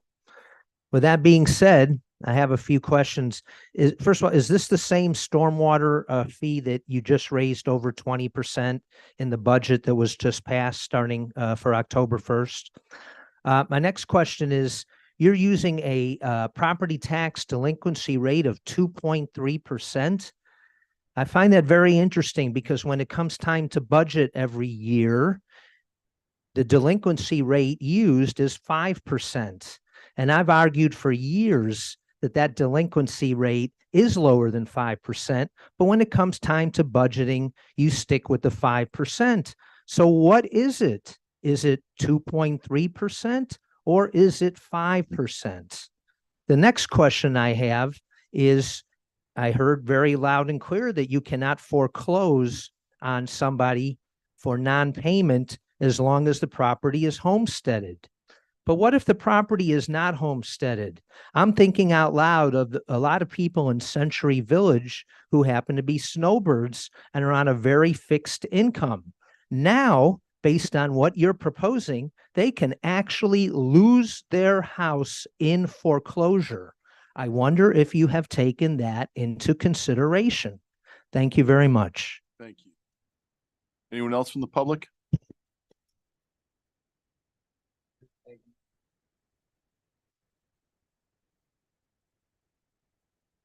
Daniel Shinetsky, 34 Keswick B, Deerfield Beach, 33442. I want to apologize for if any ignorance. I'm trying to grasp everything that Mr. Santucci is saying, but to me, I mean, the bottom line, this would be added to, I guess, our property bill that we get every month. I just pay my property bill. No, this wouldn't increase our property appraisal bill that we pay every November. once a year, not every month. Well, I'm sorry. I apologize. Not every We'll month. we'll I get made a you some mistake. clarity if you can ask. I yeah, apologize. Ask your questions, we'll give you some Well, clarity. well, basically, I know I from last year to this year, there was an increase of $228 for my property bill. I know a lot of people are hit hard by that. So how much would this raise, a property bill yearly? I know $228 hit me hard. I'm sure to a lot of senior citizens in Century Village and in Deerfield Beach, I'm sure that would hit them, even if this is just a little increase for their yearly property. I know with homestead, you can't get foreclosed, but you can get a lien put on it. So if you can't pay your property tax, you can get a lien put on your property. So, I mean, how does this affect the yearly property tax? Would it make it more difficult for people to pay their property tax yearly? That's my question. Hold on. Anyone else in the public? Mr. Freitag, go ahead. Katie Freitag, 418 Southeast Second Street. So if we're to change this stormwater fee from our water bills to our property tax bill and save $115,000, where is that coming back to the residents? Is it coming back to us in the way of a lower rate? Is it coming back to us in the way of better services? Where is that $115,000 savings coming back to the residents? Thank you. Thank you. Anyone else? Okay, thank you. Mr. Santucci, can you clarify some of the comments? I can, Mayor. The stormwater fee is the same fee that is currently on your utility water bill. Again, it is not a new fee. There is a stormwater fee rate structure that has been adopted by the city commission, and that is not being changed. The tax delinquency rate, as Mr. Hers mentioned, is statutorily 5%. So that's what we budget, but we also budget for the previous year's delinquencies that we receive. So we don't always receive it in the same year. But beginning in FY22, Ms. Tinsley made a change to the way in which she budgets for the ad valorem taxes. And so you can actually see that revenue line item now in the budget since 2022. Again, the foreclosure method is available in both methods, whether it's the utility bill, because by ordinance, the ordinance allows us to lien properties. And of course, that is available through the not ad valorem tax billing methodology as well. Moving the fee from one methodology to the other, yes, you would see an increase in your tax bill, but you would see a corresponding decrease in your water utility bill. And in fact, you might even see a decrease in your tax bill that's greater than what was on the utility bill if you pay that tax bill early. The $115,000 estimated annually might be able to get us an additional some additional drainage, or this will probably be absorbed into the existing program because of course we are looking to do as many projects as we can that's on the master plan, and these are multi-million-dollar projects. So the $115,000 would be used to support the many projects that we have in the program. Thank you. For the city manager. Go ahead, Vice Mayor. Master management pays the water fee or the stormwater fee for all of the unit owners and condo owners. So would they be billed the tax, or would it be now broken down individually? We have no water meters or anything like that. It's all handled by master management. Would they be getting the bill on their taxes?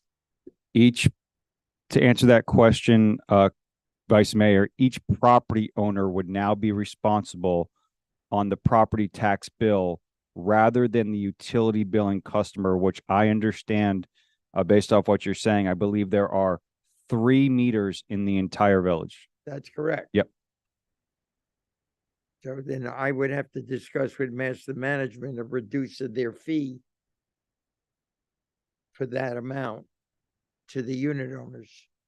All right, I have a meeting with them Thursday. Commissioner Hudak? Thank you, Mr. Mayor. One of the most important points that was brought out during the presentation is that the stormwater projects are to protect the properties. And the owner is the one who benefits from their property being protected. If it's on the utility bill, it is the individual responsible for paying that utility. So if I'm a landlord and part of my rental agreement is that which is normal, the renter is responsible for that utility, then the renter is paying for that. And me as the owner are reaping the benefits of that. So not only am I getting the rent from the renter, but they're also paying this utility fee for me. So God forbid something happens, the storm drainage improvements happened to my property. And that really, really resonates with me. This benefit is for the property owner. And by moving it to the ad valorem taxes, it is forcing the property owner to pay as opposed to a renter. Or, excuse me, in the example of a property that is vacant, such as the property on Federal and Hillsborough, that used to be the what was it, the garden? I forget what it was called. Orchid Supply, or any vacant property, any vacant piece of land, the property owner is not paying that fee because there's no water going to it. And those are the points that really resonated with myself. So I am in support of this move. Thank you. Thank you. If you can't pay your water bill, what happens? Shut the water They shut the water off. Correct. Can you eventually foreclose on it if it's not homesteaded? We have the ability to lien the property, and we technically would have the right to foreclose on a lien property that is not Nothing's changed. So homesteaded. this chicken little approach that says, oh, people might lose their homes, it's the same stuff. It's the same amount of money. Stop playing games. Wake up. It's the same money. Sorry, it's late at night, but this is stupid. I'm not going to have a bunch of panicked people because you think it's going to be paid a different way. It saves $110,000. You're able to get homeowners or owners of property that aren't homesteaded, that own commercial property that aren't paying their fair share. It makes a lot of sense. Right now, you can lose your home if you don't pay your water bill. So it's the same amount of money. What's the difference? It's a no-brainer. Commissioner Drosky. I take it you're in favor? I'm thinking about it. I'm on the fence. Because I came in actually kind of on the fence because, I mean, this to me should have been implemented at the time of adoption in 2017. Coming now in November, when there's 5 people in the audience, I just don't like, just the optics are bad. I just don't like it. It's going to be a surprise to the residents. They're going to get their tax bill and say, what is this? This was never on here before. I didn't know anything about it. We're going to get a lot of questions, a lot of phone calls about it. So that rubs me the wrong way. And it has nothing to do with the city manager adopted this, inherited this. He wasn't the city manager when this was adopted, but that was the time to do this, not now. But the billing equity really intrigues me.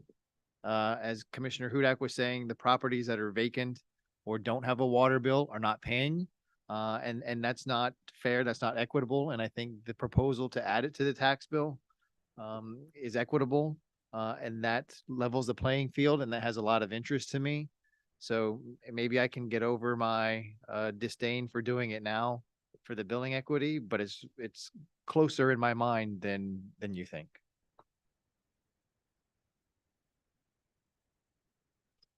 Thank you. Motion, Bill. Looking for a motion? Motion to approve. Second. Fair. Seconded by Commissioner Hudak. We have roll call, please. Commissioner Drosky, Yes. Hudak, Yes. Commissioner Preston, Yes. Vice Mayor Perez, Yes. Mayor Gans. Yes. Item 18 is an ordinance of the city of Deerfield Beach, Florida, authorizing the issuance of debt obligations of the city in an aggregate principal amount not to exceed 16.5 million to provide funds together with other available monies to pay the costs of certain capital improvements to the city's water and sewer system and to pay costs of the issuance of the obligations, providing that such obligations shall be secured by and payable from certain pledged revenues, consisting primarily of the net revenues of the water and sewer system as shall be set forth or provided for in a supplemental resolution to be adopted by the city commission prior to the issuance of the obligations, provided that subject to the limitations herein contained, the terms of such obligations shall be established or provided for, and the obligations shall be sold as provided in the supplemental resolution, authorizing the taking of other actions related to the obligations, providing for conflicts, provided for severability, and providing for an effective date. Could you read that again, please? For the record, I did not create that title. That was outside bond council. Mayor, City Commission, I have Ms. Tinsley here to address any questions you have related to this item. If you want to just maybe speak briefly about what this is, Ms. Tinsley, I'd appreciate it. Thank you. Good evening. Stephanie Tinsley, CFO, Deerfield Beach. So this is like phase 2. I came before you in July requesting a resolution for reimbursement for the potential to take out debt for various projects that for the utilities that we were beginning to start with. And so, of course, under Priscilla, Ms. Sajelnik's direction, she is getting things moving and getting it moving fairly quickly. So I'm trying to keep up with her. And we are taking out as we kind of indicated, an interim borrowing. It was called a band. We do refer to as a bank loan also, but it is a bond anticipation note. And this allows us to get started on a lot of the design and engineering of those big projects. And so that's where this is coming in. We need to have 2 readings to pass it as an ordinance. We went out for our financial consultants, Davenport. They're also here virtually in case you have any questions for them as well as our bond counsel is online as well. And we did a RFP for a request for banks to bid and do a proposal for the amount of borrowing that we wanted to take out as an interim piece right now. And so we got 5 or 6 bids, and we are working through those options. And we will be bringing forth the final option and all of the parameters during the December meeting. So that will be the second piece that we will present for you. It will be an ordinance and a resolution. I'm learning the process a little bit more in Florida. It's just a little bit different here than in Virginia. So a couple of extra steps, but that's okay. Well, I think so. If you have any questions for me, any? Don't think so. I'm gonna open it to the public. Okay, That's okay. Thanks. Anyone from the public here to comment on this item? Anyone online? Dan, come on up.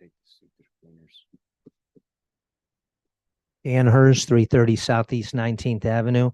Because I was a banker in a previous life, I do want to ask some specific questions here, especially of Davenport and Company.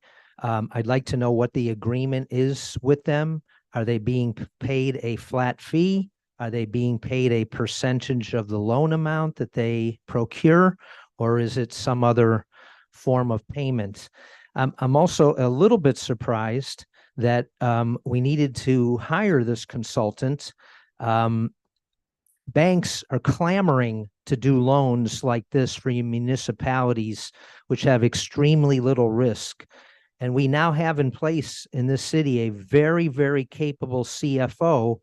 And I'm sure she could have handled this if tasked to do this. So if we can get an explanation on that and the terms with Davenport, I'd be very happy. Thank you.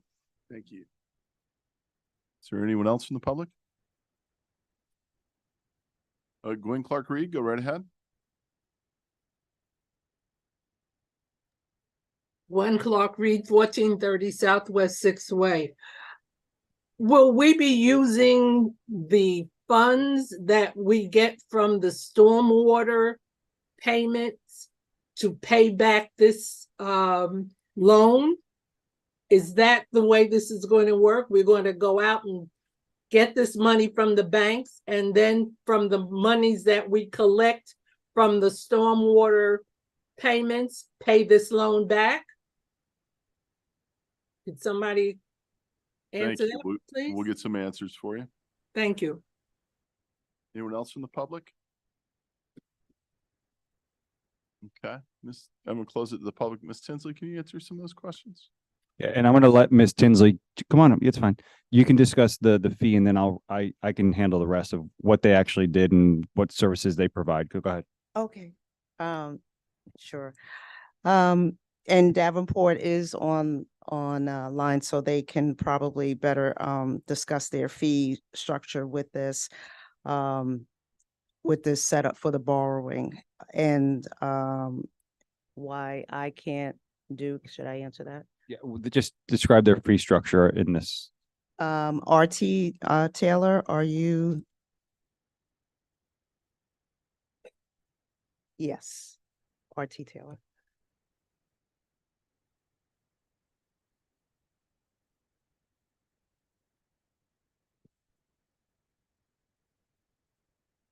You see it?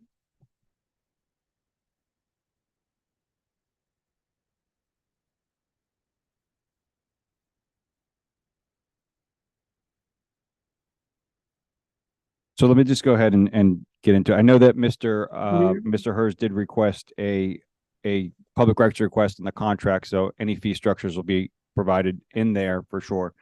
But what Davenport does, they're our financial consultants. So they take a look at what our CIP plan is. They look at our current debt structure, and they analyze our ability to take out more debt based off of what currently exists, along with our current fees and what's going to happen with increases in operations and so on and so forth. So they're analyzing the whole pie to make a determination of whether or not we can afford this borrowing, and we can.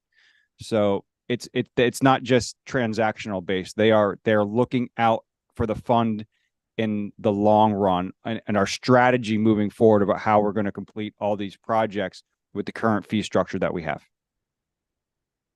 And we will not be using the stormwater fee for this borrowing. This is utility, not utility bill, water, wastewater, not stormwater. Thank you. Motion, Bill. Motion to approve. We have a motion by Vice Mayor Parnas, Second. second by Commissioner Hudak. Public is closed. Roll call, please. Commissioner Drosky, Yes. Commissioner Hudak, Yes. Commissioner Preston, Yes. Vice Mayor Parnas, Yes. Mayor Gantz. Yes. Item number 19 is a resolution of the City Commission of the City of Deerfield Beach, Florida, approving the ranking award for request for proposals number 23-18-BA for construction phase services for the Pioneer Grove Local Activity Center Drainage Improvements Project, authorizing execution of an agreement with the top-ranked responsive and responsible proposer, Heavy Civil Inc., for the services in an amount not to exceed $1,055,540.38, rank for implementation and an effective date. Good evening, Priscilla Sigalnik, Environmental Director. So this item before you is part of the Hazard Mitigation Grant Program. We've been awarded about $1.5 million in grant funds. Now that's inclusive of improvements to City Hall, which is our exterior hardening improvements, and the drainage improvements that go concurrent with the exterior hardening improvements. The two contracts are contracted separately because one is for a heavy civil contractor who does underground work, And the other one that will come before you will be for a general contractor to do the exterior envelope of this building. So you'll see that in a subsequent meeting. So before you, we are requesting authorization to award the request for proposals to Heavy Civils, Inc. in the amount of $1,055,000, 540 for the improvements, the drainage improvements. This also consists of a trunk line that is going to handle the drainage basin for the entire local activity center, the area known as Pioneer Grove. So we are designing something that anticipates future development. And I'd just like to add that having this infrastructure in place is what's going to allow us to develop this area. Without it, it will not happen. So this is an excellent first step for the city to get the development of Pioneer Grove. Take your questions. Okay. Any questions? Thank you. Okay. Anyone from the public care to comment on this item? Okay, I'm going to close it to the public then. Anyone online? Motion to approve. Okay. Second. Motion by the Vice Mayor, second by Commissioner Hudak. We have roll call, please. Commissioner Drosky, Yes. Commissioner Hudak, Yes. Commissioner Preston, Yes. Vice Mayor Parnas. Yes. Mayor Gantz. Yes. Item number 20 is a resolution of the City Commission of the City of Deerfield Beach, Florida, approving an agreement with Tyler Technologies, Inc. for an enterprise resource planning software system in an amount not to exceed $3,507,859, authorizing execution of the agreement, providing for implementation and effective date. Okay. Mayor, I'm very happy to report that the city has successfully negotiated the Tyler Technologies ERP contract. It was a very long negotiation process, but one that we needed to ensure was in the best interest of the city and had many things to negotiate, as you can see within the face sheet, for us to consider to ensure that the project and the end would have the result that we asked for in our RFP. Because many times what happens is you're asking for something in your request for proposals. This is specifically, I say this statement specifically as it relates to ERP systems and government. You ask for something specific in your RFP, you get a response from a vendor, you award the contract or you award the vendor, and then the contract that you start with is vastly different from where it needs to be. So it took us a long time to get here. I recognize that, but it was legitimately to ensure that we got what we were asking for out of this system. So I'm happy to have this before you, and we're ready to get started. I'm happy to address any questions you may have. Okay. Vice Mayor Parnas? You have a question? No question. Okay, thank you. Sorry, Is there anyone from the public here to comment on this item? Come on down, Dan. Have a handout. Sure.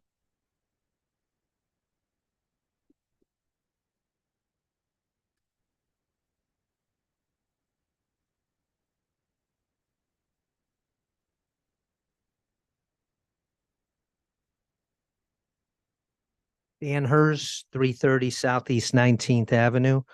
What I've just passed out to you all is the latest thing I could find online. It's from the 2021 CIP, and it shows that at that point in time, the projected cost for an ERP system was $4.5 million.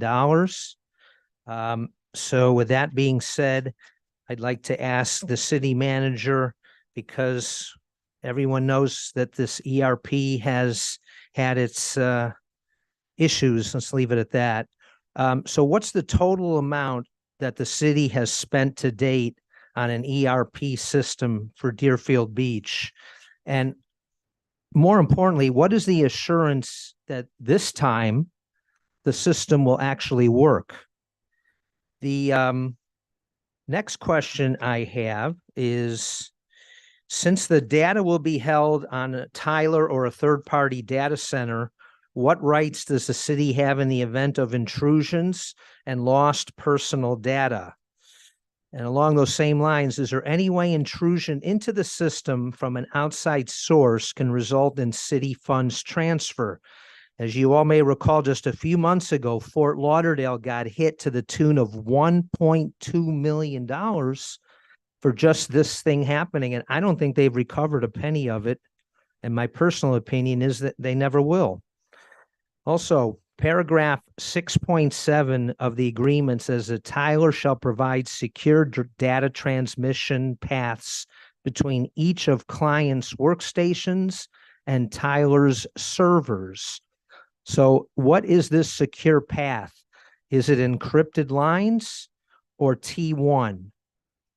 Next question I have is the service portion of the contract is $412,000 a year.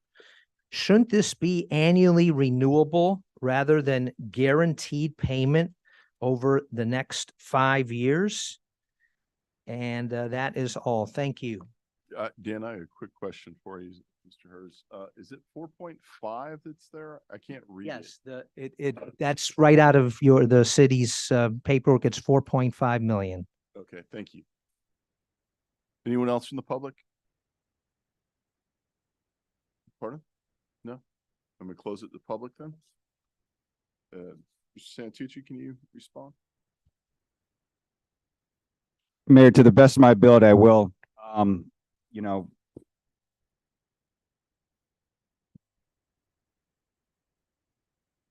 first and foremost, the total cost of the ERP as outlined in the agenda item is the total cost of the ERP. Now we're going to have fees that we're going to be associated with this as it relates to consultant services that we used to help with the negotiations and the implementation of the ERP system, which would be additional to this, but are budgeted for in the 4.5.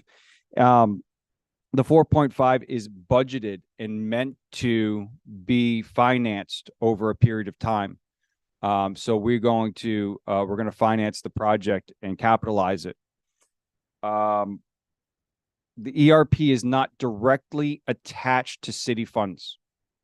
Banks are. Our banks are. So the ERP and also our payment systems.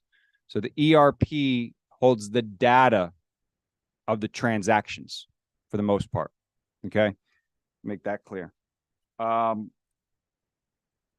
the reoccurring costs on the maintenance are actually pretty consistent with what I've seen and what we're paying today. And that's something that is built into this entire agreement. We're not going to go ahead and go through a I think it's going to be a 12 to 18 month implementation on this and then turn around and not renew it.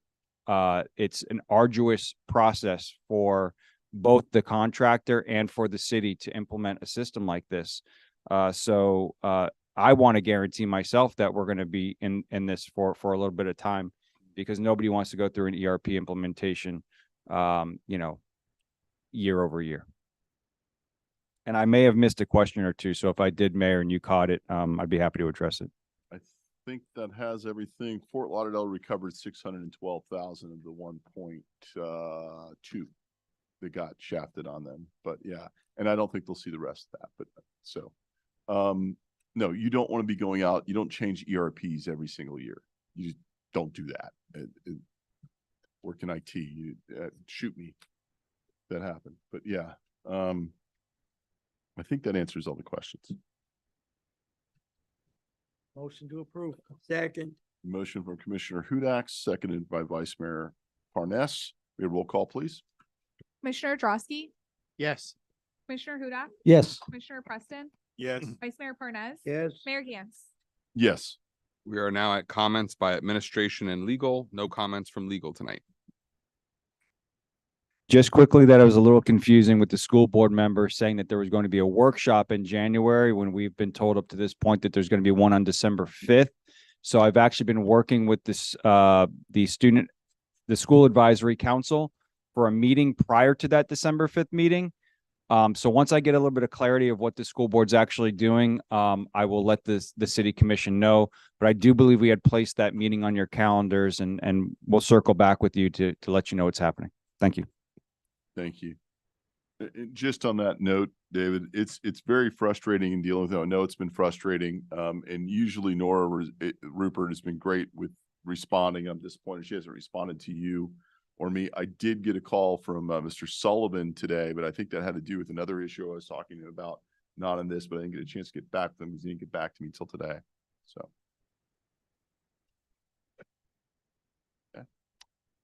We are now at city commission, mayor and city commission comments. Okay, District 4.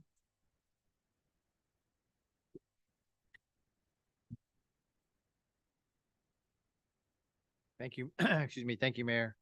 I wanted to quickly revisit two items that were on the agenda earlier tonight, just to make some additional points. One, with respect to the Chick-fil-A, as part of that approval process, there was a variance for the sign code. So I just wanted to make sure and reiterate that I was for that variance, because what it was for is to add additional display boards or message boards to each lane. Our code would only provide for one board for all 3 lanes, so the variance was allowing a message board for each of the 3 lanes, which I think is a safety issue. You don't want to be in the 3rd lane and having to look across 2 lanes to the message board. So I think that was appropriate. The reason that I bring that up is because I had mentioned at the previous meeting about updating our sign code to account for this. And I thought I heard that this was going to be done by the end of this year. And here we're sitting in, first of all, it's taken from July to November. And I thought I heard that by the end of the year that was going to be addressed, and we only have 1 meeting left. So I'd like to know if that's going to be accomplished this year, if that's going to be a carryover to next year to update our sign code. Secondly, with respect to the discussion that we had with respect to the cultural committee, I brought up at the previous meeting as well as having background checks on other boards, board members, not that I have anything against those boards, but because they interact so closely with the public. And so I just don't want the city manager and city attorney to forget that I had made that suggestion at the last meeting to visit that particular issue. Maybe we can have an update at a previous meeting. I want to thank the park staff for a small but intimate Veterans Day ceremony that we had on Saturday. Those that were, and it was warm, it was very warm that day. So I feel for the public that was out in the sun. But I do want to thank the city manager Santucci, the vice mayor Parnas, and Commissioner Hudak for your service. Again, thank you so much. It's one of those things where you can't say thank you enough. So I appreciate your service with that. And then our next meeting, because it will not be until December, we're gonna have the Thanksgiving holiday in the meantime. And so I want to wish everybody a happy Thanksgiving. And then we have so many blessings to be thankful for in this country. Other people are sitting with missiles flying over their heads at night. And we're very, very, very, very blessed in this country. And that's something I don't think that we should ever forget about. That's all. Thank you, Mayor. Thank you, District 3. It's difficult to say. I'm a veteran. And people thank me for my service. I wish you'd stop that. I don't need to be thanked for doing my duty. It's everybody's duty to protect this country. It's what makes us great. Nobody has to say thank you.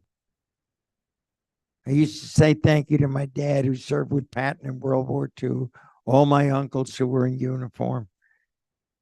And then when I grew up and was in the Army, I realized that my family served to protect this country, and they don't need to be thanked. Everybody should want to protect this country. It's the greatest country in the world, and serving it was an honor. Nobody has to thank me for that. That's all I have for this week. Thank you. District 2. Thank you, Mayor. I'd like to wish everybody a Merry Christmas. Oh, I'm sorry. It's a little late. No,